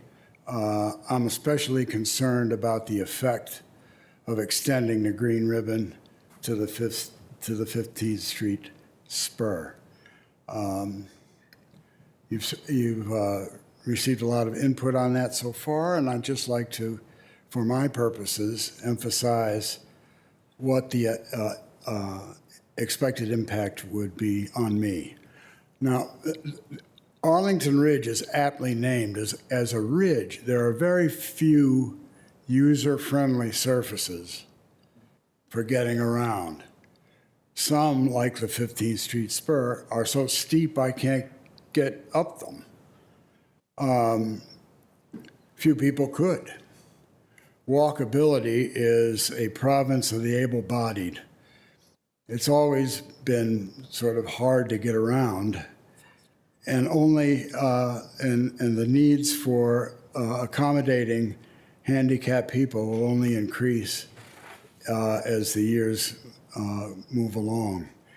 So given these conditions, I just want to dramatize what that looks like for me. We talked about the slope of 15th Street, and there's no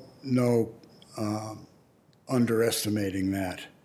The fact is that when you stand on top of it, it looks like standing at the top of a black diamond rated ski slope. It is absolutely precipitous and very difficult to manage. Imagine the experience of different groups taking their safety into their hands as they compete for the right of way on the green ribbon. Add to that the recklessness caused by our hurry up culture, and you get the idea. In sum, my fear is that these concerns will be ignored, and that in fact, rather than a green ribbon, we end up with a booby trap. Thank you, Mr. Rippey. If you could offer your concluding remarks. Thank you, Mr. Rippey. Thank you. Next speaker is Mr. Bernie Byrne, followed by Mr. Richard Reeb.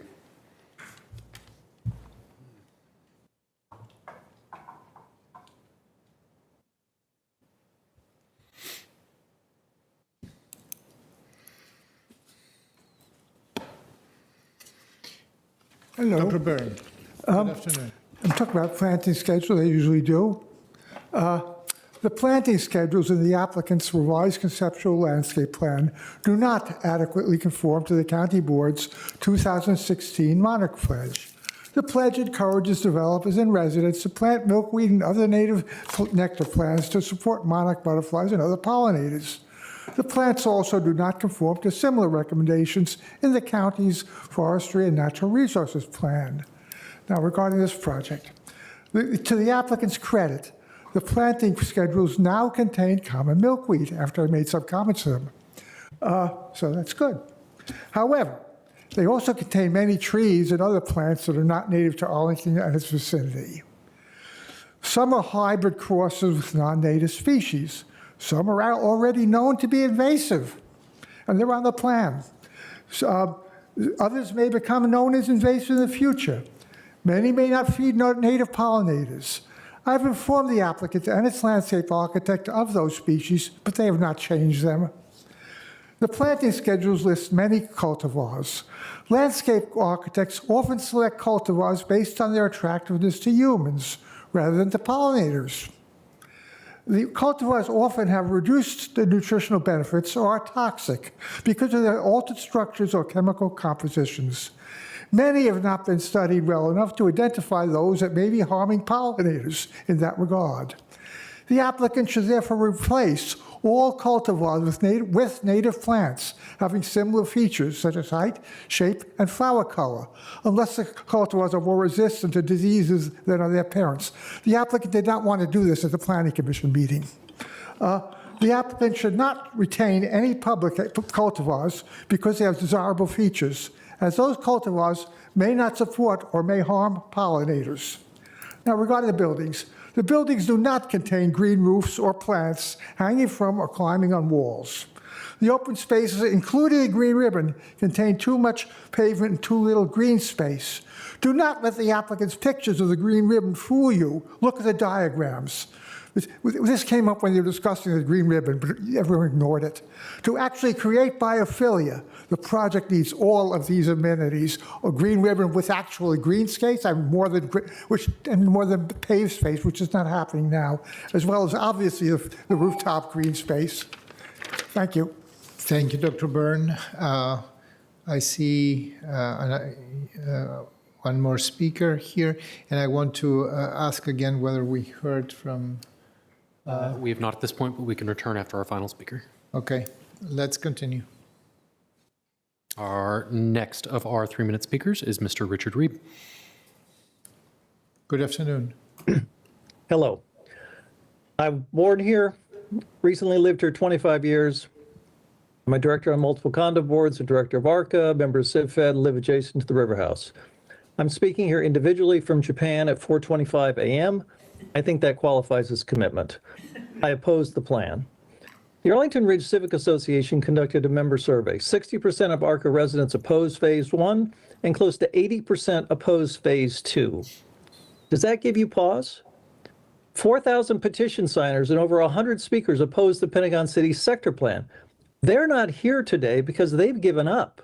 Who speaks for us in your upcoming discussion? This project should be a wake-up call for Arlington.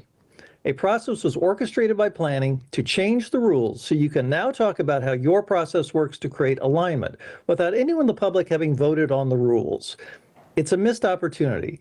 We could have worked together, but planning had an agenda and wrote the Pentagon City sector plan to maximize development, reversing 20 years of planning saying buildings should taper down to Joy Street to protect Arlington Ridge as an historic topographical feature, not bury it. We bought properties based on those rules. You assess taxes based on views of Washington, D.C. You're taking that view we paid for and you collect taxes on from middle-class families who scrape to buy a condo in the American dream. Why would we work out an alternative with JBG? Then you want higher density. Yet Phase 1 builds townhouses as opposed to multifamily. Make sense? There's talk of green here. No one has said this plan cuts current green space and permeable land on the site by 50%. It goes beyond the parking lots. How does that improve store of water retention? Deal with this as an urban heat magnet with all the local concrete. We have a greener ribbon today. It's the current River House walkways. The whole idea of the green ribbon in 2202 livability was breaking up the mall, not River House. There's no progress on that. Particular issues, parks and open space. In 1998, this board passed a River House PDSP with rights to build 830 units in exchange for what became the 2-acre Gracehopper Park in perpetuity and $500K in improvements, all up front. Today, you're granting 1,960 more units for 3.35 more acres. Sound odd?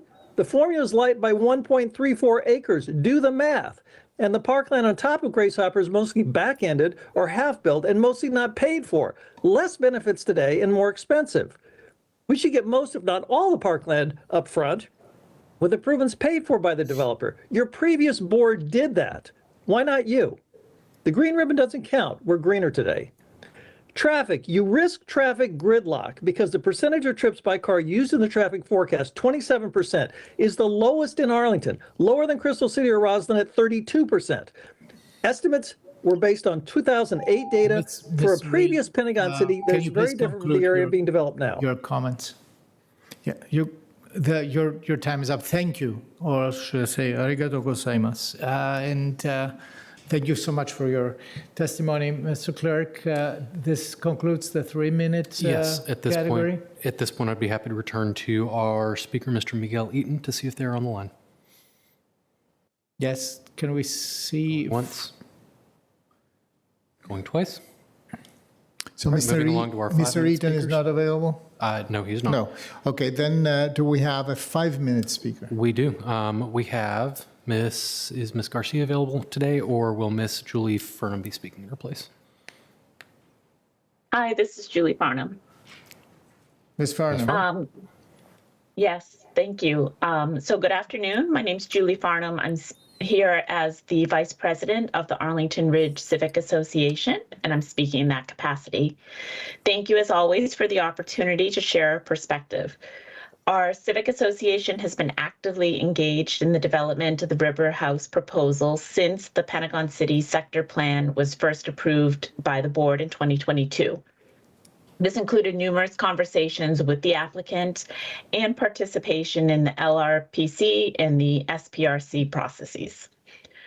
Over the past 3+ years, we've heard a wide variety of voices from our diverse community, both positive and negative.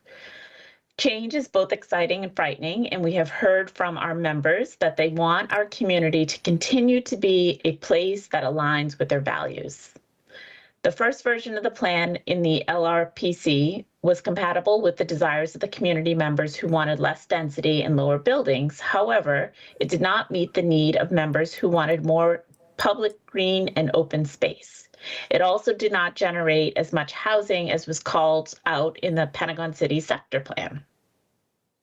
Earlier this month, ARCA solicited membership input through an online survey to better understand feelings towards both phases of the development. The survey was emailed to over 1,000 people, of which we have about 3,800 community members, and we received a total of 186 responses, representing very different housing unit types, including apartments, single-family, attached and detached homes, townhomes, and condos.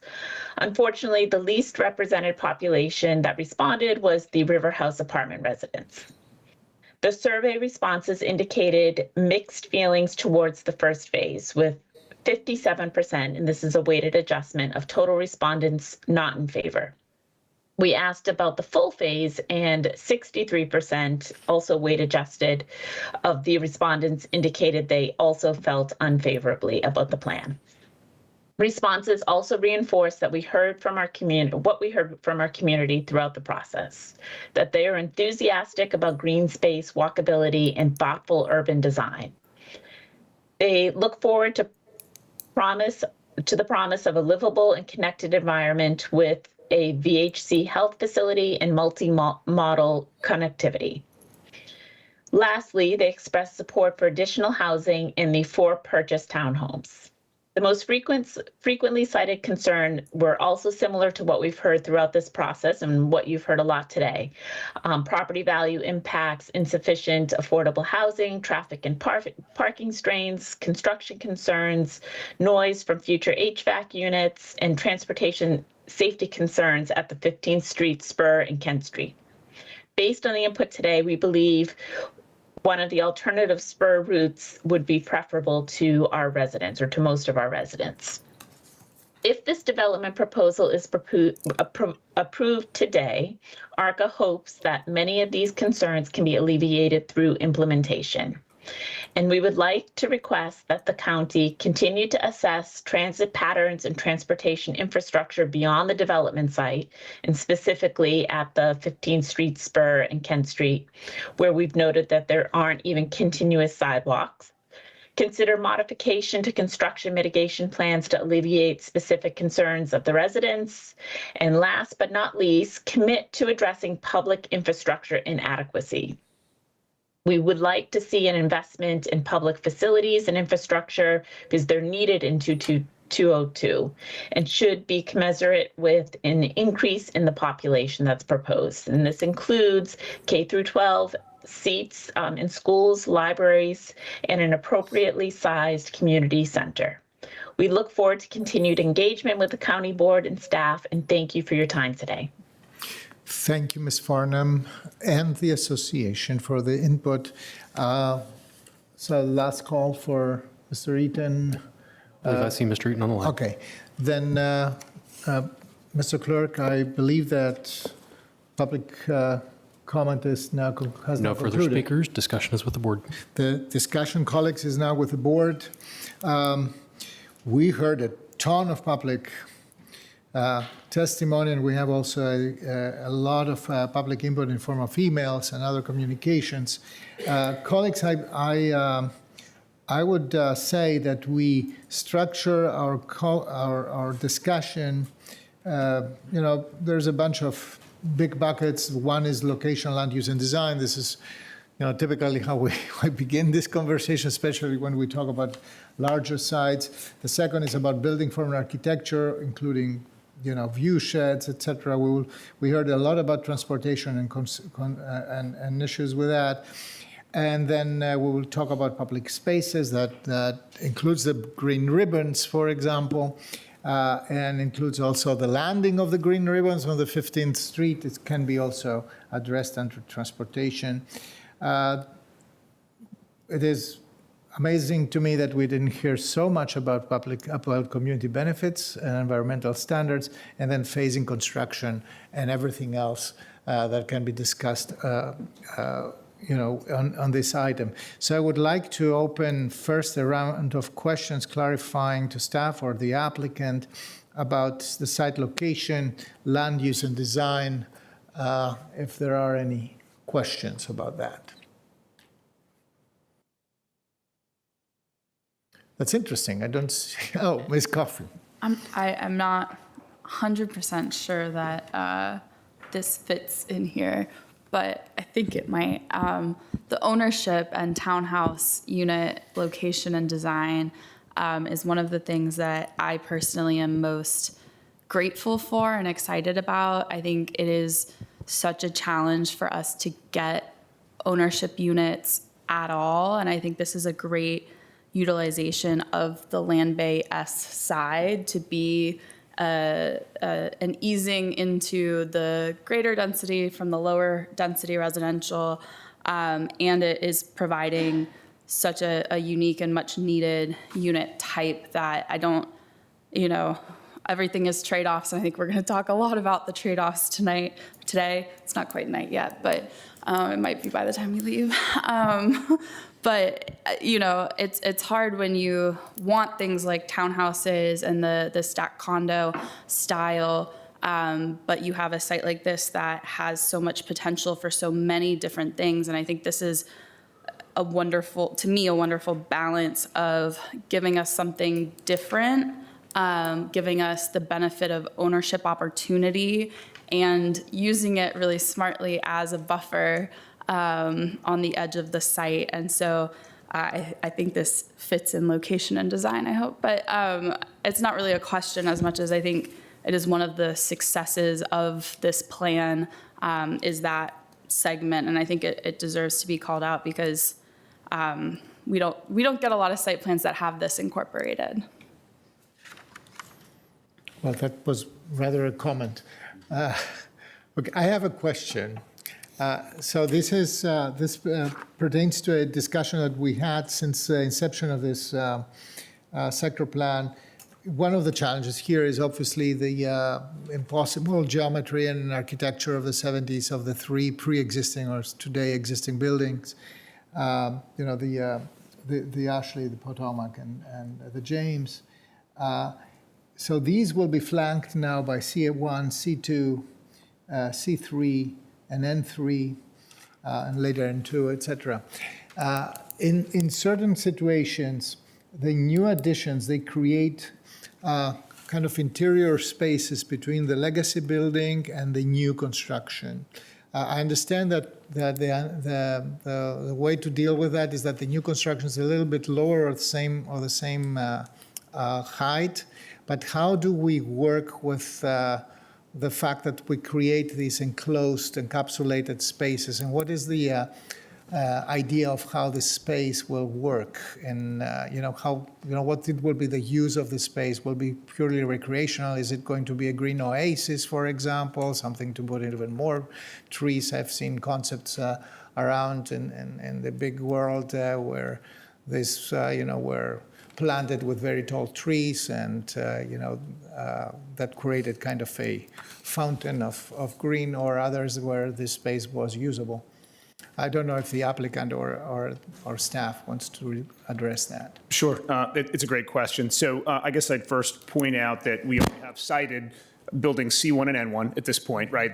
Those future buildings you mentioned, while we have them shown on the PDSP conceptually, those N1 stands by its own. Locations. But C1 not. C1 is right. Enclosing part of the Ashley, right? The other thing I'll point out is this is a really big site, and so when you look at these plans, sometimes buildings appear closer in the plan view than they actually are. But I think one of the things that's the most helpful is the Pentagon City Sector Plan provided very objective criteria with respect to things like tree coverage, things like green space, things like building coverage, that any site plan, both these initial site plans that are coming in and any future site plans, are going to have to meet to ensure that there's adequate open and green space in any proposal that may come forward. Thank you. Mr. Spain. I think we're all, after about 4 or 5 hours, getting synchronized here, because this is going to be long. So this question is for staff, and I can't help but looking through the enormous amounts of commentary, comments today that has come in. There's this thought about, and Mr. Chair, we're focusing on site location and land use design at this moment. Concern about overdevelopment, scale, and all about future high-rise buildings. So for staff, can we just really quickly explain what density and heights are allowed by the adopted sector plan versus what's proposed here? Can we just be clear on that real quick? Yeah, sure. Actually, I'm attempting to share my screen if it's going to come across, just to show you the full PDSP layout. It might be easiest to speak about it there. The height limits in the sector plan are really text-based, so I'll just walk you through this. I apologize if this is hard to see, but where you have the N1 and N2 buildings, those buildings can be up to 22 stories, so 250 feet in height, stepping down to 12 stories once you're within a certain distance of the property line along Lynn Street. So those buildings, both the one that's proposed in the final site plan and the future building, comply with the sector plan. N3, which is down towards expanded Virginia Highlands Park, can also be 250 feet in height, which they're proposing to max out at. And the same thing for the C3 building just behind the Potomac. C2, this is where there's a little bit of change in the guidance as you get south of 15th Street proper, is to have C2 match the existing height of the Ashley, which it does, which is 16 stories. As you get further to the south, then you're looking at building height recommendations of 7 stories. I believe C1 is 7 stories. It could potentially, I think, be slightly taller than that. And then as you step to the south and to it's the west or the page north, you're looking at somewhere between 4 to 5 stories maximum height. Again, 4 stories proposed for the townhouses, and then the stacked flats along South Kent Street are 5 stories. So the bottom line is the proposal complies with the sector plan's height limits. Okay, thanks. Again, I don't want to kind of move around, but I did pay strict attention to Tina, and thank you for coming up and giving your thoughts. I'm sure we'll get to this later. You know, the view sheds and the thought about what we have put in place already as a county when it comes to valuing of property and how owners see that. That's something I think we'll probably talk about later, but I'm a bit concerned about that as well. We can go ahead and move on, Mr. Chair, at this time. Thank you. Other questions? I have one that is kind of follow-up. What is the base or the by right density there? The existing density is about 46 units per acre. The site plan base or maximum is 72 dwelling units per acre. Okay. So 72, effectively 72 units per acre. One question on, the discussion of the view sheds already. From Pentagon Ridge, for example, I had the opportunity to be myself there, and actually I walked that the last couple of days. So Pentagon Ridge, some of the apartments look due west or southwest, actually. So that actually doesn't, if I interpret that correctly, doesn't necessarily intersect with the Ashley. There is a part that hits the Ashley, but then it's, barely C1. So did we consider that? Because I saw some view corridors. The green ribbon goes through and actually leaves a lot open there. That's right, and I can share my screen again to speak to the green ribbon. Mm-hmm. I apologize, try not to make. Right. So the key view shed that we are. Oops, I'm sorry. The only view shed is a public view shed that's recommended for unobstructed sightline in the sector plan. Is the view shed basically down from the 15th Street spur that we've been hearing a lot about tonight, and that gives you a view not only of basically a new 1.5 acre park area that will come in the future between C2 and C3, but also Virginia Highlands Park beyond that. So there was much discussion throughout the SPRC and LRPC process about maintaining this view and doing placemaking there. Okay. Final question from me on the architecture. First of all,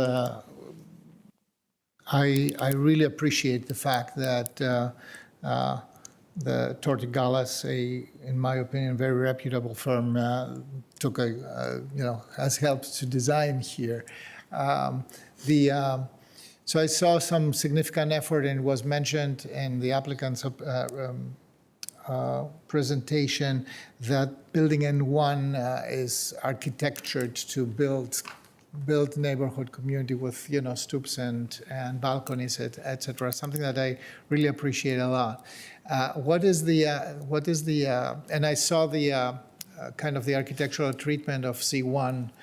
What is the general idea of how this how the aesthetics and the architecture of the PDSP will evolve? The reason why I'm asking that is because we've seen that JBG, which is the major developer here, has actually done something new in Arlington. They use different architectural styles to work on Crystal City Drive, etc.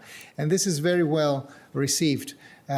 These are even bigger buildings, more impactful buildings, but by the mere fact that they are designed differently, they have a higher acceptance right now by everybody who experiences these buildings in their everyday life. So I would like to hear a little bit about that, the urbanism of the place. Sure, and if we're going to get into any kind of real design discussion, I'll need to ask an actual architect to come up here and speak. But in terms of those future buildings, Mr. Chair, and how they're going to relate to both the existing older buildings and those that have been approved with these final site plans, we have also developed a set of design guidelines that has been submitted to staff along with this. We've reviewed it, we've gone over it. Those are going to be the guiding principles that are in effect when we come forward with any future buildings, and obviously taking into account changes in the market, taking into account changes in architectural styles, but still using that as the palette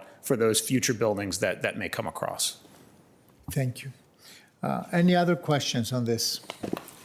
Vice Chair DeFerrari. No, go ahead. I'll wait. If it's on the same one, go ahead. Yeah, this is for the applicant. Maybe this is more for the county. Can you just clearly tell me what public view sheds are being protected or created by this plan with some level of clarity? Yeah, I can illustrate that. I'll pull up a slide here to show you. Oops. Is that sharing? Okay, great. So unfortunately, I think my cursor is not showing up. But if you look at the arrow, this is great. Okay, apologies about that. So this view shed, where my cursor is showing, you'll notice that this is, per our legend of our sector plan here, the primary route, the widest pedestrian route of the green ribbon, and then running parallel to that is a line of sight unobstructed by buildings, and so that is the view shed that is captured in the sector plan that staff worked with the applicant throughout the process to try to achieve. Okay. Thank you. That's good. Great. I just have a couple of questions in land use. I was trying to sort through. It seems like N1 is approximately a quarter mile from the metro station, and the S1 and C1 might be a little bit more, but probably less than a half mile. Is that a fair description? I think that's fair. Yeah. Okay, I think it's worth, at least from my perspective, it's just worth laying out that this, in a metro corridor, those corridors are from a land use perspective where we would want density, and mindful that we went through different stages on density in these, but that's all I have in this category. Thanks. Thank you, Mr. Vice Chair. Any other questions on this? Not so much. Still on building. On building. Yeah. Parking here. Yeah, we can. Yeah, it's transportation issue. Parking. Yeah, but we can go. Yeah, but parking is fair game to talk about and to begin to talk about transportation. No questions. So go ahead. No, I was just asking if it's part of category 2 or 3. I think you're saying it's in 3. I say it's in 3, but we can expand boundaries. That's fine. Okay, so on transportation, I think you mentioned the parking ratios are about 0.4. Can you walk us through, and you also said 0.6 today, maybe? Can you walk us through the parking calculations and kind of what the error bar is here.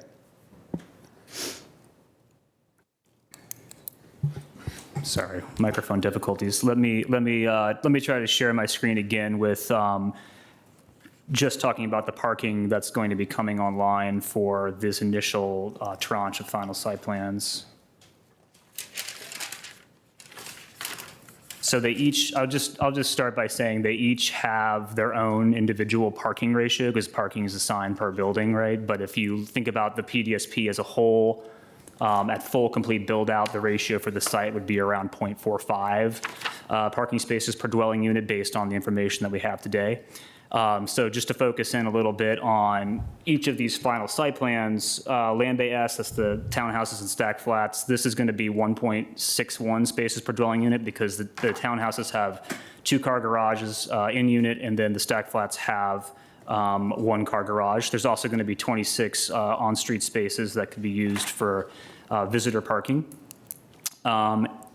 Phase 2, which is building N1, or we think will be phase 2, that's going to be 0.52 spaces per dwelling unit. That's what's proposed. I'll just say that we're requiring a minimum of 0.4 because that is what the off-street parking guidelines would allow. It also allows them a little bit of more flexibility as this site is building out to make sure they're not going below the necessary parking that they need to have on site. In addition to that, they have 32 retail spaces in the garage for that. They also have 215 parking spaces in the garage for the existing building residents to use, and we'll be requiring them to submit to us perpetual access agreements to make sure the access to those spaces is maintained.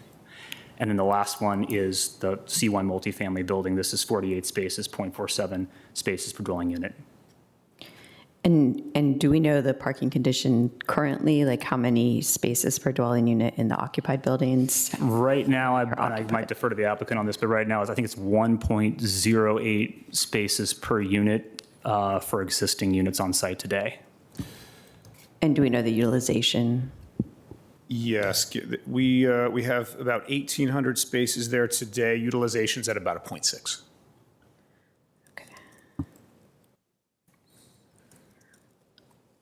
Okay. So I think as we're kind of moving through this phase of car dependence and being really close to the metro, like we sometimes overshoot how much we can decrease parking. I know across your portfolio and JBG's portfolio, there's plenty of parking in the broader area. Do you have a plan if there were to be a request for more parking than you have built? Would you be able to rent spaces adjacent? How would future residents adapt? Hi, Matt Ginnivan with the applicant. So in the first phase, we keep the existing buildings when N1 completes. Those 215 spaces that Adam referenced, that gets us back to approximately that 0.6 utilization that we have currently. I think one of the public commenters did snap some photos of all the available parking spaces around us. And those are conversations that we've had specifically as it relates to, well, we're under construction on N1. Mm-hmm. We know we will likely need some off-space parking during that time for existing residents. And so we've talked to the operators of both the West Post parking garage and the Fashion Center. Both have 1,000+ structurally vacant spaces and are willing and eager to enter into long-term lease agreements with us. Great. Thank you. I think that's it on parking. I have other transportation projects that I'll pass The Fashion along. Center has as much parking as an aircraft carrier. So, Yeah, I'll continue on parking, but fortunately, Ms. Cunningham hit on a majority of my parking-related questions, I think. But can you talk through a little bit how the parking ratios and parking management will work with both the interim and potential final conditions? Because I think one of the complicated parts of this is that future phases are only partly planned at this, and we'll talk about the phasing in our last segment, if I'm not mistaken, but it does make it a little hard to follow kind of what we think will happen, what will be the intermediate condition of parking ratios, and then if the site goes fully to completion with all of the phases, how do we know, how can we feel confident today that there will be sufficient parking at the end of all of those phases? And we'll start with staff. I will let Kedrick expand on how this is working per phase, but how we're going to know that we're okay when we get to the end is that we have a master parking plan that the applicant will have to submit that'll be basically amended with each phase as you go, so that at no point in time are we not being able to track and enforce and administer what the actual parking ratio of these buildings should be. Of course, the future buildings have yet to establish the exact parking ratio, but again, we know from our off-street parking guidelines what that target should be. But I would, Mr. Gibson. I think one other point that I think has been a common point we've heard is that for all of those other future phases, they will go through the SPRC process and be before you again for final approval. They will be nested within the site plan. However, each project will receive consideration, and we will bring then current conditions into that review. Okay, so before, I will let the applicant speak as well, but before we get to that, it sounds like, kind of to Ms. Cunningham's concerns, if we are sensing real world condition is greater parking utilization than perhaps what we're envisioning at this moment, as we do the future planning, that will be able to be factored into those future discussions. Yeah, and I mean, I would anticipate that the applicant would just be proposing the parking that they need based on their utilization rate when they come back for either to amend a final site plan that's already been potentially approved or for a future building as well. Great. And to the applicant. Great. Well, I think staff answered the majority of that. But as I mentioned before, we know what the parking ratio and utilization is today, and we've tried to match that as we go forward. With each site plan that's approved today, and including the existing, there is a parking ratio that's going to be in place that's got to be met. And we have worked with staff to develop a system by which that overall parking plan is going to be created and then updated with each subsequent phase to ensure that as these surface parking spaces come offline, that they're adequately replaced by the new spaces that'll be structured and be in a better location than a surface space, so that at no point do we fall under. As for those future phases, some of those are TBD, but we, in our PDSP documents, do have parking proposed for those as well. Great. And I have more transportation, but not more parking. Any other general parking? Because we have a conversation about parking on 15th and, the needs of one of the condominia on which we heard a lot of testimony today. It has to do with 15th Street. So there is a narrative that says that the Pentagon Ridge, right, condominium depends a lot on the availability of these 4 parking spaces on 15th Street, despite the fact they're problematic because it's very inclined and not very safe to get in and out, etc. Now, in general, how would we characterize the entirety of the public parking availability? On South Lynn, there is not none, basically, because they are not on the sides. You cannot park. The South Lynn is relatively, narrow, but you can park, and you can park on South Arlington Ridge Road, which is also walking distance from this condominium and others. And basically, all buildings there are multifamily buildings, and they have their own parking. Most of them, built at the standards of the 1970s, which were very generous. So one of the questions that I have is a residential parking program available to these streets and to these condominiums? I'm going to have Mr. Gibson weigh in. I don't know the circumstances of each individual building, but typically, site plan buildings are prohibited from being part of the RPP process. Right. Now, some of these buildings may be by right projects, and should the criteria of providing RPP be met, I believe those units would be available or possible to use that take advantage of that. Right. So it depends whether a building was a site plan building, and therefore assuming that it was parked to meet the needs of the residents at the time that it was. Okay. So this is something that can be still researched and seen whether there is any remedy.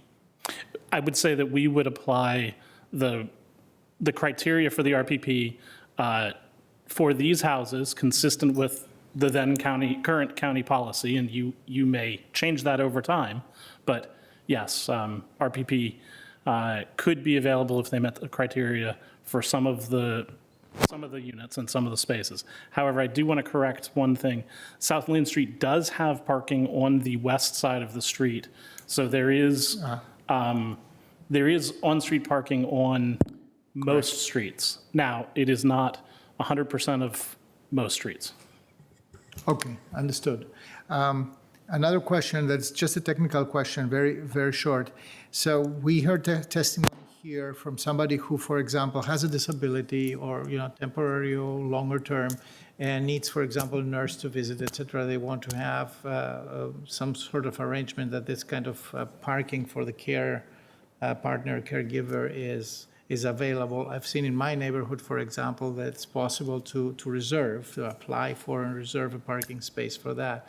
Would this be something to, for example, if somebody needs a nurse because, sometimes we need, is it possible to reserve, temporarily to reserve parking for a nurse? I will have to get back to you for certainty on that. However, I do not believe the type of parking that is provided in this area would afford that. Okay. Good to know. Thank you. Other questions? Just to follow up on that, if it were an RPP, like a residential permit parking area, you could do that, but this seems to be just general street parking today. Even in the RPP, it couldn't be reserved for an individual user. However, they could get a visitor pass to use the RPP parking. Right. Yes, Ms. Coffey. Great. South Kent Street is a fully new street connection through the site, is that correct? Okay, and do we have the streetscape view of that? Will it have parking or, I assume sidewalks, but I have not been able to find that in the many, many, many pages of documents included in here. We should, and it may take me a moment to find it in my slide yes, deck. it's deep in the depths of, but I think that's one thing I would be interested in looking at. And while we talk, I will ask a question, which unfortunately Mr. Gibson would be you answering, and therefore may be challenging while you multitask. But can you talk about our standard practice for transportation and traffic monitoring after a new development has occurred? Because I know we don't just, make all these decisions, build stuff, and then just let it go. And so I know there's a lot of anxiety in the neighborhood around what will transportation and traffic look like once things are built. What do we do as a county to make sure that we continue to maintain our streets? I guess I'm not sharing, so I'll answer that second question while I continue to try to share this. So we require, as part of the transportation demand management conditions, post-occupancy travel studies for projects. And so this project will include the requirement for almost $50,000 in funding to support that studying of the River House site at specific intervals. I think it's 2 and 5 years afterwards. Those funds will come online depending on which project. So they're split typically across the C and the N1 projects.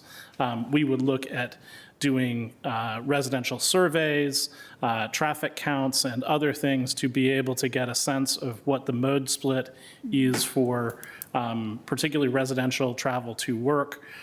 We have done that extensively and have a great record of that for Pentagon City and Crystal City. We've reported that as part of the 22202 data.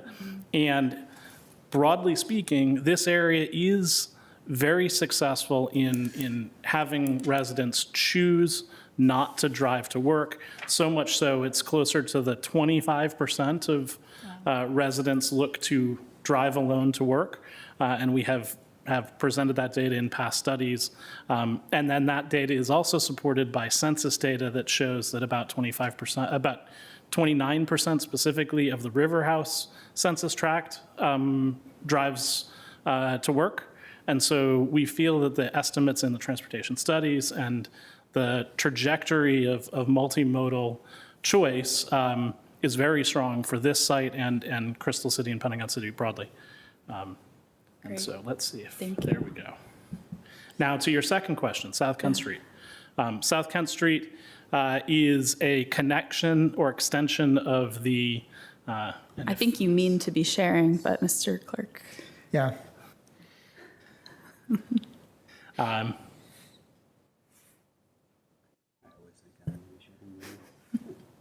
There we go. South Kent Street is an extension of the existing neighborhood Kent Street, and that will connect through to Lynn.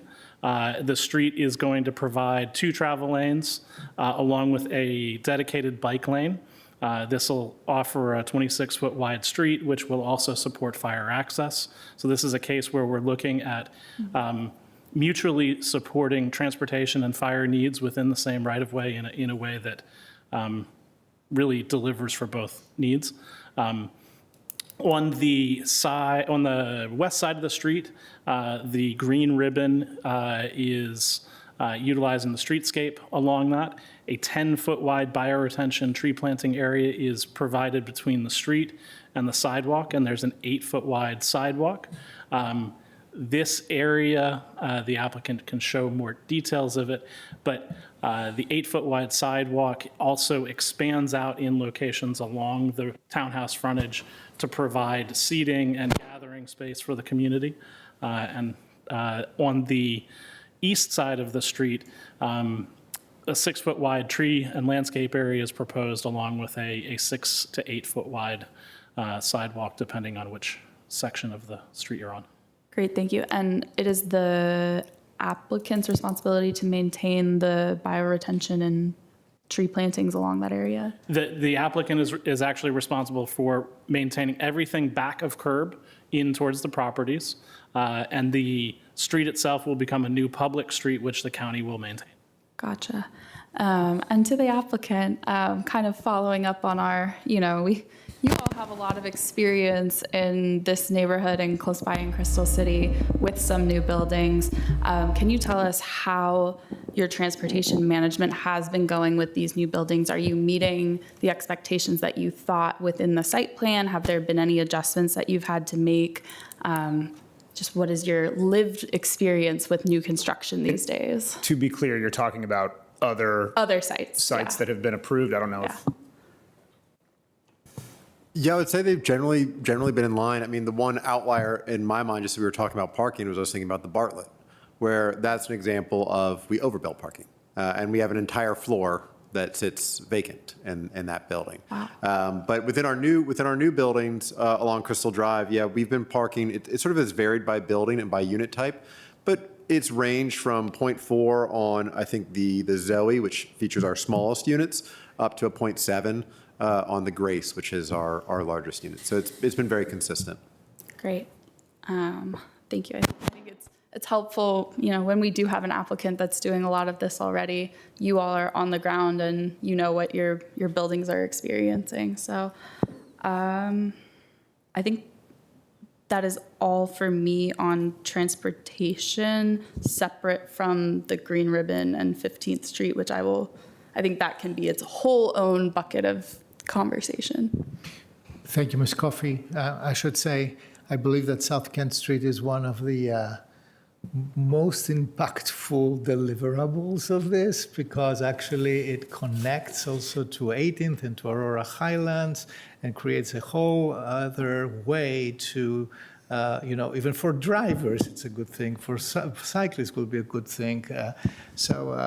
That's an amazing connection that's not there today and will make the life for those who are on top of Arlington Ridge and those who live in River House far better. Mr. Spain. Yeah, I'm just going to tack on to the back of while we're on transportation, and this is back to staff. Listen again to some of the testimony, and I'm reading through a lot of the commentary that's come in.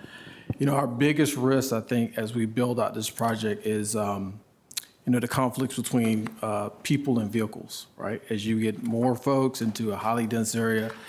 And you've talked a little bit about what we're going to do in 5 years and how we're going to review and analyze the impact. What happens if our assumptions don't hold true?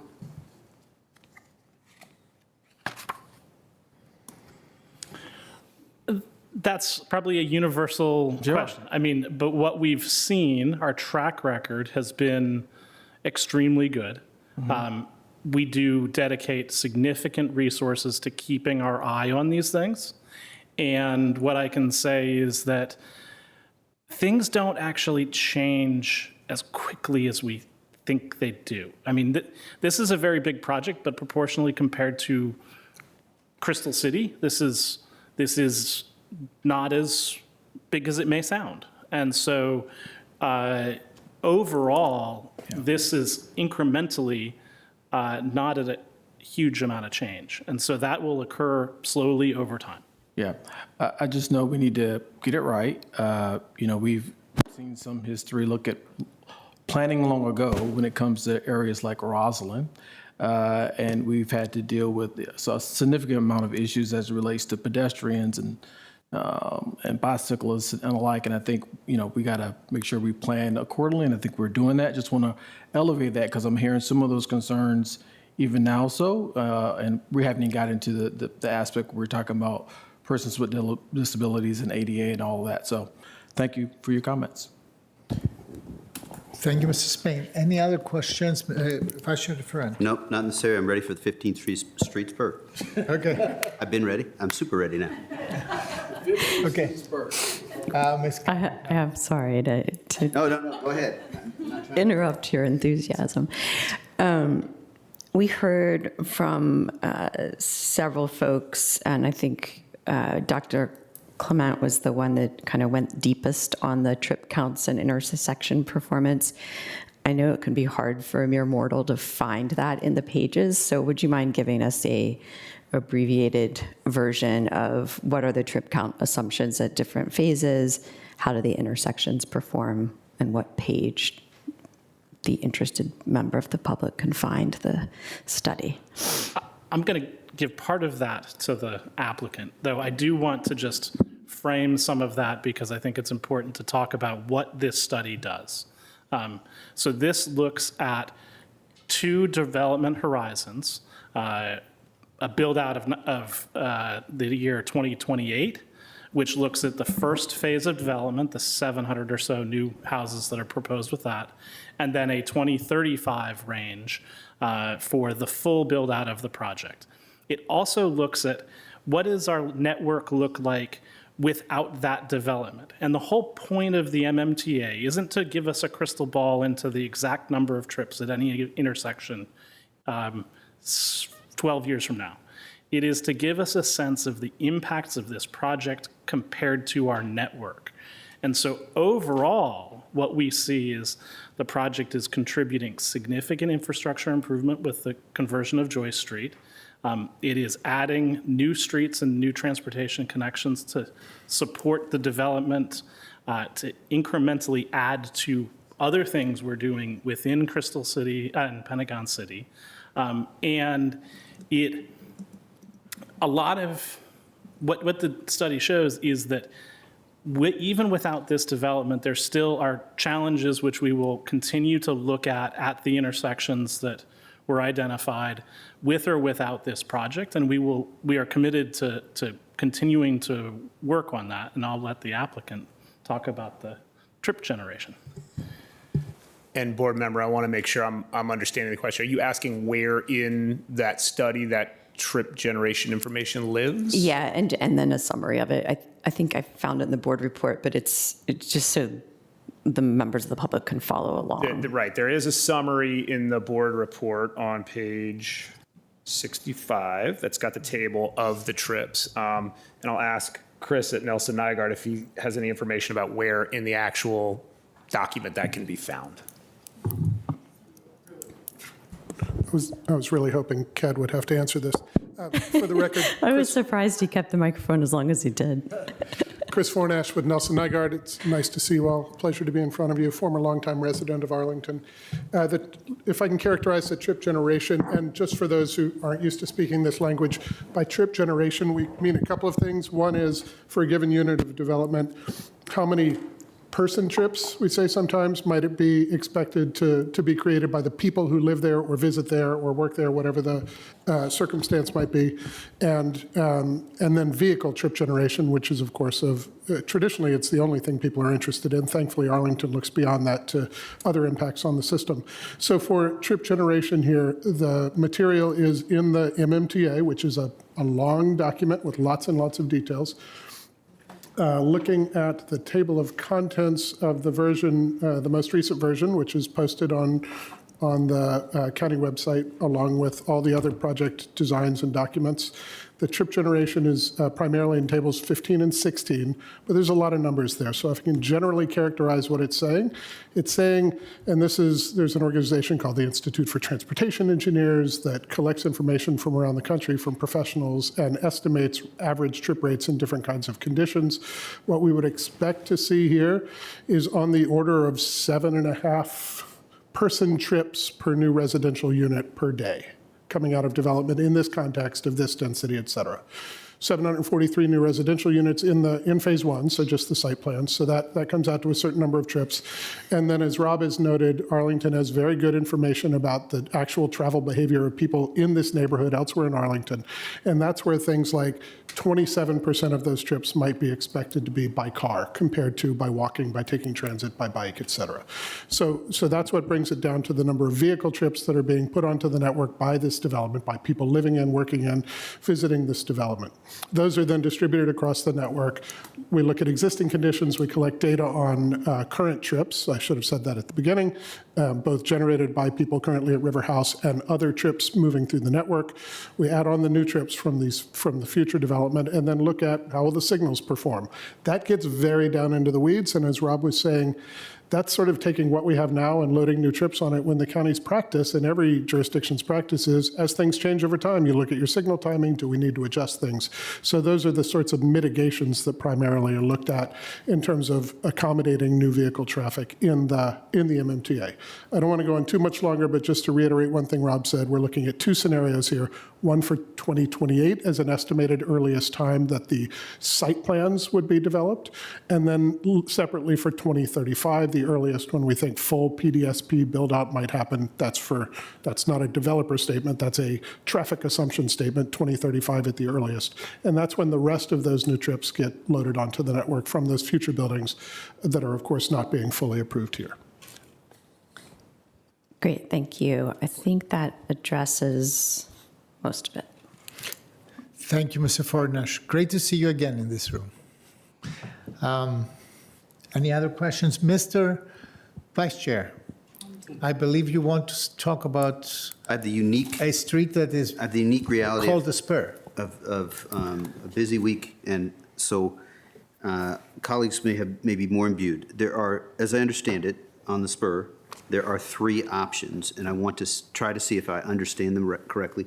Got a little tutoring, frankly, from Ms. Coffey, but you all said there's quote alternative 1, alternative 2, and staff recommendation. And I don't know if someone can help us see the 3 pictures. That would really, I feel like I'm, explain it to me like I'm a 3-year-old or a 3rd grader is the right from the movie. But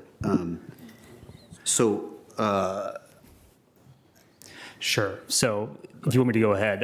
So this is the condition that we worked through SPRC to achieve. This is what's in the 4.1 plans today. This is the county manager's recommendation.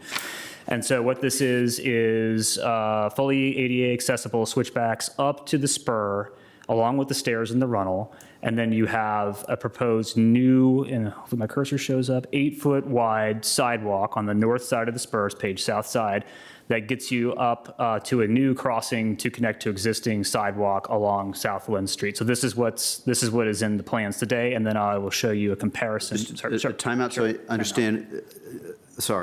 On this one, the number of parking spaces that wouldn't be there is somewhere in the neighborhood of 10. Is that? There are approximately four on-street parking spaces that would be removed on site. So regardless of the condition on site on JBG Smith's property, there are about 3 parking spaces that are gone. So be removed. 3 plus 4, is that the sidewalk leading to 7, or you mean what do you mean on site? Where would the other? So there are I think 3 to 4 spaces that are on the JBG property that are outside of the right-of-way today. Yeah. So those are used by the neighbors to support the community. Yeah. And those will be removed with any of the 3 scenarios you're looking at. The next question is on-street parking on the public right-of-way of 15th Street. And this proposal would remove all of the spaces. I think depending on the size of the vehicle and how close they park to the intersection, you could probably get 4 to 6 spaces in there. Okay, I'll go with the folks that live there that say they're about 8. What the other 2 proposals would do is they would not change anything on the east side of the street. They would keep the street exactly as it is. And on the, I say east, it's actually north. On the south side of the street, pedestrians would use the existing 4-foot wide sidewalk, which is separated by a planting strip, cross the 2 driveways, and then wrap around to South Lynn Street, which has been, the sidewalks have been recently rebuilt by the county under those 2 scenarios. So you'd get about the same amount of parking today if you went with the 2 existing, the 2 alternatives, whereas the staff recommendation shows removal of all the parking.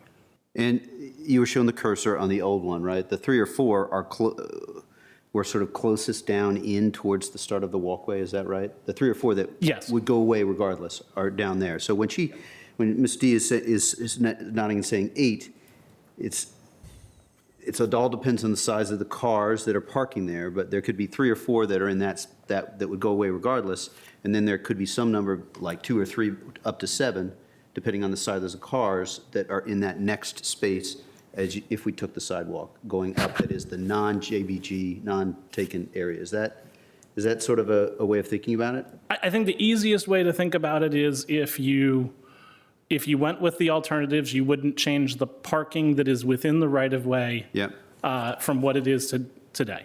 Got it. I'll yield. Thanks. Yes, Ms. Coffey, if you want to ask something. I have one question, just conceptually, but go ahead. Well, so I think one of before we proceed on any of our alternatives, there is an alternative which is not presented that I understand was evaluated, which is having the connection of the green ribbon walkway come over to the Lynn Street side rather than 13th or 15th Street at all. And I understand that there are reasons why that was not presented today. Yeah, and let me go into actually two alternatives. That's the first one. Oh. The first one that you're mentioning is a full extension of the ramps and stairs up to Lynn Street. Mm-hmm. And as was mentioned previously, it's about a 53-foot grade change from the bottom of the hill to the top. The existing design shows about 500 feet of ramping. In order to meet to get it all the way to the top, you need about 500 more feet of ramping. And that would have a very significant both construction cost and impact on that hillside, if it could be delivered at all. The applicant has stated that it would be not possible for this project to deliver that. We had also looked at a third thing that I think is more alluded to in the Planning Commission letter, which is an option that provides parking on the north side as well as a sidewalk. And we found, because of the way the grade is on the north side of the property, so as it goes into the JBG site, that hill drops off rapidly. And because of that, it's very difficult, if not prohibitive, to build a sidewalk plus the parking. So that's why you don't see an option that delivers that. Great, and that is exactly, and I would imagine also the impact on trees were you to build really like through that area. So I think that is helpful in understanding what we are not able to look at and why. I know that those were alternatives that people were really interested in, and I'm glad they were investigated. But I think, at least for me, I'm at a point where I understand sufficiently why those can't be considered here today. Thank you, Ms. Coffey. Quick question. I would like to see the PC motion alternative design. What was the rationale about taking away the switchbacks? Because as far as I understand, I get the issue with the grade and the enormous, more than 600 feet length of that. But the initial, the so-called hybrid design on the actual ascension has spaces to rest, spaces that provide views. This is basically an extension of a public park amenity. This is actually a nice place. People will stop there and take photos and selfies with the backgrounds, etc. So why curtail that so severely? I'm assuming this is for me? Yes. Okay. For the record, my name is Tony Striner. I'm representing the Planning I Commission. don't believe that your microphone is on. Is it? The red light is on. Now Everybody hear me? I hear better, yes. Okay. Yeah, I mean, the biggest concern that we as a commission had with the slopes and all of that was just the significant amount of concrete that would have to be used. There's just a lot. A, it's expensive. B, it's a huge environmental impact. You have a lot, and you're getting away from some of that green space.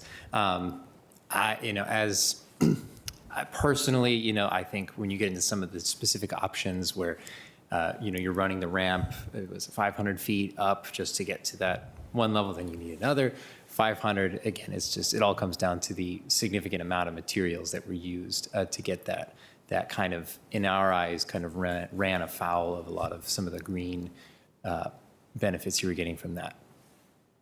So that means that the commission, that doesn't apply to the first segment of the ramp, from the lowest segment on the ramp.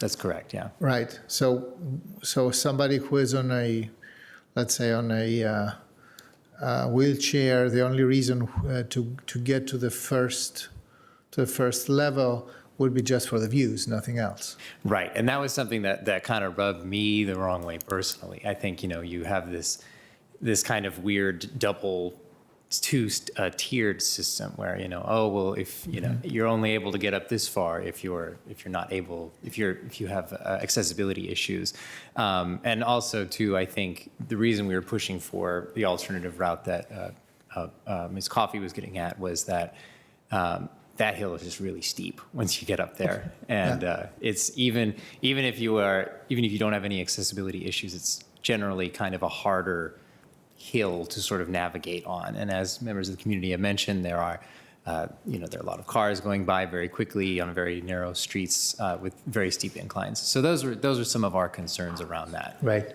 Okay. Thank you. I just wanted to understand what the thinking was behind that. I have a better understanding now. Ms. Cunningham. I have a couple questions for staff. I see there are a lot of topo lines there, but I can't get in close enough to see just how bad it is. And I know that you've looked at many, many different alternatives here. Is there an alternative where you would have a connection from the zigzags back to Lynn Street, but much closer, actually back to Kent Street instead of all the way to Lynn. Like a side exit. Yeah, so you could sort of, an off ramp. So you could have a loop feeling even if you were with limited mobility. I mean, I drew it. I think it's probably doable. Can you pass that along? That might need a little understanding. That's saying to some sort of Yeah, if I could jump in while he's taking a look at this. You think it's beautiful, don't you think? The drawing was great. Absolutely. Okay. It's important, and you can't see it on this one, but it's important to see that other path that we have along Kent Street that provides the accessibility to get up to Lynn Street. So I think that as you all consider this and what design makes the most sense, it's important to keep in mind that all of them provide for this accessible route running along Kent Street. Right. So to speak to your notes specifically, I think one of the challenges is that we are not proposing sidewalk on the Got it. On Kent that Street. side of Kent Street. Got it. My directional challenges are coming in here. You'd add a pedestrian crossing and to so the east side. Yeah, it would just present more stuff in there. Gotcha. You would have to.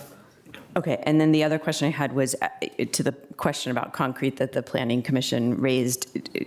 Did you look at the possibility of a lighter touch, kind of elevated surface that's more of a suspended bridge? I mean, not a suspension bridge, but that's above, so you're not interrupting the tree roots to the same extent? So I'm going to kick that to the applicant because their existing plan shown in both the hybrid option and the staff recommendation does include elements with that. Okay. But I would say you guys can answer how you included that thought. I can jump in here. Carlos Mendia with the applicant, with Bowler Engineering, civil engineer for the project. It's a hybrid construction scenario. So as you were alluding to, it's hard to see the topographic lines, but when you're looking to build any sort of decking structure, you do need, area for laydown, area for construction equipment, machinery. While we do have decking structure, you can see it there in the hatched area. That is directly adjacent to the existing parking lot, so you can still kind of build it. It's in the background. If you were to take decking all the way almost, a 2-to-1 hill, it's very, almost nearly impossible to construct versus, laying down supportive excavation and then pouring a concrete wall. That is, feasible to a certain extent. So for those limitations, it's why we considered to continue down this path with staff. Got it. So you've done decking where it's feasible to build it, but it's infeasible to build it in some of these locations. Okay. I would add that in the two designs that you see as it's shown on the screen here, much of the space below the lower half of the ramping is within the existing parking lots and not impacting the hillside. So there's a pretty significant portion of that is actually going to be returned to green space. I see. And so, yes, it is very difficult to tell how many little topo lines you have to deal with. And one other thing I'd like to add to answer your previous question on Kent Street. So the reason the sidewalks are separated and you saw that other path, alluding to the bus stop and up Lynn, the proposed Kent Street, north of the green ribbon is still an 11 to 12% slope. So you'd be, you would have the same situation that we're getting feedback on 15th Street Spur. So for that reason, separate connection also wasn't considered. So just as a remark and a footnote, Arlington County has actually collected valuable experience with creating different types of side, of walks and ramps. The Ballston Beaver Pond has, metallic supported, so no need to dig into the hill. You support them outside. They are mostly grates, so they are completely ADA compliant. They're completely permeable, no concrete, no impervious. and fantastic views and very safe for use. Just saying. It's not like we haven't done it before. We are obviously completely incapable of imagining a place with hills that need to be done, but not that much. So I do want to point out, though, that we are doing that very significantly with the project in the N segments of the green ribbon to limit those impacts. This does it to some extent, but not for the whole segment of the ramping. And sorry. the other spur question I have is, can you describe a little better the driveway cuts there to Pentagon Ridge? Is it two, there's sort of a loading entrance and a regular car entrance, or how does that work there? I'm sure we'll get a little bit of input, but it is two separate levels of parking with their own garage access. So half of the units would be on one level and half the units on the other. And is the trash pickup on the higher one, or do we know? Okay. But it's still on the. Because we don't have an alternate 4, 5, and 75, is there, did you guys think about decking over part of 15th Street so that this, or shortening it so the spur would only go above ground to the trash side and then it would dip under? No. So I see lights to my left. Ms. Coffey, then Vice Chair Ferranti. I hope my colleagues will indulge me a little bit and help me get a temperature of the 5 of us around kind of, we will have many decision points in front of us, but around an alternative that preserves the parking on the street in the right-of-way versus an alternative that does not preserve the parking in the street on the right-of-way. I think my sense of the group is that we would like an alternative that keeps the street parking there. And I'm seeing at least... Yes, no. Okay. Yes, Your Honor. I think that helps us move this along ever so slightly. Okay. And from there, we still have 2 alternatives left. So a couple of questions. The 2 alternatives that move the sidewalk to that south side of the street that is depicted as north in all of my pieces of paper. The original version before the alternatives shows a crosswalk at 15th Street South, but not in the alternatives, and that's because going down the hill that way, there is no crosswalk on that side, is that right? Or there is no sidewalk on that side? Getting nods. Right. This is good. There's no sidewalk beyond that. And then with the alternatives, you don't need it because the pedestrians would be routed to the existing sidewalk on the south side of the street. Okay, great. And so I'll just share kind of where my head is at the moment, which is the grade going uphill with all the switchbacks does seem really, really challenging, if I'm honest. I think if you have mobility issues or you're pushing a stroller or something, going up that direction is probably not something you're really keen on. At the same time, going down is something very different, especially if you're walking, and to have, I kind of, from a design perspective, like that there is almost a departure into the wooded area from an amenity and green space perspective. But I am wondering if, what are the things we can do, I think, around wayfinding or signage to make sure that people know, one, there is an alternate route that has a different grading and might be more attainable, and 2, that, if you do take this is steep. and it may not look steep when you start, but we don't want people to get part of the way there and not know. So what are our options there? I think that if you were to go with the two options that have the multiple viewing areas, the one option now that has the multiple viewing areas, we would expect that we'd work with the applicant to develop appropriate signage to inform that there is an alternate route if you're looking to travel to somewhere outside of this public gathering space.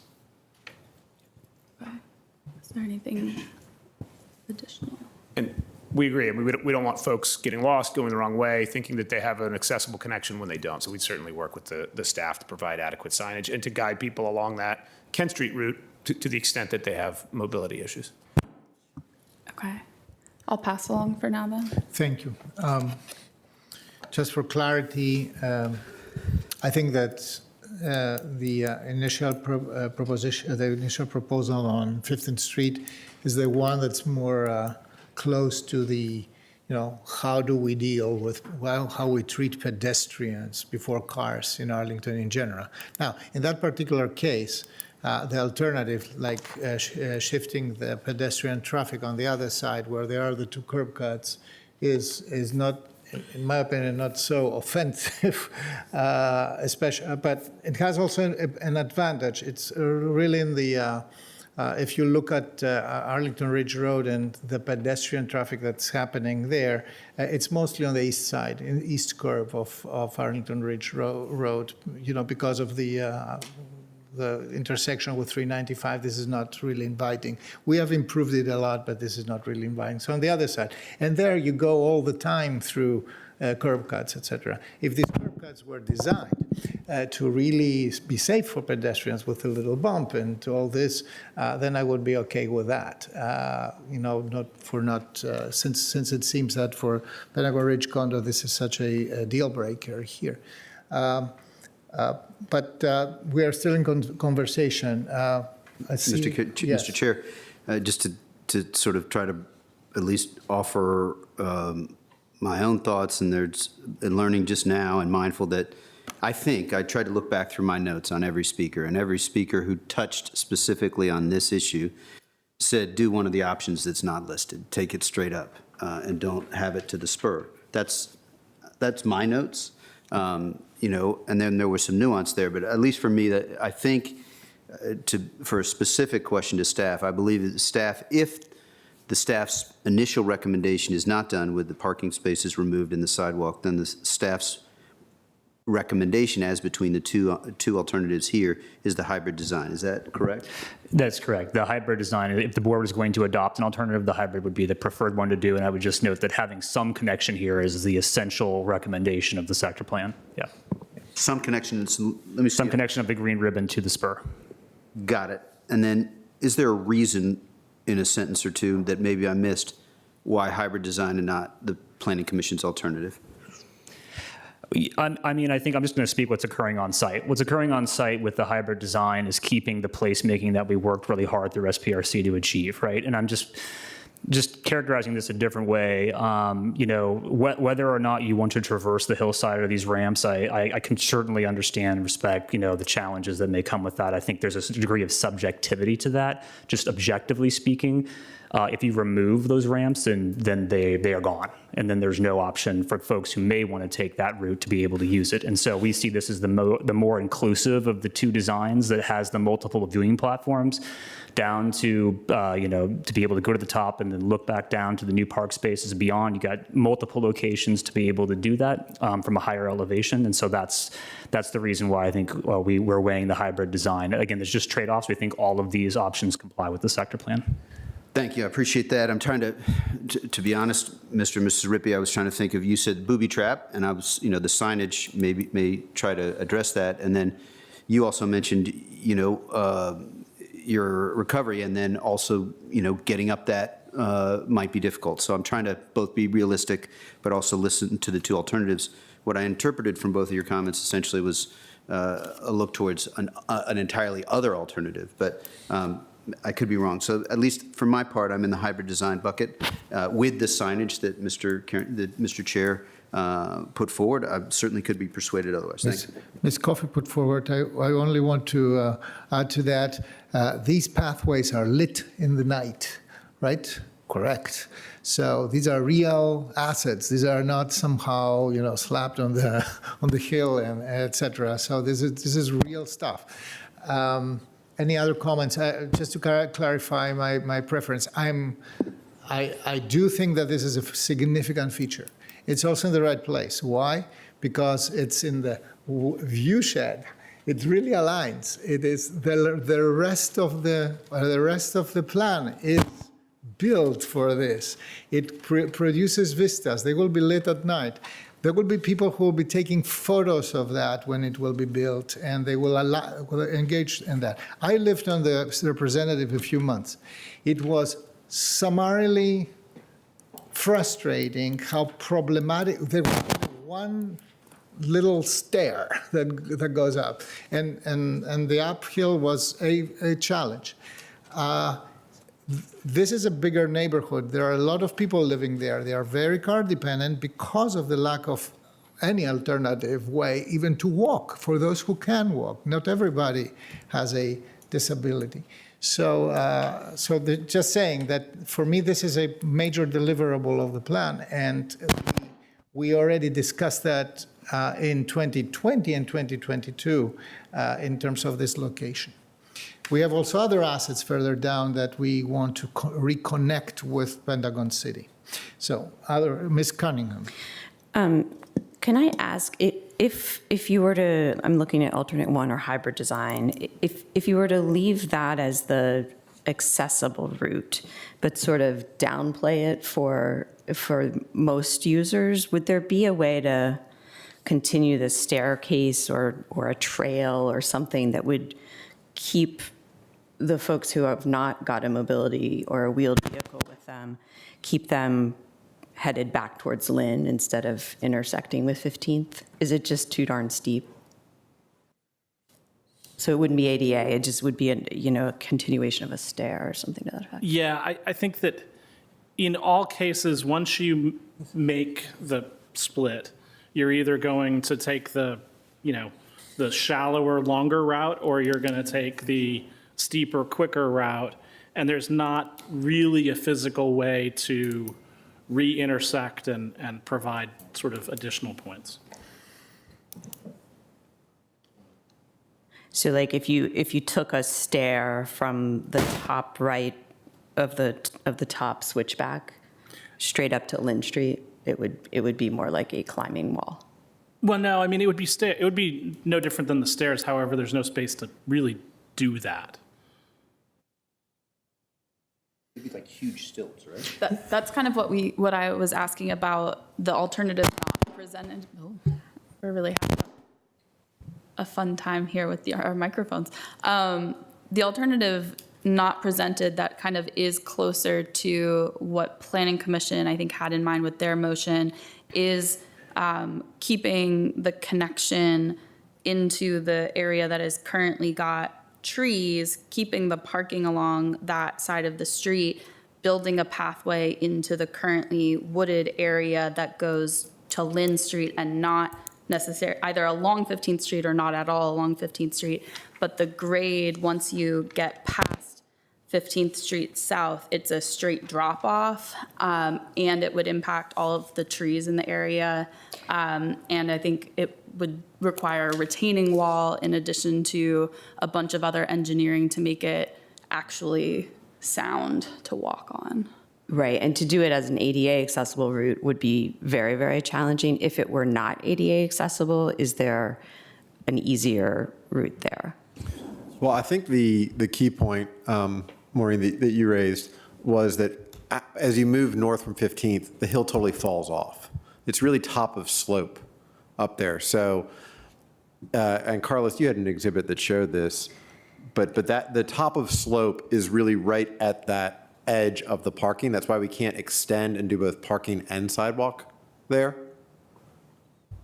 I know we're all sort of talking with our hands to describe something that would be better visual, but I think what you're suggesting is having a stair coming off of the ramp up to the corner of the 15th Street spur and Lynn. So the ISO lines here that I see in the topographic, they are 5 feet each, right? 2. 2 feet. Yeah, 2 So there are 12 between the last bend of the last and the top. So there's a 2 by 12. It's approximately 24 feet. 24 to 25 feet. So in a matter of this much, we have to solve for 24 feet. That's almost Correct. And one thing I would add is, the current stairs are built looking at the hill. To do what she's proposing, you'd be building the stairs on the hill, like you're in Tibet or something, you see those stairs meandering up on a hill. That's what we would be trying to do, and it really becomes, you have to just get rid of the whole hill. You're filling the whole hill at that point. And it's what's hard to perceive here is that the part where the spur is and the stairs that are shown is the longest stretch to deal with the 50 feet of grade change. As you move into the hill, you still have to deal with the 50 feet of grade change, but you have to compress that. So those lines get even closer and closer and closer. correct. And actually, I thought that on 15th Street, a terracing of the sidewalk would be inevitable at some point because this is really very steep. Right, and we do have a section, I think the applicant provided, if we want to share my screen.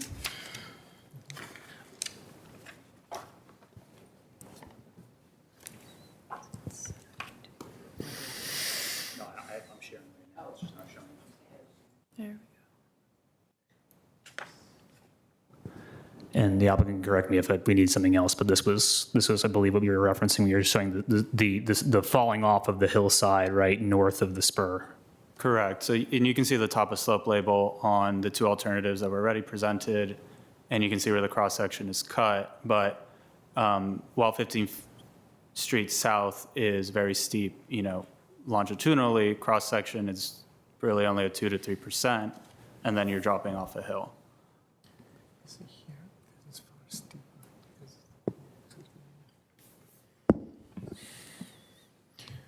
Okay. Ms. Cunningham, I see you, and Ms. Coffey, I see your light. Just one last question, then I'll hand it back. I think the other question that would come to community members' minds, and I'm sure has a lot of zeros at the end of it, is either a lift or a elevator that would get you up that staircase. Like a stair lift. Yeah, I think that you've summarized it. It would be expensive, and the sort of cost of benefit would be something that we'd really have to probably struggle with. I asked that. And I know that the future users of these stairs will ask for that. We'll be then ready for that. So. Did we cost it out? We didn't, we do think it would be cost prohibitive. Okay. It also would be difficult from a design. You're talking more of a funicular than you're talking an elevator. And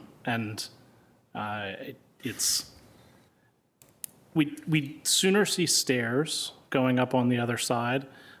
We did look at stairs and just the construction feasibility of much more than what we're seeing here is very difficult. Gotcha.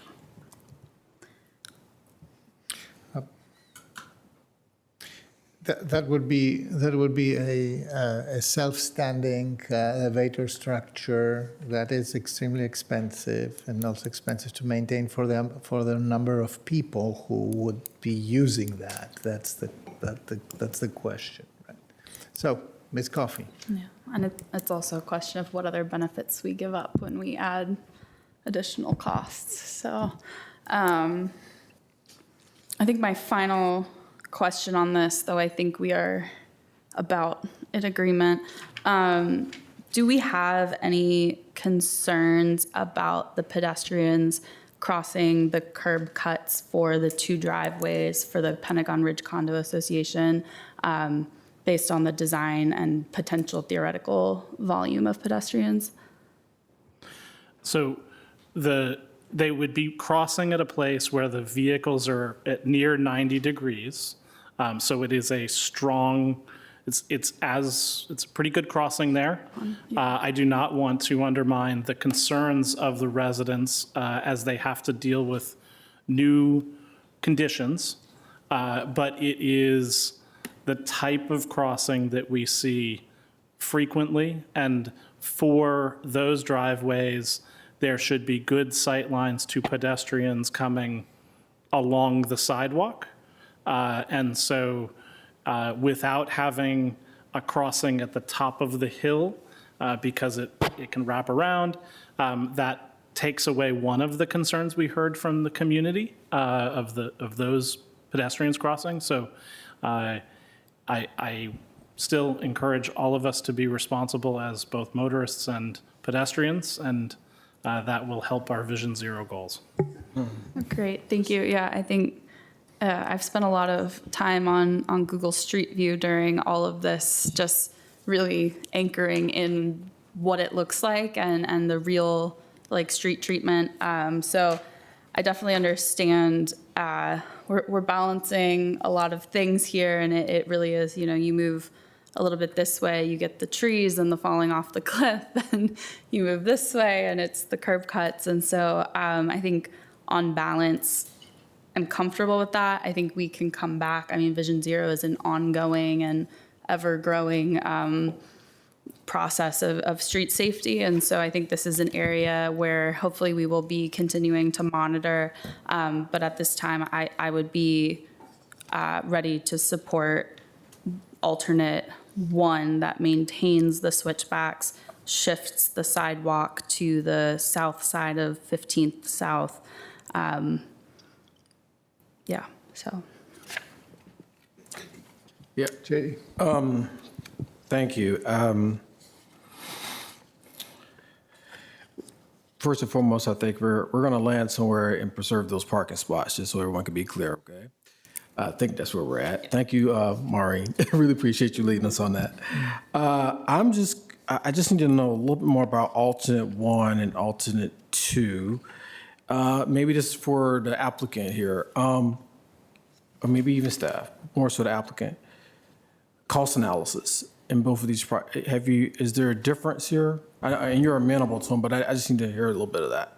They're comparable. They're comparable? Okay. All right. And in staff, just so I can be clear, you're thinking we should land with the hybrid model. That's what you want. Correct. The hybrid design, which is also what the applicant referred to as alternate 1 in their presentation. Yeah. And Adam, one thing. Be clear, why not 2? I think that they all comply with the sector plan, but again, I think the hybrid design provides better placemaking and more inclusivity on site. Sure. And I think it aligns with the goals of the sector plan specifically, which is really what's before us here. In consideration of that, I think that this is designed to go with. Again, the PC motion alternative does do that, just not to the same extent. Sure. And I think that we talked about the signage helping people know that they could get around to a different place. We would also use that signage to indicate that these new public spaces are inclusive spaces. They would be designed so that users of mobility devices would have space to enjoy them also. Right. Yeah. So, colleagues, where are we with our inclinations on the issue? I'm in alignment with Ms. Coffey, and I'm sure also with the line of questioning that Ms. Cunningham had, which was we want more of more for nothing. And that seems to me that, the way across with a suspension bridge that was, all that, I accept your comments and applicant's comments that would be costly enough. I'm thinking of Angel's Flight in Los Angeles. These are, different places. And so I'm in alignment with Ms. Coffey. I think I'm mostly aligned. I would like to ask, though, if we go with the hybrid or alternate 1, is there any change to the intersection of the Spur and Lynn Street? It sounds like trash trucks and others may still be working on Vision Zero implementation. Is there any way we can help signal that, slow folks down, or show this as a shared street more explicitly? One, we are making sure that the pedestrians and vehicles are separated in this approach. So there is no crosswalk, there's no sidewalk on the other side of the street along Lynn. Oh, I see. Yeah, so you're not even crossing. You're not putting a crosswalk. No conflict whatsoever. Gotcha. And I would say that independent of you approving this project, we would look at 15th and Lynn from a Vision Zero perspective, from our responsibilities as a county, regardless of this decision-making. But right now, this decision-making does not change anything for that situation. Can we commit to doing it concurrently, kind of to the point of there's going to be a lot of construction? Could we get it all done at the same time? Because I think that would address a little bit of the trash truck problem, to have a narrowing there. We'll look at it. We can incorporate that into the design. We have not seen that issue in our review to date, but we'll go back and look at it with the civil plans. Yeah, and I think those who reside there have mentioned it, so I think it probably might not be when you've got an Arlington County car parked there. People drive a little better. At least I do. I will commit to go and meet the residents on site to have a direct conversation about what they're seeing without changes to this project. Great. And then I would just ask, as we're doing that, if we can think about the surface of 15th Street and sort of maybe in 20 years, those spaces won't be as needed because everything will be a little bit different. Would we want to have a surface change between, what is the parking lane essentially and might someday be a pedestrian spot and the roadway, or is that, leave that for another time? I think you raise a very good point. This is a space within the right-of-way, and if you as the board and our directions change in the future, we can make changes within the right-of-way, but right now, the path that you're moving on is keeping those parking spaces, and I don't want to project a future we don't know about. Okay, good. Thank you. Any other comments? My comment is hybrid is fine with me, and I'm there. 5th Street South, the intersection with South Lynn Street needs work. The radii are too big, too wide, so they invite to be faster. And also the future closing the loop from those who ascend through on the longer. That's actually not a longer pathway on the south variant of that. Being able to cross back. I mean, this would add a pedestrian crossing there, which is feasible. And it's not to me, it's not an immense problem. We still preserve that's the public right of way for future consideration if things change. So, any other considerations on that? So then, finally, let's move on. Anything else on this issue? We heard a lot about noise called also sound, which is stunning to me that it's a discussion, but it's a serious thing. I mean, I always remember that just next door is a complex of highways that measures 27 lanes across. I just counted them. So any discussion on that? Maybe on the additional noise of HVAC compressors on the roof of buildings that how they project the noise and how is it? Oh, okay. Here. I do want to ask a question to the applicant. There was a testimony made today about consideration of HVAC systems being placed internal, right, to buildings. Can you talk a little bit about that? Did you consider it? Sure, yeah, no, happy to. So one thing just to emphasize on the design is that as we move through the design process, we go through major phases of design. And right now, we're somewhere between concept and schematic design. After this, we'll go through design development and construction documents, and that's when we'll get into the actual specifications of the equipment. So right now, we don't have specific equipment specified, but we have evaluated the system to know that we'll be able to meet all of the various requirements and additional obligations that we've opted into. So these buildings, are obviously designed such that they'll be able to meet building code, the noise ordinance, and also the green building incentive policy. I raise that just because it's through wall units that I know some, the West Post has those. They are generally cheaper, which is sort of a benefit on a per unit basis, but they come with a lot of compromises. One is that you're introducing a lot of new penetrations into your facade, which is not great for your thermal envelope. And in addition, you're taking out living space. You're taking out sort of a 3x3, so 9 square feet for each one of those, and also window line.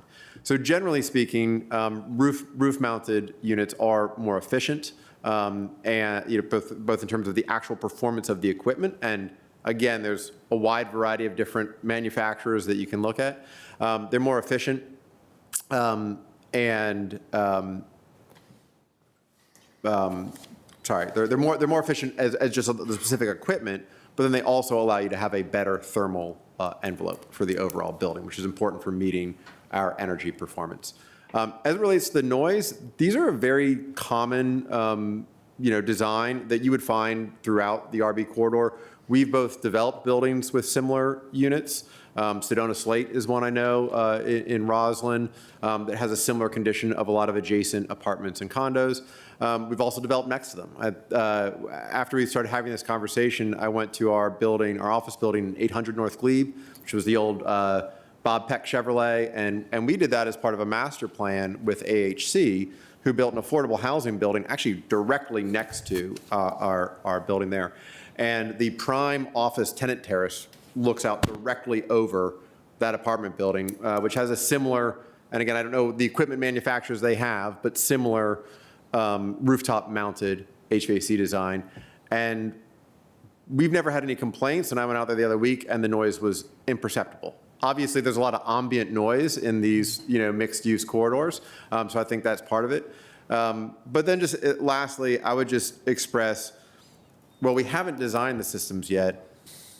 I don't want to hedge it all. I have 100% confidence that they will comply with the noise ordinance. We will have to go through that process and actually go through actually spec that material.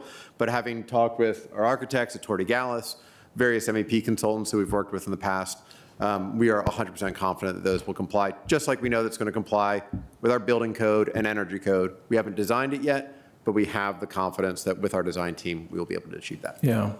Well, thank you for that, and appreciate you staying within the confines of our policy and ordinances. I just think as we continue to look beyond the horizon here in Arlington, even at next-gen technology, right, and new build-outs that, just because we've done something a certain way over the years, and I know you're going to keep your finger on the pulse and at the tip of the spear, because a lot of folks who move into these places and purchase property, right, they buy it because of a number of things, not just the amenities, but also views. So I get it, right? New build out happens, and the next thing you know, you're looking at the tops of air conditioning units and HVAC, and like, that's not what I paid for. So whatever we, continue to do to kind of mitigate not just noise, but also just the ambiance and how that kind of blends in with our community. I know you're on top of it, so thank you for your response, and I'll turn it over. Thank you, Mrs. Spain. Ms. Cunningham or anybody? Yes. No. I have a question about all of this. So first of all, I really, just as a statement, I really appreciate sensitivity on noise. And noise is a pollutant. There is no question about that. In dense and urban spaces, it's a very good idea and a good proposal to actually monitor that, and over time to find ways to mitigate that. That involves everybody, including the existing buildings, the transportation involves Arlington County, et cetera.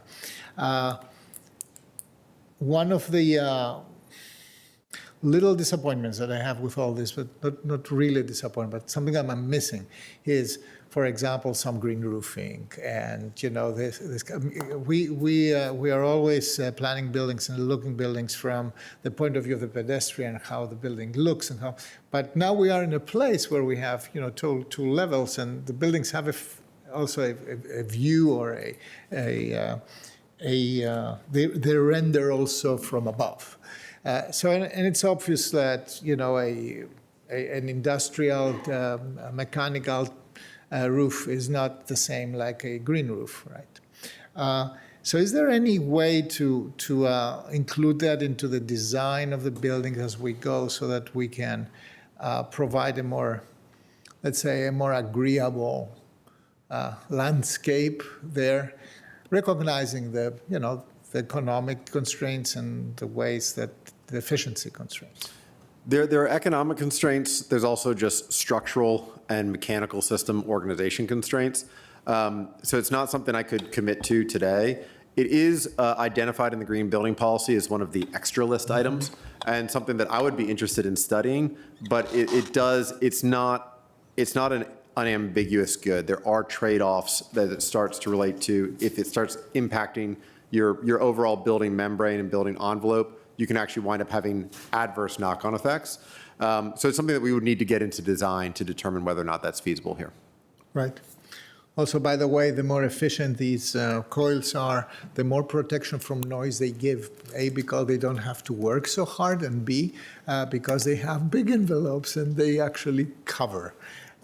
So that's on this. Are there any other considerations on phasing, on construction? We heard about the construction hours, etc. This will be a site plan issue, right? Correct, staff, right? Yeah, I would just say we already have a very robust construction-related site plan requirements that are required of all site plans, including this, and that includes. Let me just share my screen just to throw the list up so everybody can see.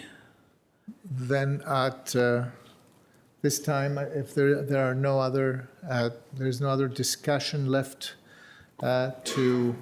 I think there is other discussion left. There is? I think skipped over community benefits. So, yes. Community benefits, I don't want to skip them. I think our staff would like to speak. I would like our staff to speak to the construction-related site plan requirements. And then I think we skipped over the category that was community benefits, which Ms. Cunningham has questions on, and I have additional phasing and process of phasing questions. Thank you. I'll make this very brief. Each final site plan has its own set of construction-related site plan requirements. We require this for all site plans. So that includes things like the maintenance of traffic, construction hauling route that has to be shared with the neighbors as well as the police department, on-site construction activity limitations, and those importantly are tied to the noise control ordinance. On-street parking plan that's required for the construction workers to submit to zoning, and then community outreach includes having a liaison throughout construction that the applicant developer will provide, and then also holding a community meeting prior to clearing the site. That's for any of these final site plans to go over things like the construction hauling route plan, location of the construction trailers, worker parking, et cetera. So in addition to that, they of course have to comply with all of the county code and state requirements and federal laws as well.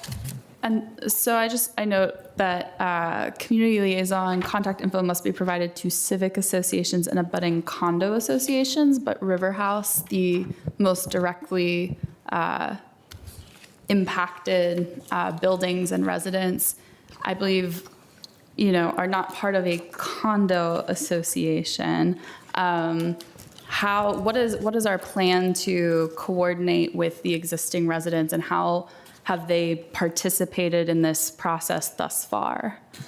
Well, I think you've seen in the process from the beginning, we've had folks from River House come, and I know that the management has provided information about the various meetings and public processes. I think the good news from their perspective is they don't really need a separate contact person. They can walk to the front desk and say, what's going on with this construction? I have an issue, and complain pretty easily if that were necessary. Great, thank you. And do we want to finish phasing or go back to? I may have spaced. I probably did. But how do the renters in River House hear about things? I hear if they have a complaint, but how do they know what's coming? Know a road's going to be closed? Know that their kid's bedtime's going to be interrupted, et cetera? Well, if it's not a site plan condition, but I believe it is, I believe we have to notify all adjacent property owners, including property management. Obviously, with us, we also include that on the email listserv for our apartment buildings. And in previous projects where we've been under construction against adjacent buildings that we own, as well as adjacent buildings that we don't own. I think about Met Park as a perfect example, where we owned the Bartlett, but we didn't own the other three buildings within Met Park. One of the requirements we had for our general contractor was both, yes, a point of contact, but we also created a clearinghouse website, a mailing list, and gave weekly updates, particularly when we were pile driving during the peak of the pandemic. So yeah, no, I think the site plan conditions do require us to coordinate, regardless of whether it's apartment or condo or single family home, and that's something we will be highly focused on as well. Great. The other phasing and construction question I had was about the construction hours. So I think the standard site plan conditions allow 7 a.m. to 9 p.m. and 9 to 9 on weekends. To the neighbor's point, that's a lot of hours, and it does go pretty deep into the evening if you have young kids. Can you say a little bit about what you try to do in sort of normal conditions, and how often would be, noise that's excessive, or that is construction noise, shall we say, between 7 p.m. and 8 and 9? Yeah, and it's always a little bit of a trade-off because there's just so many hours that it takes to get a project done. Right. And so if we compress the hours, it means we lengthen the duration. Generally speaking, the noisier activities do happen earlier in the day. Our more active construction trades tend to get there early and complete early. And what that second half of the day tends to be used for is material stocking for the next day. That being said, it's not universal across every project and across every phase. There are times when there may be actual active construction happening later in the day, but generally speaking, that first 8-hour shift is the more active construction, and then the second half of the day tends to be for stocking for the next day and is a less noisy activity. And would you generally foresee, like, you're allowed to do 7 days a week, but you would not normally be do 7? Everyone, I think, is living in a construction zone. You need a little bit of relief at some point. Can you share a little bit how that typically goes, or how it went on Met Park? Well, Craig, too. Craig just finished 1900 Crystal Drive, and I think again I would say, well, it's not a hard rule. As a general rule of thumb, the weekdays are more of the active construction, and the weekends will be more targeted if a specific trade is behind schedule, or there's a big delivery that needs to come in that would otherwise not be able to come into the site when it's swarming with different people. That's generally tends to be what happens on the weekends. But again, there might be certain activities where we're still doing, real construction activity. Great, thank you. Thank you, Mr. Spain. I have Ms. Coffey. non-construction but phasing related. Okay, So this is construct, yeah. Okay. Just real quick, just to piggyback off of what was said. So with this construction, I've seen a couple of sites in my 11 and a half months here in Arlington, and one thing that always concerns me is, we have these point of contacts and we claim that we're going to have commitment. In this particular area, I will tell you, because it's just very dense right now, you have a lot of foot traffic, you have a lot of family, major construction, what are you doing to mitigate, things like dust, which is significantly, for people's health and stuff, affects them in so many ways. And do we have your commitment to be very responsive to the community should those questions and concerns come up? Absolutely, yeah. Okay. And there are codes in place. The dustiest part, which fortunately we won't really have here, are typically when you're doing a large scale demolition, and that's when you need the most active dust control measures. Another area which you didn't raise, but the area that when I think about safety is one of my biggest concerns is excavation, because of the amount of trucks that come through the site and have to cross over at some point, some form of right of way. So those are, we do big safety kickoffs ahead of any job and really try and game plan, where are the risks and how are we going to ensure that we have zero incidents? And that's always our goal. Okay. And just, of course, keep in mind, them you tell you anything you don't already know is that, large scale construction site, just, keep an eye out for our pedestrians and a lot of high traffic there. So it's going to be much going on, and just be responsive to the community. Best you Absolutely. can. All right. Thanks. I'll go for phasing, which, this is a phased site plan development with several site plans within it that are at varying stages. Obviously, we have Land Bay and the C1 building and N1 buildings that have their full 4.1 detail before us today. And then there's a bunch of other buildings that are kind of alluded to. There's guidance for them. For staff first, what is the process from if we do have an approval today to where any of those other buildings would get approved? How do we get there? Sure, thanks. That's a great question. So, for future phase buildings, that's C2, C3, N3, or N2, the applicant would file a site plan application just like they did for the ones that are before you today. We would go through a robust review process internally and also have SPRC as well. So we go back through the SPRC process to have the same exact stakeholders go back through and review that application against the sector plan and against the adopted design guidelines that are part of the phase development site plan that you'd be adopting today. Great. And for the applicant, understanding things often change, markets have a huge impact on what your business does. What is your plan at this time for the remaining buildings and site plans? With all those caveats that you just said, I would in the shortest answer say 5+ years for us to come in for that next final site plan. I think that the factors we'll be looking at are construction costs. As I've shared a number of times, one of the challenges our industry has faced is that coming out of COVID, construction costs didn't go up 5 or 10%, they went up 40 to 50%. And that's really had a significant impact. Interest rates that went from 1% to 5%, so a 5x increase. And then we'll also be looking at the demand within our own portfolio. Demand has been extremely robust. There is, I know a number of speakers spoke on this tonight, there is tremendous unmet demand for housing in this neighborhood. Tremendous unmet demand. The lease up of the 1,600 units that we've delivered has really demonstrated that. And so first we'll be focused on the site plans that we have approved here tonight. We'll want to develop, we'll want to build those and see the proof of that demand. And then after that, I think we'll be ready to think about those next phases. But I would say it'll be probably 5+ years before you see us come in with that next site plan, would be my best guess. Great, thank you. And I'll just reiterate again for our staff, we are not approving any site plans beyond the two buildings and the townhouses at this point in time. Right, for construction, right. Great, thank you. Right. Yes, And just Scott? corollary, we will be separately considering them and approving site plans for future buildings when they are designed. Exactly. So N1 will be the whole site plan, and C1 too. So, okay. Colleagues, other questions? We didn't discuss so explicitly public benefits. I'll have a phasing and public benefit question just to do the liaisonship there. We heard from a number of community members about the parks and open space phasing here.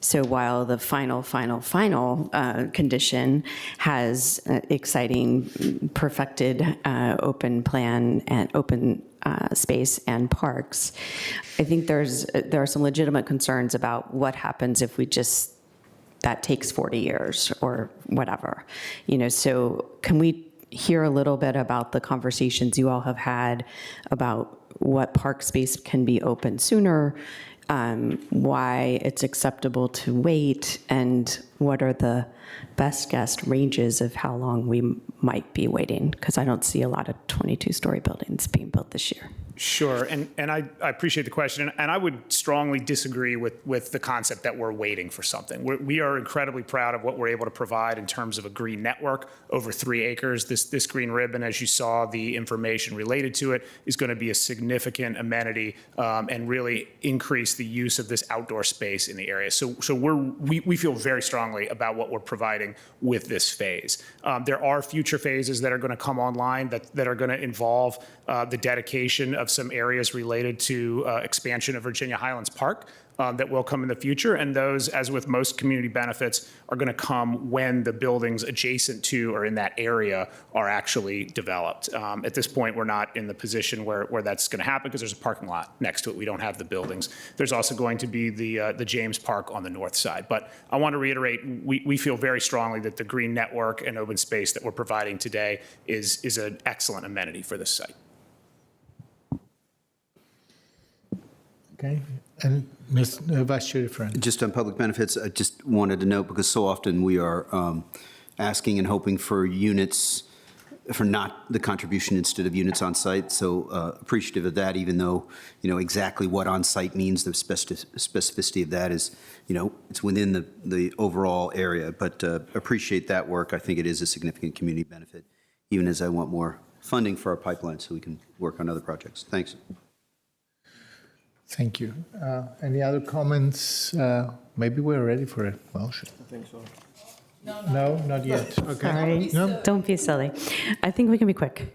We also heard about concerns about school capacity, libraries, fire, utilities. I know schools was addressed specifically, and that there's only, for this phase, projected about 70 students, and that can be absorbed in the overall system.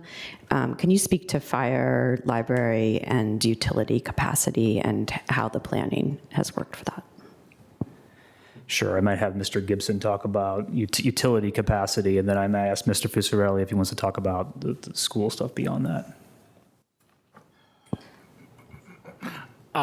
Okay, for the utility analysis and ensuring that both existing residence services are maintained and future residents are planned for, we have both not just a land use comprehensive plan element, but also all of our utilities have comprehensive plan elements. That helps us project services for future populations outside of individual site plan growths.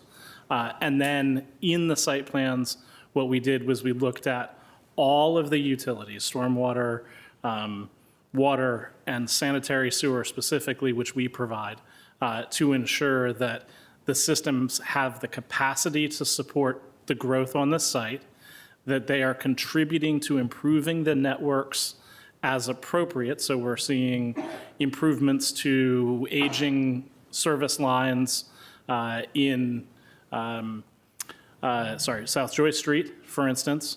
And then we also have heard questions about the vacations, and those vacations are all associated with existing utility lines that become obsolete only when the developer builds new systems to replace them. So we require new systems to come online, so nothing goes offline before the vacations occur. Those vacations have conditions for them, and only until the infrastructure is built out do we actually vacate and allow the abandonment of those existing services. Great. So the answer is we checked, we're good. We have capacity on all those utility issues. Correct. How about fire stations, libraries, schools is already addressed? No, thank you for clarifying that.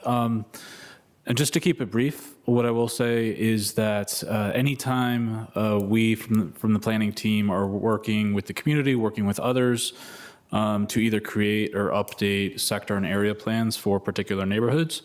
One of the important things we do is we certainly do engage with our other community service providers to check in, understand what their forecasts, what their current or anticipated needs are. and look at opportunities where they exist to potentially plan for them or accommodate them into the vision for those neighborhoods. We certainly did that with the Pentagon City sector planning process. We've done that with other processes. Going forward, right, I would just point to the capital improvement plan process as a regularly occurring opportunity for any emerging needs in any of those service provision areas to come back before the board for consideration and further action. Great, thank you. Motion for a motion? Is it time? A motion can be offered and can be still discussed. This was my initial point because, according to our parliamentary rules. I would love to offer a motion, and whether there is more discussion will be up to the will of the group. Although I believe we are doing 6 separate. That's correct. That's correct. Okay, so I'll start with a motion for the first thing, which is for item 40A1. I'm just gonna, you yell at me and interrupt me. I move that the county board adopt the rezoning ordinance attached to the board report dated December 9, 2025, namely to rezone portions of the property located at 1111 Army Navy Drive, 1400 South Joyce Street, and 1600 South Joyce Street from R2-7 two-family and townhouse dwelling district and CO 2.5 mixed-use district to RA 6 to 15 multifamily dwelling district. We doing seconds on each one? Second.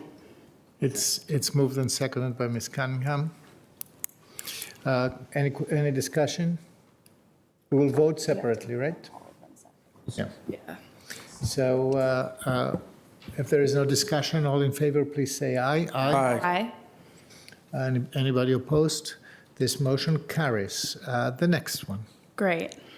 Item 40A2, I move that the board adopt the phase development site plan ordinance for site plan 23-00001, site plan number 477, and River House Neighborhood Urban Design Guidelines attached to the board report dated December 9, 2025, namely to allow existing and infill development totaling up to 4,466 residential dwelling units and up to 19,923 square feet of non-residential gross floor area for the site as a whole, for the property located at 1111 Army Navy Drive, 1400 South Joyce Street, and 1600 South Joyce Street, with modifications of zoning ordinance requirements and other modifications as necessary to achieve the proposed phase development plan for the River House site.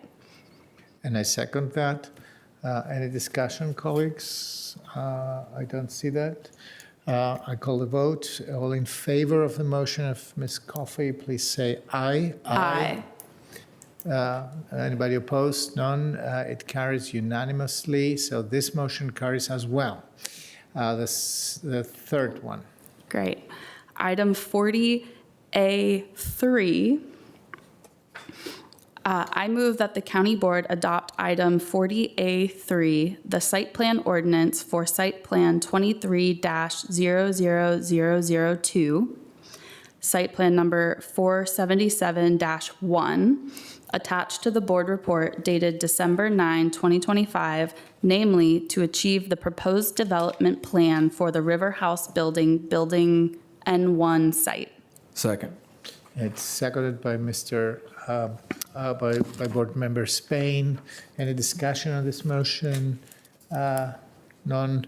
I call the vote. All in favor, please say aye. Aye.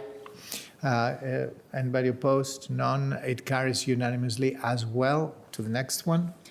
Great. And for here, we're going to deviate from the staff recommendation, and I will provide an alternate motion that is going to achieve the hybrid design that was presented that adjusts the 15th Street spur.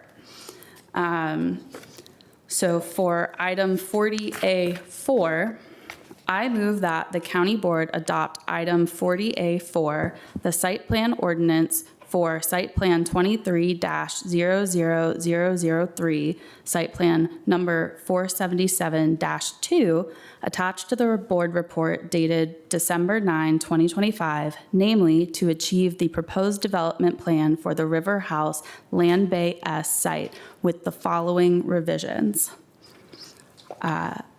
Striking condition number 19.b.8.a.6, striking condition number 19.b.9.a, and adding. I would read that strike through because it's not the entire portion. So I would read what you're saying. Oh, okay.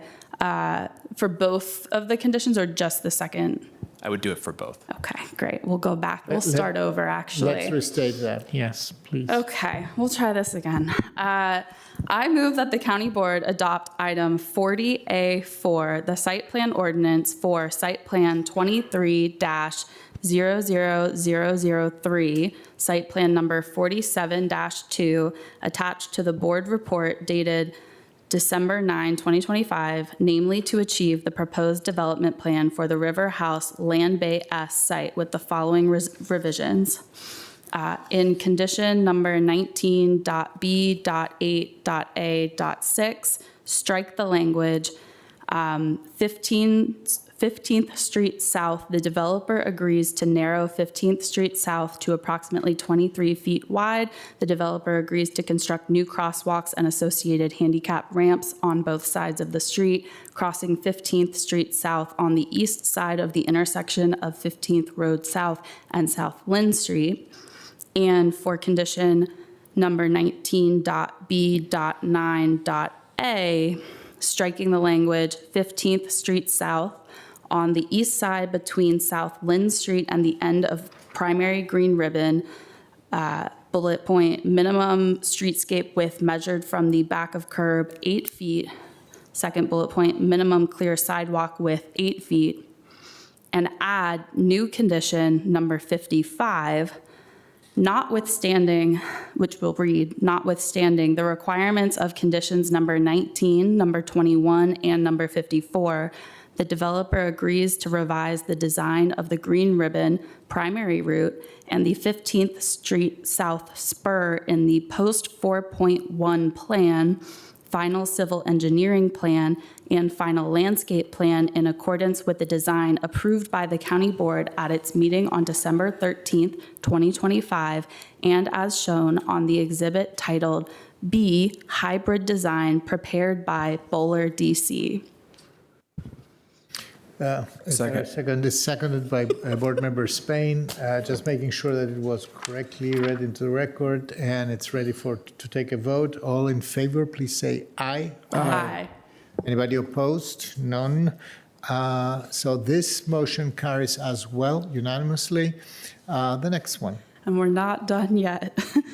40A5, I move that the county board adopt item 40A5, the site plan ordinance for site plan 23-00004, site plan number 477-3, attached to the board report dated December 9, 2025, namely to achieve the proposed development plan for the River House Building C1 site. I can, seconded by Vice Chair DeFerranti. Any discussion on this? I can take a vote. All in favor, please say aye. Aye. Anybody opposed? None. This carries, the motion carries unanimously as well. To the next one. Great. Item 40A6. I move that the county board adopt item 40A6, the site plan ordinance for site plan 25-00003, 00001, site plan number 477-4, attached to the board report dated December 9, 2025, namely to achieve the proposed development plan for the River House existing buildings site. It's seconded again by Vice Chair Ferranti. Any discussion on this motion? All in favor, please say aye. Aye. Is there any opposed? No. It carries unanimously. Excellent. And our final motion on this item to adopt the ordinances to vacate various easements. I move that the county board adopt items 40B and C, the ordinances to vacate various easements attached to the board reports dated December 3, 2025, and authorize the real estate bureau chief or his designee to execute on behalf of the county board the deed of vacation and to accept any deeds of easement related to the vacations subject to approval as to form by the county attorney. I can second that. Any other discussion on this item? None. I don't see that. I call a vote. All in favor, please say aye. Aye. Anybody opposed? The motion carries unanimously, and that was the last one. Thank you very, very much. Now, typically we would have final remarks if there are any. I will invite them and to be. Go ahead, brief. Maureen. I think we've all heard me speak quite a bit tonight. So, I think I found it a little bit interesting that no one in their various engagement timelines that were presented actually started their timeline with the start of the sector plan, because that really is when a lot of the conversation around this began. It's been years and years and years and years and years. And I think River House is really one of those beloved sites. I think it's been mentioned a number of times today that this is our naturally occurring market rate affordable housing. I think at least amongst my peer cohort, everyone has lived there, has a friend that's lived there, dated someone that lived there. Like everyone ends up there at some point in time. And I think that's a really special thing. And this is a monumental site. It really has taken a lot out of staff and out of the community. And we appreciate everyone who has come along from sector plan to LRPC to SPRC to here today. And I think it is just a testament to our immense planning talent that we've made it here. I know we spent a lot of time in the weeds tonight, but it is, I think, for the best. And I'm proud of what we are able to accomplish here in Arlington County. This is a big deal, and we deserve to be proud of ourselves for the progress on housing that we're making. Thank you, Ms. Coffey. Any other, Mrs. Payne? I'll do my best to keep it brief. As the junior member on the county board, the train left the station, quite honestly, on this project many years ago to what my colleague, Ms. Maureen Coffey, just stated. But let me just say a few things. And, we have to stay honest and true as a board to adopted plans that we put forward, and also ones that deliver a public benefit. I also believe that significantly scaling back in any type of housing, especially near transit, has severe consequences, and that what we're doing here is also about equity and affordability. You've heard conversations after conversations today about the dire need of needing more housing, and I submit to everyone who's listening, we really have to do more. And this project meets the bill in many ways. So, as we move forward, I believe, again, that we have honored our plans here as a board. And I look forward to this project being built out. When I moved here 17 years ago, I spent a lot of time down in that area because you may recall, for those that may been around. There was an old USAA bank down there, and so that little parking strip that you're talking about, I'm very familiar with it. But to the residents there and everyone in Arlington, this is a historic moment, and it didn't just happen overnight. It took a number of years. It took community engagement. It took the applicant and the developers, right, listening to the community. So I want to commend you, JBG, for doing just that. Is it perfect?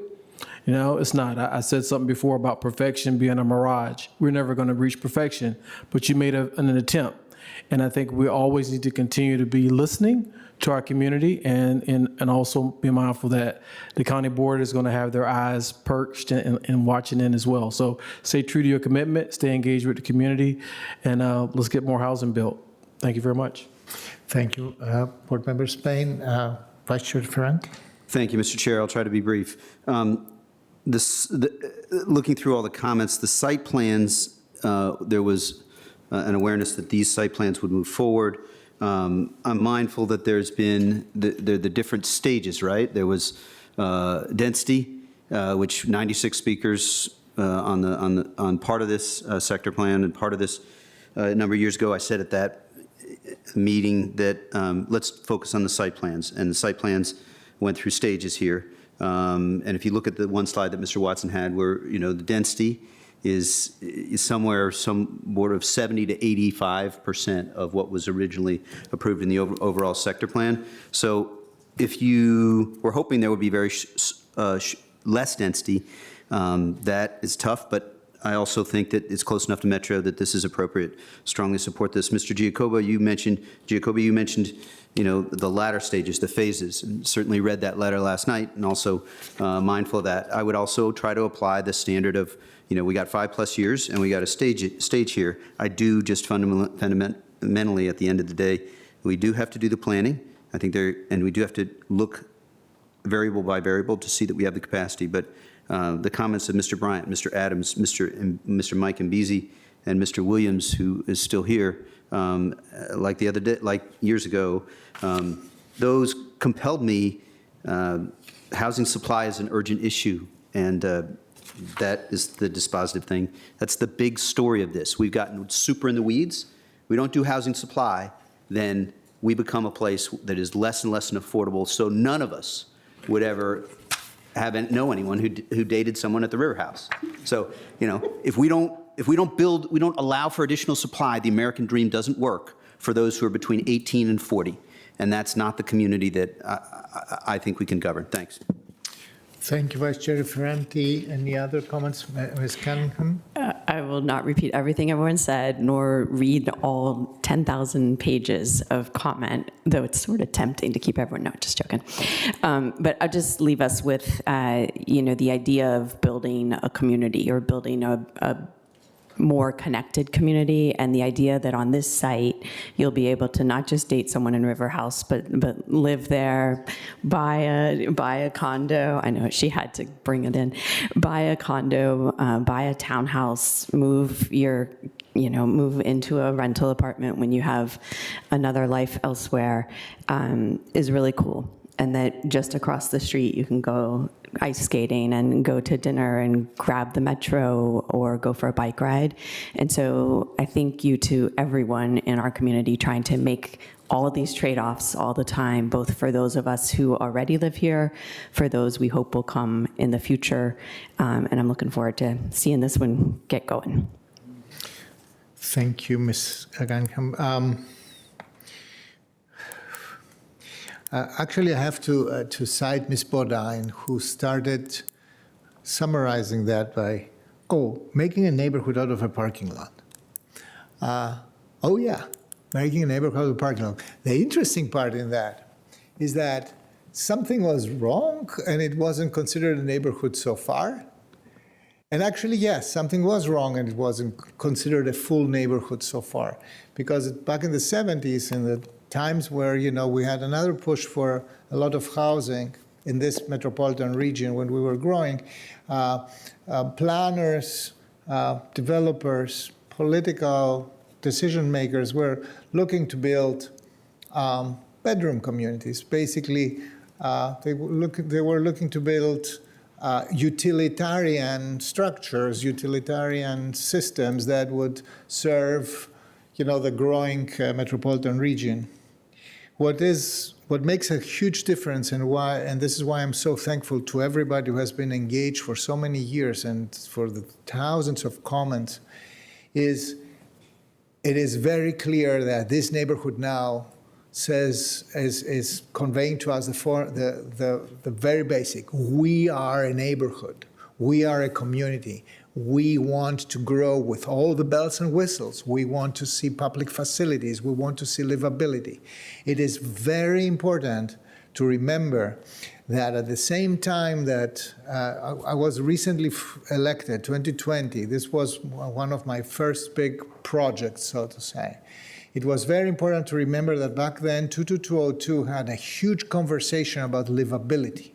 Livability 22202. And all the elements, all this intellectual evolution is to be found in this plan and in the way forward.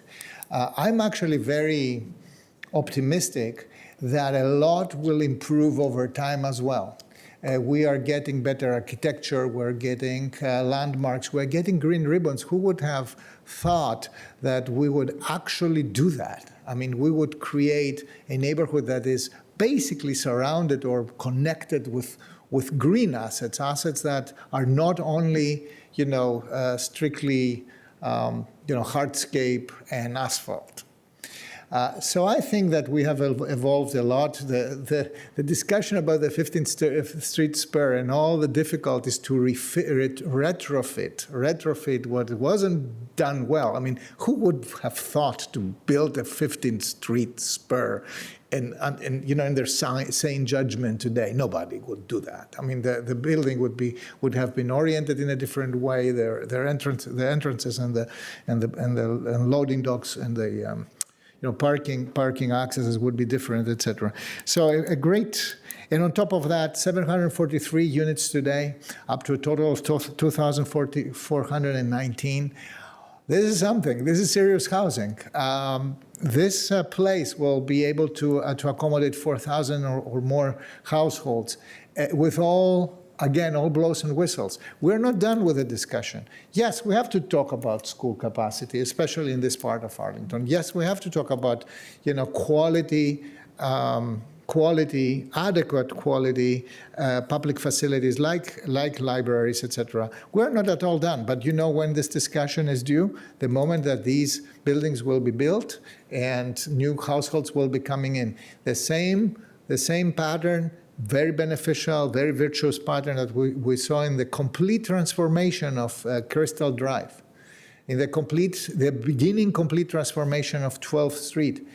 This neighborhood, I have experienced this neighborhood 25 years ago. I told you that I lived in the representative for a while. This neighborhood is so visibly different between 2012 and today. This has been an enormous change. This is a real downtown. It needs a lot more care. It needs a lot more assets. I mean, let's start discussing about entertainment assets and maybe a theater, etc. But this all can only happen when we grow out of the idea of the bedroom community that has only one utilitarian use, which is to provide bedrooms. No, we don't only provide bedrooms. We provide places to live. This is planning for community, not planning just for the utilitarian use of planning. So thank you to the applicants for a lot of work here and a lot of investment and risk that they're taking. Thank you to the architects for working over time. It was refreshing to see a Tortegalla's project again, and I would like to see, how difficult the sausage was to produce. Thank you to staff for a lot of patience and work. Mr. Adams, excellent work. Thank you very much to the entire team. So, with that, I think we can move to the next one with with many hours of. So, Mr. Clerk, I do believe that with a lot of delay, we can call the next We can give ourselves like 3 minutes to stretch. So.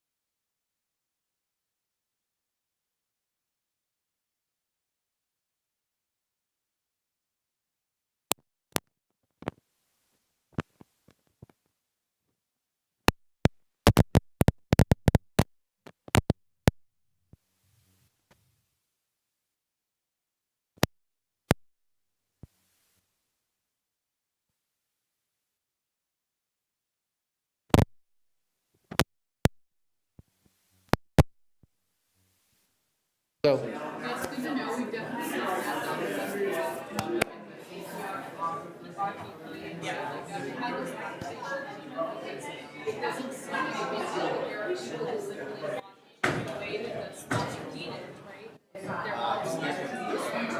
to see you. It's been a long time. Good to see you.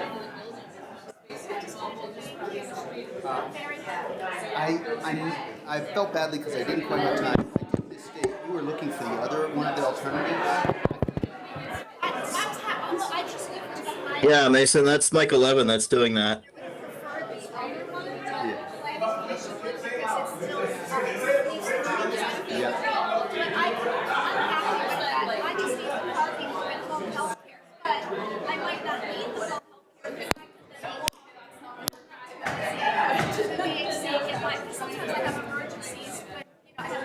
It doesn't always happen that you say something at a county board meeting and then it becomes, and the VHC came. I mentioned that in 2018 at the big, I read that. quoted in the Washington Post for saying that, so it's nice to see it come to fruition. Thank you. Is that at the plug or the mic itself? I try. That's the thing we ought to do most.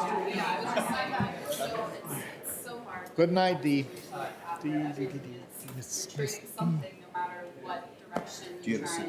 No, let's go.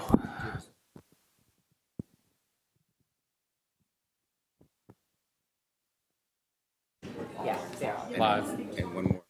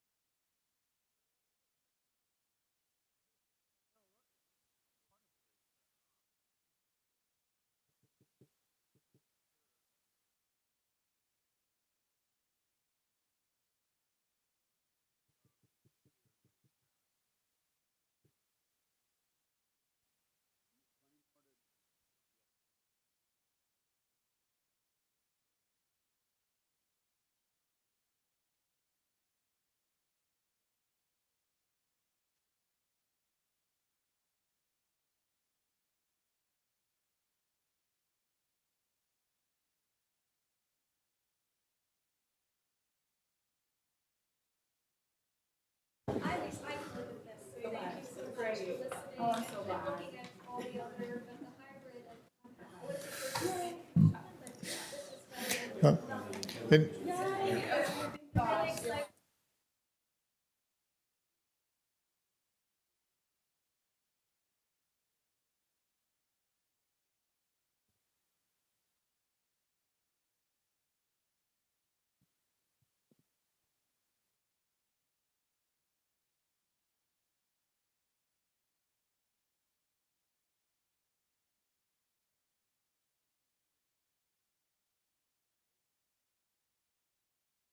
So,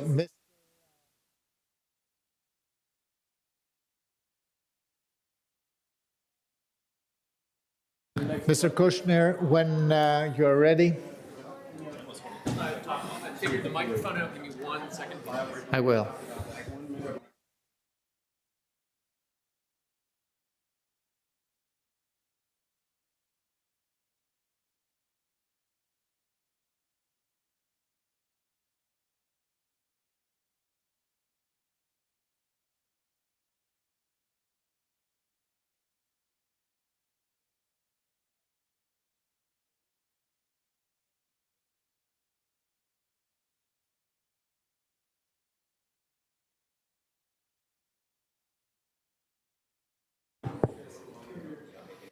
So, we are, Mr. Kushner is going to come back.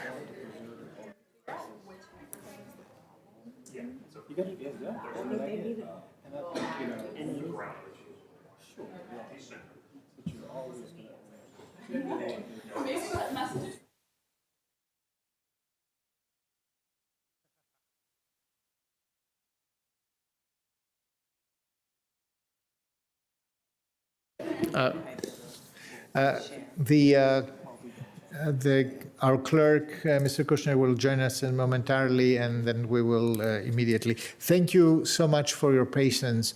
This was a very long item. We kind of anticipated that, but nevertheless, thank you for your patience when indulging with the previous deliberation. So we're waiting for Mr. Kushner. He's coming.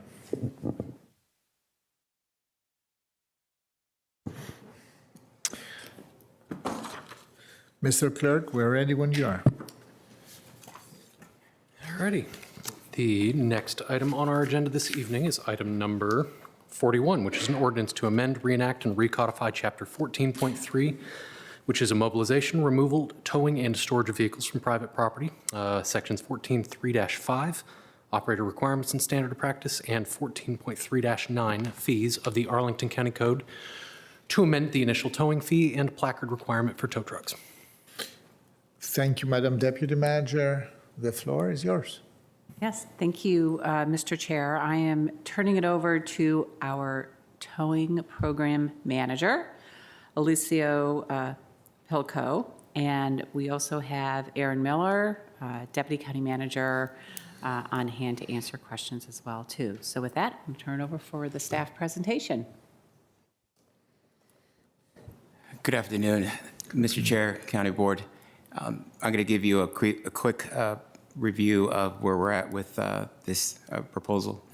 We're going to start with a review of the County of Virginia Code. Next slide, please.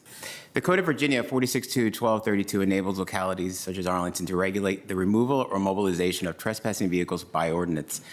The code also in 46.2.1233 enables the county to regulate the fees by ordinance, taking into consideration fair market value of such a tow, but provides that the hookup and initial towing fees shall be no less than $135 and no more than the maximum provided in the code, 46.2.12.331.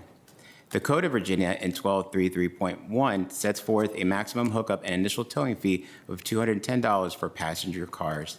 Next slide, please. The county's trespass towing regulations are set forth in Arlington County Code 14.3. As part of that code, 14.3-9 establishes the fees and rates. The hookup and initial towing fee for vehicles weighing less than 7,500 pounds is $135. The county board adopted this $135 fee in February of 2014. Next slide, please. A timeline. 2024 Acts of Assembly directed the State Corporation Commission, the SCC, to examine towing fees for trespass towing and identify policy options for the SCC to assume all or part of such regulation. The SCC report recommended that the state maximum hookup and initial towing fee be raised from $150 to between $200 and $210, and to automatically adjust the minimum rate applicable to planning districts 8 and 16 to 75% of the state maximum. In July of 2025, new maximum hookup and initial towing fees of $210 were enacted into law, and the fuel surcharge fee that had been in existence for $20 for each towed vehicle expired. Continuing the timeline, next slide, please. In August of 2025, the Trespass Towing Advisory Board, the TTAB, met to consider the SEC report and make recommendations to the County Board on allowable fees and other amendments to 14.3 of the Arlington County Code. In October 18 of 2025, the County Board met. The County Board authorized a request to advertise a public hearing for proposed amendments to the Trespass Towing Ordinance and directed the County Manager to conduct additional analysis of trespass towing to be presented at the December 13th County Board meeting. Next slide, please. The County Manager's recommendations. Today, the County Manager is requesting the County Board to adopt the proposed amendments to the county's Trespass Towing Ordinance, Chapter 14.3 of the Arlington County Code, to amend the hookup and initial towing fee and add a placard requirement for tow trucks as set forth in Attachment A of the Board report. Next slide, please. Summary of the County Manager's recommended changes. Amend County Code 14.3-9 to increase the maximum hookup and initial towing fee from $135 to $160. Amend County Code 14.3-5 to include fee schedule of placard requirements. And next slide, please. Summary of TTAB's recommendations. Amend County Code 14.3-9 to increase the maximum hookup and initial towing fee from $135 to $210 in accordance with the state maximum.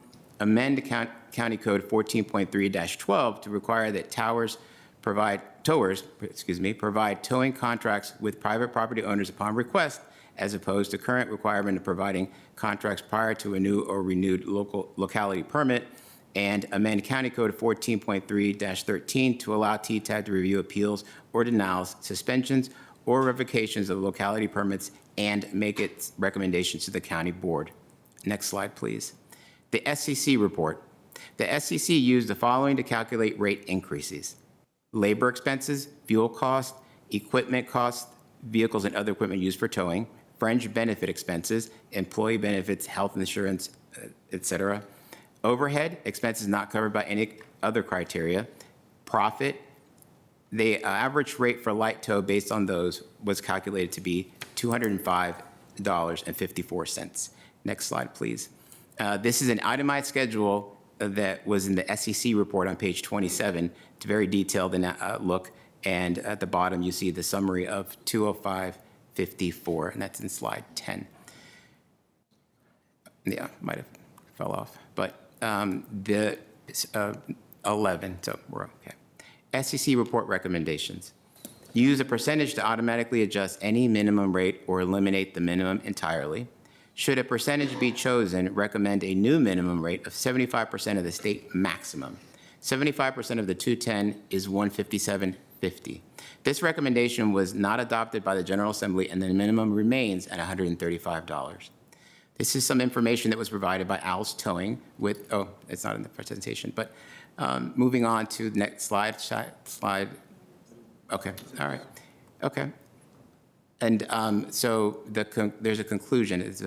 You don't have this, but the initial hookup fee has not changed since 2014, considering metrics aligned to Arlington County, including the size, 26 square miles, 6 permitted tow operators, recommending the initial hookup fee of $160, which is approximately 75% of the maximum of $210, and a requirement that a tow truck used to perform a trespass tow include on the rear window a placard displaying a comprehensive list of the fees. That concludes my presentation. Thanks. The clerk has the presentation, but there was a little. My apologies for that. Little glitch there. Thank you, Mr. Eliseo and Dr. Miller. Mr. Kushner, Do we have any applicants? Obviously not, but do we have any advisory commissions? I do not believe so. One moment, sorry. But I believe that we have public speakers. We do indeed. I should also clarify, because I don't remember if Mr. Eliseo mentioned that SCC means State Corporation Commission. That is a body that advises on did this work here to determine what the minimum and maximum prices but for the entirety of the Commonwealth of Virginia, not specifically for Arlington. Okay, so Mr. Kushner, Mr. Clerk, can we call first speakers? All righty. Our first speaker on this item is Ms. Lauren Johns, followed by Gina Mullins. Ms. Johns, good evening. Thank you for your patience. You can, yes, you got it.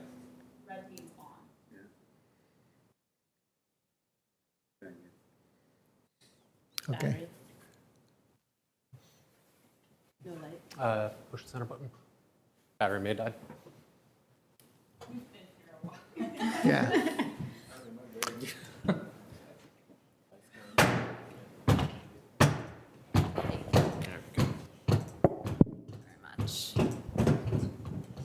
We outlasted all batteries. Okay. Good afternoon. Oh, excuse me. My name is Lauren Johns, and I serve as the Chief Financial Officer of Valor Fleet Services, a company that provides towing services within Arlington County. I want to be transparent that any change to towing fees would affect our industry, but my comments today are grounded in financial data, which was requested by y'all, operating realities, and long-term service sustainability.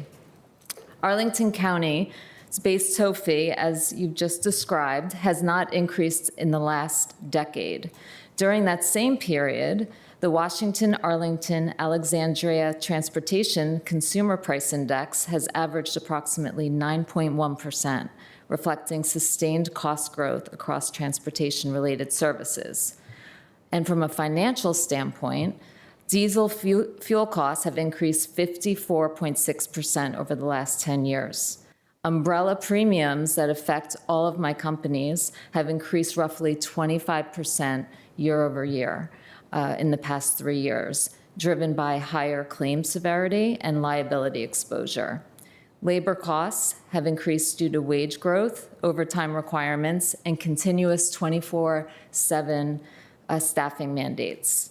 Parts, maintenance, and compliance technology costs has risen significantly, including increases driven by tariffs on imported vehicle and equipment components. Yet the regulated fee structure has remained static. Rising costs have outpaced the current fee structure from compliant towing services. So for any adjustment would align with the fee structure with the cost increases that have occurred since the last fee increase. It is also worth noting that Fairfax County recently approved a $210 rate hookup, reflecting a regional response to cost pressures. This is, okay, thank you. It's okay, good. Finish your argument. Oh, okay, great. This is not about excess profit for my company. It is about ensuring Arlington continues to have professional, accountable, well-capitalized towing providers capable of meeting the county's standards today. Thank you so much. Thank you, Ms. Jones. Yes. Thank you. And our next speaker is Gina Mullins, followed by Mr. Al Leach. Ms. Mullins, or Mr. Mullins? No, Ms. Mullins. I do not see Ms. Mullins in the room. We will move along to Mr. Al Leach, and let me check our speaker list. But Mr. Leach. Good evening. Good evening. My name is Al Leach. I'm the president of Al's Towing and Storage. We employ about 40 people with 35 pieces of equipment. Yes. Okay. With about 35 pieces of equipment. I'm the chairman for the Arlington County Towing Advisory Board, the Fairfax County Advisory Board, and I do a lot of legislative work in Richmond for the Towing Association. Like was said, that we did a lot of work with the SCC. We opened our books, we opened our tax returns, We sent them all the invoices for all the equipment we bought, for all the trucks we bought, for our workman's comp, for our 401k. We haven't, we get a $5 raise, they take it away. We get a $20 fuel surcharge, they take it away. For the simple fact is the FCC did the study and they said, well, the counties will come in line because it was a 180-page document that took over 8 months to do. And then they figured that they would come in line. Loudoun County has came in line with the 210, Fairfax, Prince William County, Falls Church City, because they do not have an advisory board, and Fairfax City. And what I'm asking you is to please, the two towers that are in Arlington County now, their people don't have health insurance, as you know. They don't have 401ks. They have no benefits, paid time off, because you can't live off $160. You can't live off $185. The reason why Al's Towing's not in Arlington County is because we couldn't give you professional service at those rates. We just couldn't do it. We'd have to tow more vehicles to pay our rent, instead of towing less to make more. So what I'm asking you is to please, to go with the SEC study, please consider it. It is a growing industry, is a needed industry, like you said, for the next 10 years anyways, until we have flying cars or whatever it is. But I just appreciate you hearing it, and I can answer any questions if you might have them. Thank you. Thank you, Mr. Leach. Mr. Leach. And for the record, Ms. Mullins will not be able to join us this evening, so we'll move along to Matt Cheest, followed by John O'Neill. Okay. Mr. Cheest. Hello, everyone. Good evening, and thanks for all your time and service here. I'm sure you're as exhausted as I am after this 9-hour marathon call. I appreciate everything that we've heard before now, and frankly, I kind of support raising rates and making a fair rate. This presentation is mostly about the abuses of one particular company that has a monopoly in Arlington. I had a slide presentation, but I don't feel like that's available at this point. Load it up if you let me know when to advance. We got it. Gotcha. All right, can we bring it on screen? It should be up. Yeah. I'm not seeing it on. There we go. Sorry, go ahead. We can see the second slide that says topics, towing in Arlington public outreach. Excellent. I see it now. Next slide. All right, so basically we all know there's a balance between all the constituents in Arlington. I get it. And I believe like most towing companies are, legitimate. And I think it was Al who just spoke, who mentioned at the last TTAB meeting that they train their vehicle owners to treat their vehicle owners as if they were their grandmothers. But again, advanced towing is a virtual monopoly in this town. And I can't help but think that the reason they got there is because they're unlawful and abusive practices. You heard a speaker earlier today talk about the alley that they continue to use, and up on the screen is a guilty verdict on them overcharging customers over the summer. Next slide. Arlington can still do better on outreach. We've got a couple of examples here. First of all, the link on the screen saying to sign up for the updates is not actually a link at all. It's just text sitting there. The document that's supposed to be the justification for this entire recommendation at the bottom, that's just a broken link. It doesn't even work. So I haven't even seen exactly what research went into this. So I'm going to have to go on some older research. Next slide. So in terms of the 2025 analysis, I haven't seen the latest data, but basically a fair profit margin of 15% is the goal. And thanks to reviewing some of the financial records, I only went through advanced towings, but it appears they're already meeting that goal. Next slide. So first of all, I'm not an accountant. I'm not a real estate expert. I'm not a tax expert. And all of these numbers are based on my own research and public data. So I encourage the board and the county and the public to independently verify them. For example, we've got a number, I believe it was 516K, which should actually be 615K on this slide. But this was all very rushed to produce these numbers because I just found out about this meeting 2 days ago since there was no public outreach. Next slide. So finally, I think the one point I want the board to be aware of is that John O'Neill at Advanced Towing, he also talks about rising rents to justify his rate increase. And I just recently learned he owns that property. So he's, go ahead. Mr. Cheese, if you can conclude because your time is up. Sure. In conclusion, Advanced Towing is paying their founders $500,000 a year for the owners, and their employees are not getting health care. So when we talk about a 20% profit margin, that's where the margin is going, is where the owners are extracting those funds for themselves. So thank you all for your time, and I will post all this on my website. Thank you, Mr. Chist. I assume that your presentation is available to the county board clerk. Yes, it is. I have it. Okay, thank you. The next speaker, please. All right, sorry about that. Our next speaker is John Mr. O'Neill, O'Neill. followed by David D. Mr. O'Neill? I don't see anybody. Mr. David D. We will move along to Mr. David D., who I see is with us on the line. Yes, hello. Yes, hello. You guys Good hear me? evening. We can hear you. Good evening. Yes, I would hope the board would be against the increases. You guys, the board, the county board, need to do or have more of an independent research on this. I think the towing fees in themselves are ridiculous. They're just too high anyways. Arlington County, the price of living in Arlington is going up and up, and there's no reason for the fees to go up and up as they have been.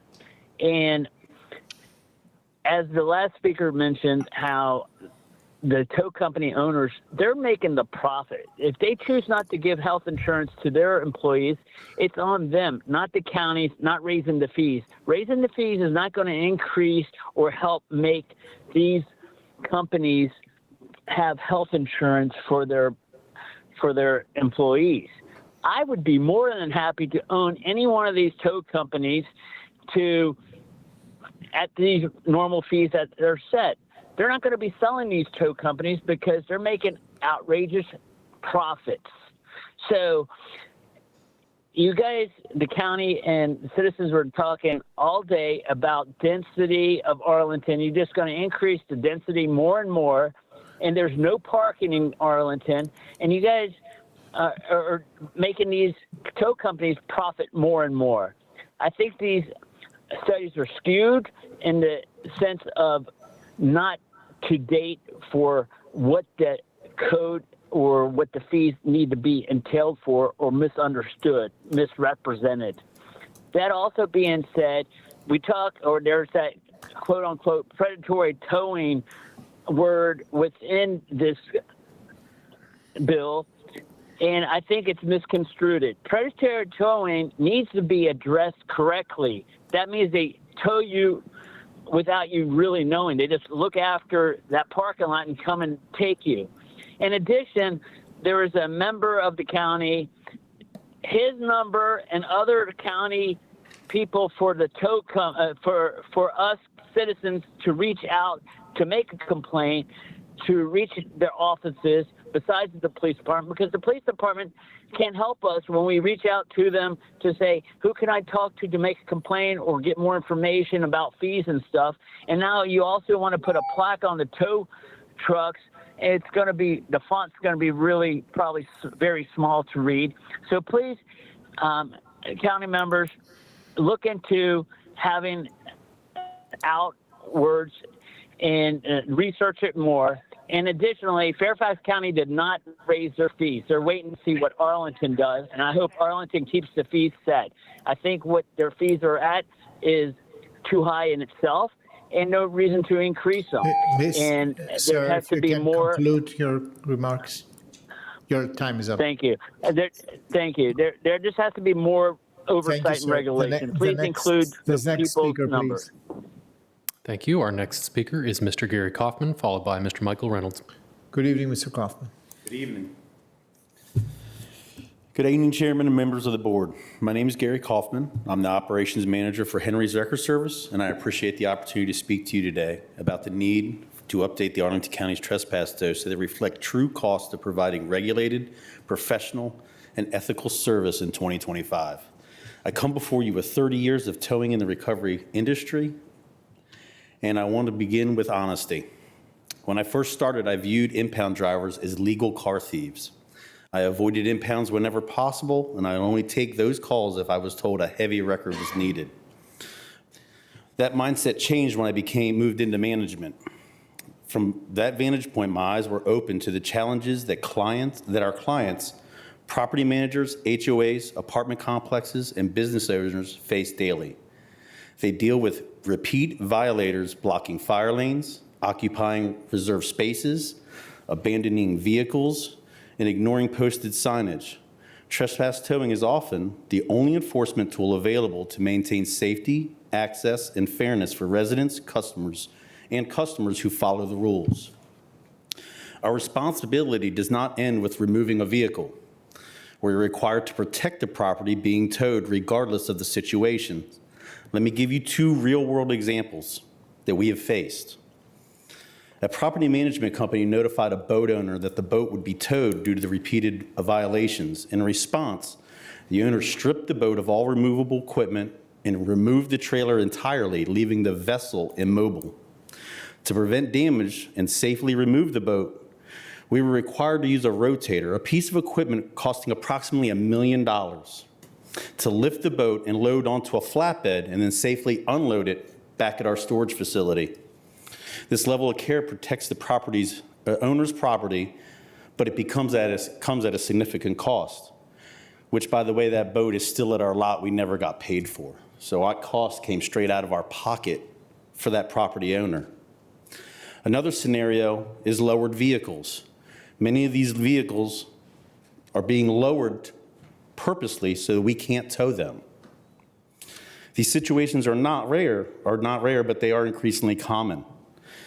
It is important to clearly separate legitimate trespass towing from predatory towing.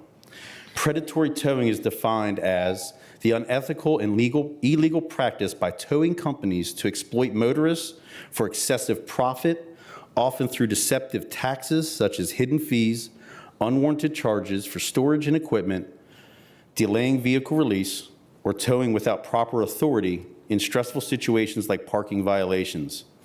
Predatory towing should be strictly prohibited and excessively forced.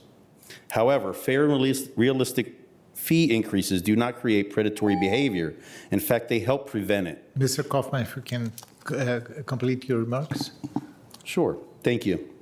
When fees are unrealistically low, operators are pressured to cut corners, delay releases, and seek revenue through questionable practices.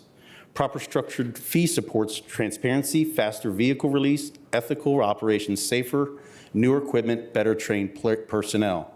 Right. Let's wrap up. Good. Thank you very much. Okay.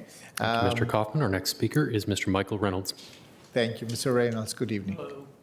I'm prepared to say good morning, but good evening. You cannot imagine how happy we'll be, but fortunately. My comments are pretty short. So my name is Michael Reynolds, and I'm speaking on behalf of A1 Associates to request your support for the proposed fee limit increase to 160 or above, we hope. A1 has provided passenger shuttle bus service and trespass towing to property and business owners in the county for 40-plus years. We have approximately 35 employees.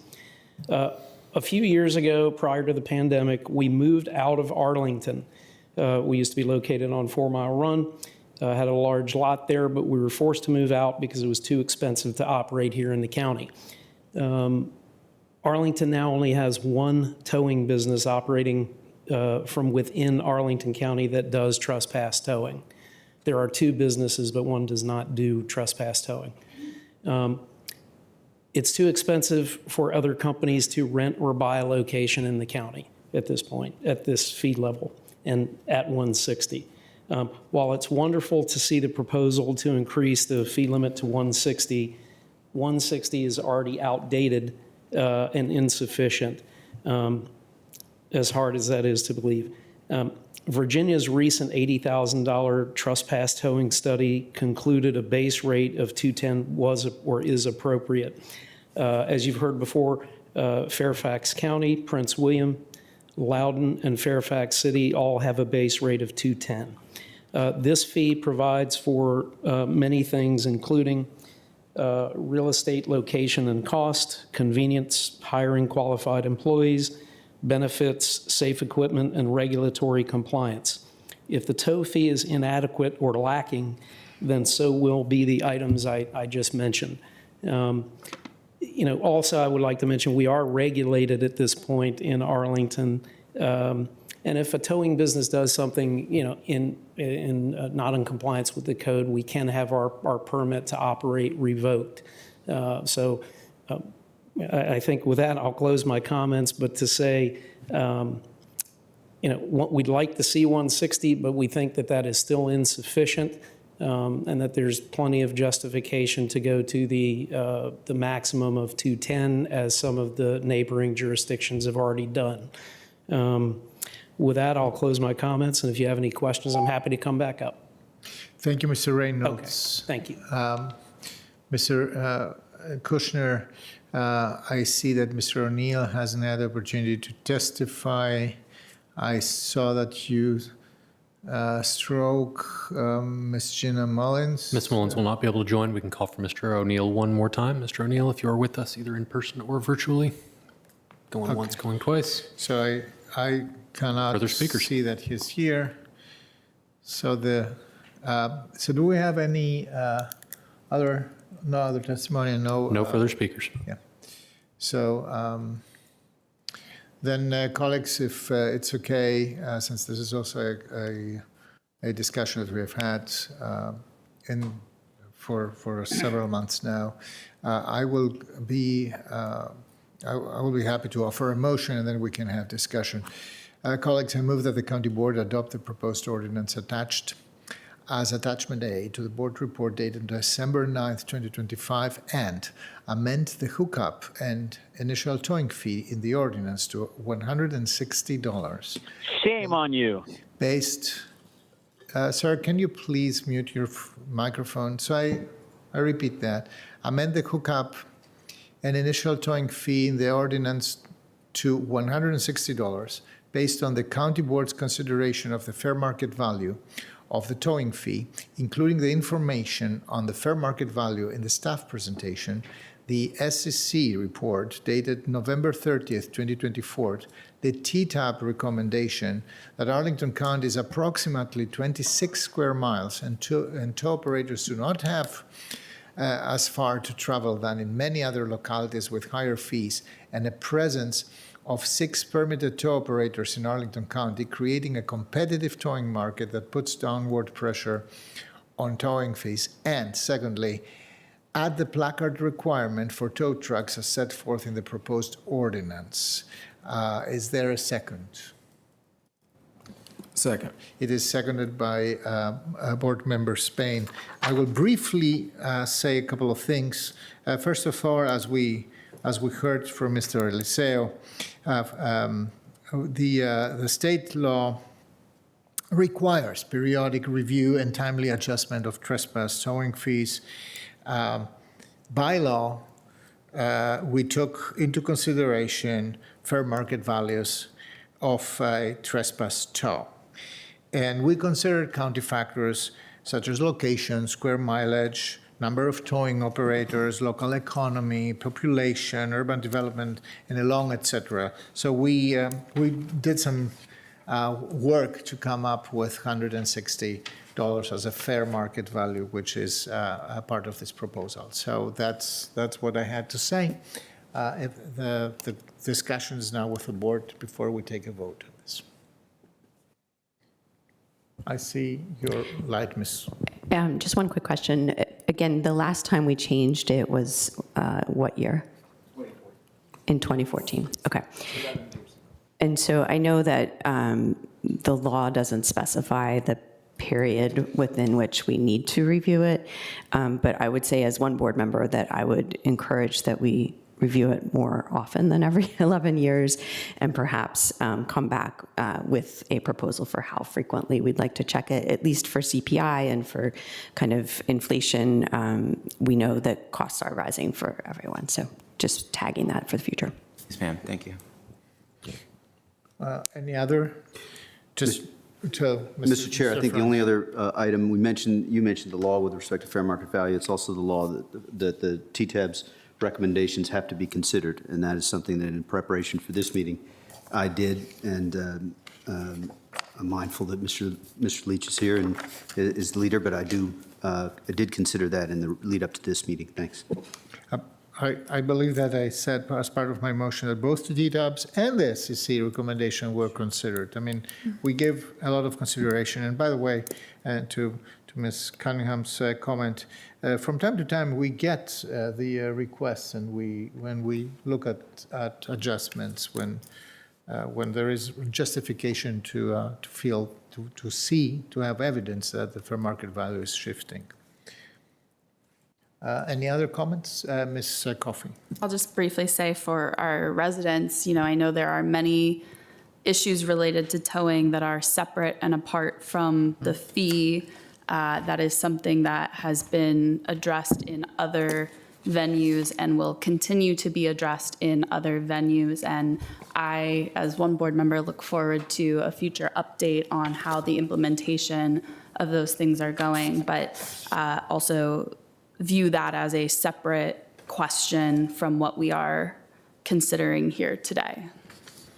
Thank you, Ms. Coffey. Indeed, I can only second that. This is a separate question. We are talking only about fair market value. The action before the board is determination of the fair market value. Any other comments? I don't see any. If colleagues are ready to take a vote on my motion, seconded by Board Member Spain, if you are in favor, please say aye. Aye. Anybody opposed? None. This carries 5-0. Thank you. This closes this item. And thanks for the meticulous work from the County Manager's Office and Dr. Miller and Seo and everybody. Thank you so much for the work. I know we all know that's not easy, and it's really difficult to bring all the data together. The next item, Mr. Clerk, we can call it as item 42.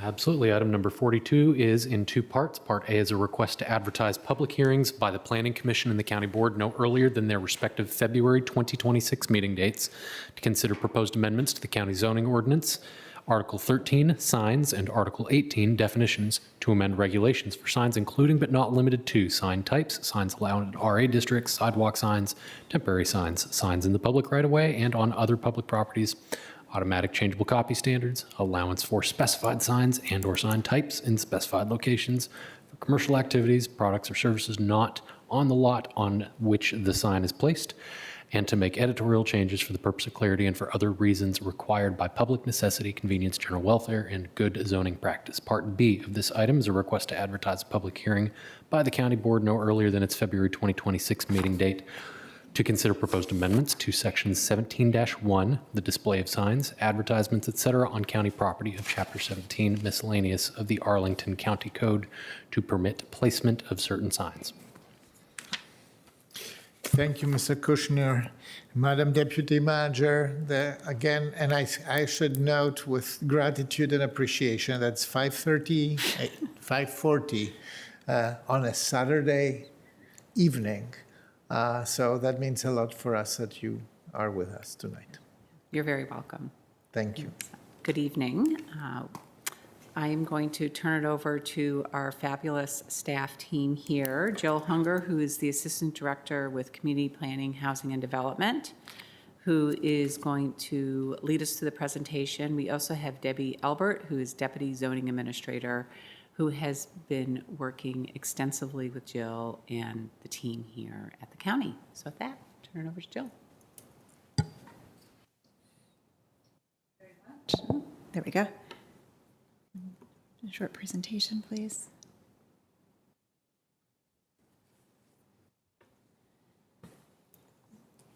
Thank you. Well, good evening, Mr. Chair and members of the County Board. Before you is the second of a two-phase approach to review Arlington's sign regulations and make strategic amendments that align with the Commercial Market Resiliency Initiative, CMRI, as well as other identified potential amendments. This broadly stated request to advertise for public hearings no earlier than February 2026 includes Chapter 13 signs and Chapter 18 definitions of the Arlington County zoning ordinance and Chapter 17 miscellaneous of the Arlington County Code.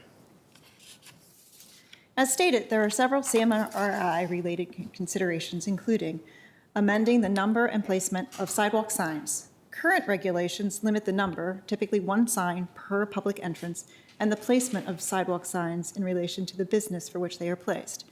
During engagement for both this phase and the first phase, we heard interest in reviewing current regulations of sidewalk signs. Therefore, this is within the scope of the proposed RTA.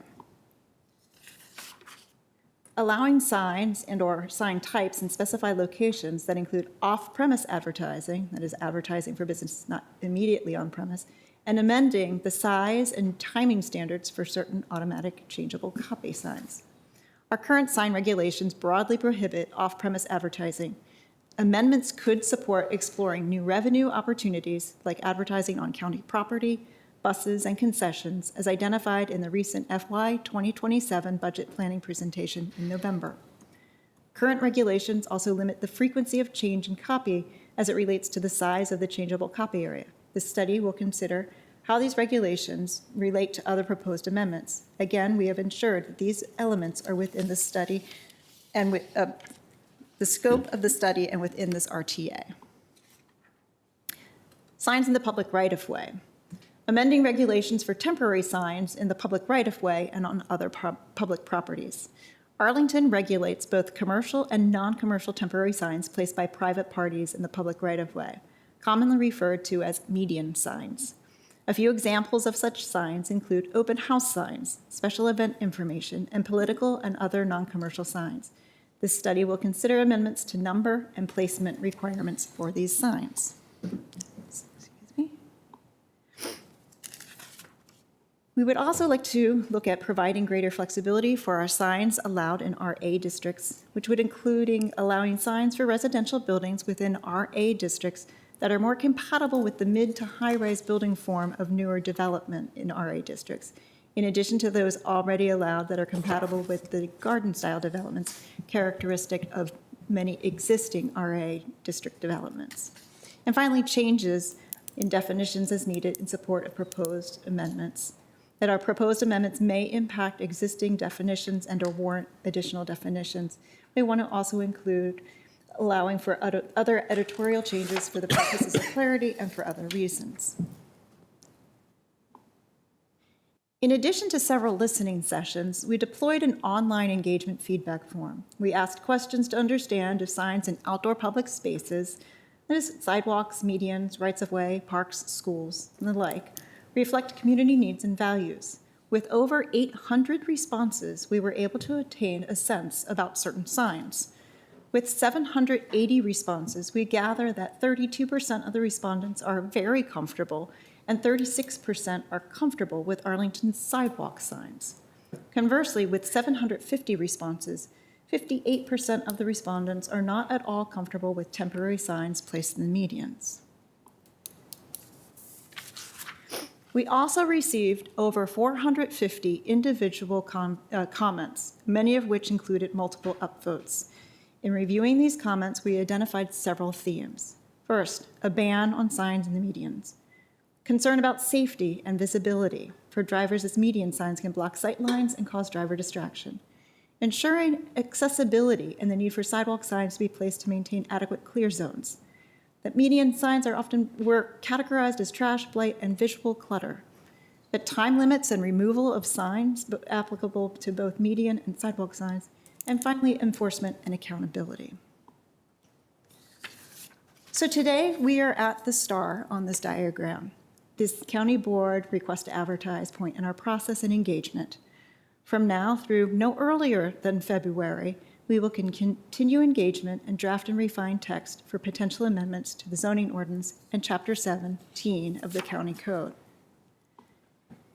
Therefore, today, the county manager makes the following recommendations to adopt the attached resolution to authorize advertisement of public hearings by the Planning Commission and the County Board no earlier than their respective February 2026 meeting dates, to consider amending, reenacting, recodifying the Arlington County zoning ordinance in Article 13 signs and Article 18 definitions to amend regulations for signs, and adopt the attached resolution to authorize advertisement of a public hearing by the county board no earlier than its February 2026 meeting date to consider proposed amendments to Section 17.1, display of signs, advertisements. This concludes my presentation, and we will remain available for any questions. Thank you. Thank you. That was actually, I have to say, an excellent presentation. I really appreciated the visual cues because it's very difficult to describe a sign. A sign is a language by itself, so it has to speak by itself. So it's a good thing to put a photo on it. Mr. Kushner, do we have any commission input We do not. on this at this point? This is an RTA, a request to advertise. Do we have any public speakers? We do have a public speaker today. Mr. Musso, thank you so much for your patience. Morning tonight. Good evening. Hello again, members of the County Board. John Musso, Government Affairs Manager at the Arlington Chamber of Commerce. On behalf of the Arlington Chamber, I urge you all to please support the RTA before you this evening. Revising the sign ordinance or regulations has for more flexibility and for more modern reflection of what businesses require for signage has been a critical issue for our business community for a number of years, and we're very encouraged by the scope of the RTA to have the kind of impactful conversations to modernize the sign ordinance that would be of great impact for the business community. We're especially encouraged by the scope including things like temporary signage, sidewalk signage, automatic changeable copy standard, all of which are ways in which to better reflect the modern needs for businesses, the modern need for signage to attract customers, and better reflect the needs for the Arlington economy as a whole. We also further applaud staff's continued commitment to complement these revisions, both the ones that were passed back in July and the ones that would ultimately adopted in the new year, with different process improvements and different improvements in the way in which businesses can understand the sign permit process. So we're very encouraged by this. We look forward to continued conversations with staff and the board about how to ensure that the final amendments do have positive benefits for a wide range of the business community. But we're very encouraged by this process, and we urge you to please support it. Thank you. Thank you, Mr. Musso. Is this the last public speaker on the item? I believe so. Yes, so no further speakers. This being the case, the discussions with our board colleagues, I would even invite a motion, and we can still have discussion on this.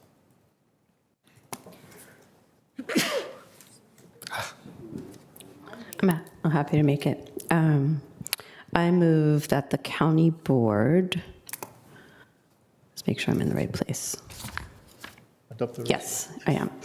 That the county board adopt the resolution, attachment 1 of the staff report, to authorize advertisement of public hearings by the Planning Commission and the county board no earlier than their respective February 2026 meeting dates to consider amending, reenacting, and recodifying the Arlington County zoning ordinance in Article 13, signs, and Article 18, definitions, to amend regulations for signs, including but not limited to sign types, signs allowed in RA districts, sidewalk signs, temporary signs, signs in the public right-of-way and on other public properties, automatic changeable copy standards, allowance for signs, and/or sign types in specified locations for commercial activities, products, or services not on the lot on which the sign is placed, and to make editorial changes for the purpose of clarity and for other reasons required by public necessity, convenience, general welfare, and good zoning practice.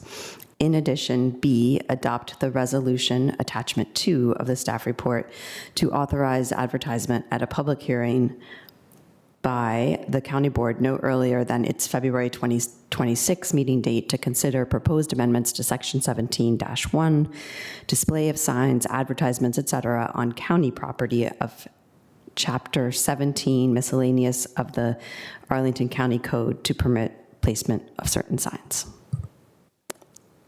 Is there a second? I'll second it. It's seconded by Vice Chair DeFranti. Any discussion? Or if Ms. Cunningham wants to say a couple I will speak very briefly to the motion. I think this has been a long time in coming and is part of our continued work in CRMI and other places to modernize and simplify and make the bureaucracy that grows over time come back to a smaller and manageable place. So really excited to get started. I know it sounds really easy when one of us is like, hey, go fix the sign ordinance. People don't like it. But to really be getting started on it is great. And I know our businesses really look forward to some improvements there. And I think, as evidenced by the initial engagement that you all put out there, there's a great deal of passion for simplifying some of the signage and perhaps reducing the median content and quality and number. I'll stop there. Thank you. Thank you, Ms. Cunningham. Mrs. Payne. Yes, so to Deborah and Jill, thank you for your work on this, and very appreciative. There are a few things that as we're into the RTA, that I'm gonna be watching, and I hope that when we get to the end of this, that we'll be able to provide some level of response, and I'm gonna get into this, more especially when we deal with the median signs, right? Because I read through the report. I know there's 700 some odd responses. There is this question about median signs and how they're placed and how many you can put in a median. But these are some of the things I'm going to ask you to look into. And if I'm off mark, team, let me know. I know we put in a request and we went directly to the political parties and let them know that we're making this advertisement, right? We've told them that. I would hope that by the time we come back in February, that we have some level of official reply from them, because I'm curious to know all parties that operate here in Arlington, where their position is. Also, I would like to hear back from folks like Nova Labor. There's a reason behind that, because labor in and of itself, when you talk about signage, and I'm going to stay strictly to political signage, depending on what happens down the road, there are some second and third order effects behind policy that we place here that will be affected here in Arlington. So Nova Labor, I would like to hear back from them. And also, I would like to hear back from our C2E2 folks from the environmental group. Have them take a look at this. Why? Because signage in and of itself, I would say, if you're going to be an environmental enthusiast and you're all about sustainability, you also have to think about signage in and of itself, especially in medians and other places, because some could argue and would argue that that is not good for the environment, right? Be that as it may. But I would like for them to take a look at it and give us their thoughts about signage, its usage, how it affects our environment, and so forth. So continue to push forward on the engagement. I'll be watching that closely. And with that, I think I am good for right now. Any questions for me on it? I think we're good? All right, thanks. Thank you. I see lights to my left, Ms. Coffey, and then Vice Chair DeFranti. Sure, I'll be short. It's an RTA, so we'll all come back here again to talk more and in more detail. I look forward to that. I think, pretty remarkable to see 58% of Arlington agree on opposing something. I think that's important, and it also matches what I've heard from community members around the median signs. So I'm glad we're able, I know we were already looking at the sign ordinance. I'm glad we were able to bring this in as part of it. And then I think the major thing on our sidewalk signs is really just making sure we think through the enforcement side. I went through a lot of the engagement myself, and a lot of the comments were very clear that we're interested in sidewalk signs. They are helpful for businesses. They, can be part of bringing out more character in a neighborhood. And when they are in our sidewalks and our right-of-way, that is space that is being taken from using that right-of-way. And so And there was also just definitely concern that even among the sidewalk signs that currently exist, that many businesses are not adhering to the level of distance required for accessible use of that pathway and everything. And so how do we, with potential adjustments, envision doing the enforcement? I think that is something that is also important to me to think through. But I will come back and we'll talk about them again soon. So thank you for all your work. Vice Chair DeFranti. Thank you, Mr. Chair. The first question, just to confirm, probably it's for our attorney. I didn't mean to, it's late, but broadly, with respect to median signs, with respect to all of this, these are policy matters, so we would have fairly broad discretion in the final in February to reach regulations that are less stringent than those that are already on the books, or regulations that, if we wanted to limit the number of signs, if we wanted to, but still keep some, or if we wanted to limit the number of days, those are things that are still at our discretion in February, right? Yes, subject to certain First Amendment concerns. Of course. Thank you for highlighting that important issue. The only other thing I would say is I'm hopeful that we can reach some sort of, that the concerns primaries are pivotal in political elections. And I do believe that yard signs don't vote, but they do help get the word out about elections. So I'm just hopeful, I believe that they help get the words out about elections. So I'm hopeful that we might be able to reach some sort of compromise that addresses the 58% who raised those issues, but also seeks to make sure that our primary turnout is very low, is as big as possible, because we all support additional voting. So hopefully that's possible or reachable. Thanks. Thank you. Also for general elections. Of course, but most people know. So thanks again. Ms. Albert, I cannot help but remember one episode. It was the year 2010. It was snowing heavily.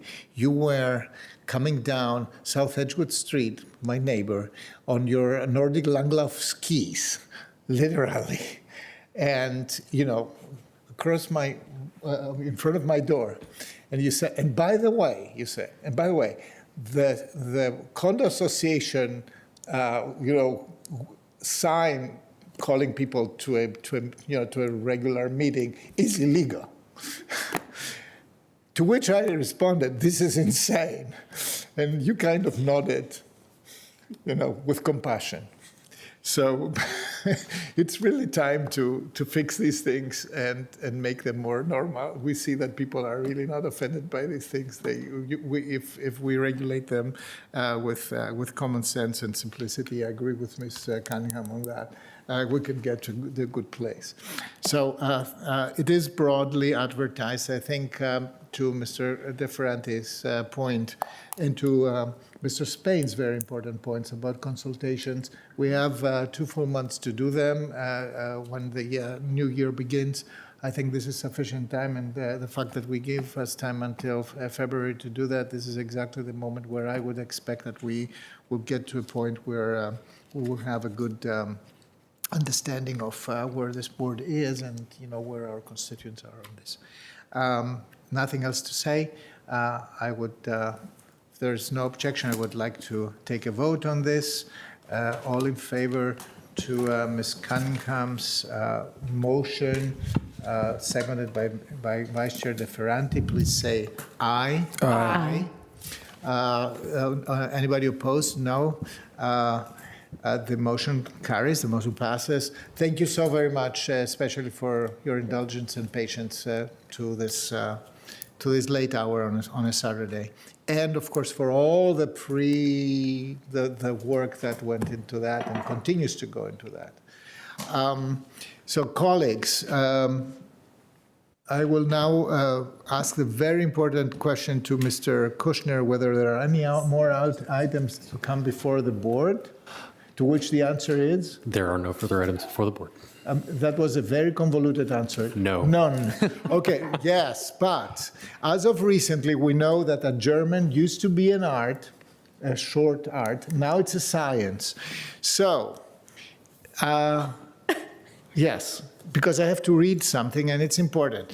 So first of all, thanking everybody, our deputy sheriffs as well, and you and the deputy county manager, our staff, and our county attorney for their indulgence and patience. I will offer a preview of that the board will reconvene here on Tuesday, December 16th, 2025 at 1:30 p.m., at which time we will conduct our usual closed session, make appointments, hear awards, recognitions, and proclamations. In addition, at 6 p.m., I invite you to join my swearing-in ceremony. It's part of the annual rituals, which we anticipate will last for no longer than 1 hour. I will then immediately be followed by our pulled consent agenda items. That was item number 9, and 3 additional regular hearing items. Board discussion. These are our board discussion on fiscal year 2027 budget guidance. That's item number 43. A discussion and consideration of collective bargaining agreements. That's item 44. And discussion of the proposed lockup self-storage development here in Clarendon.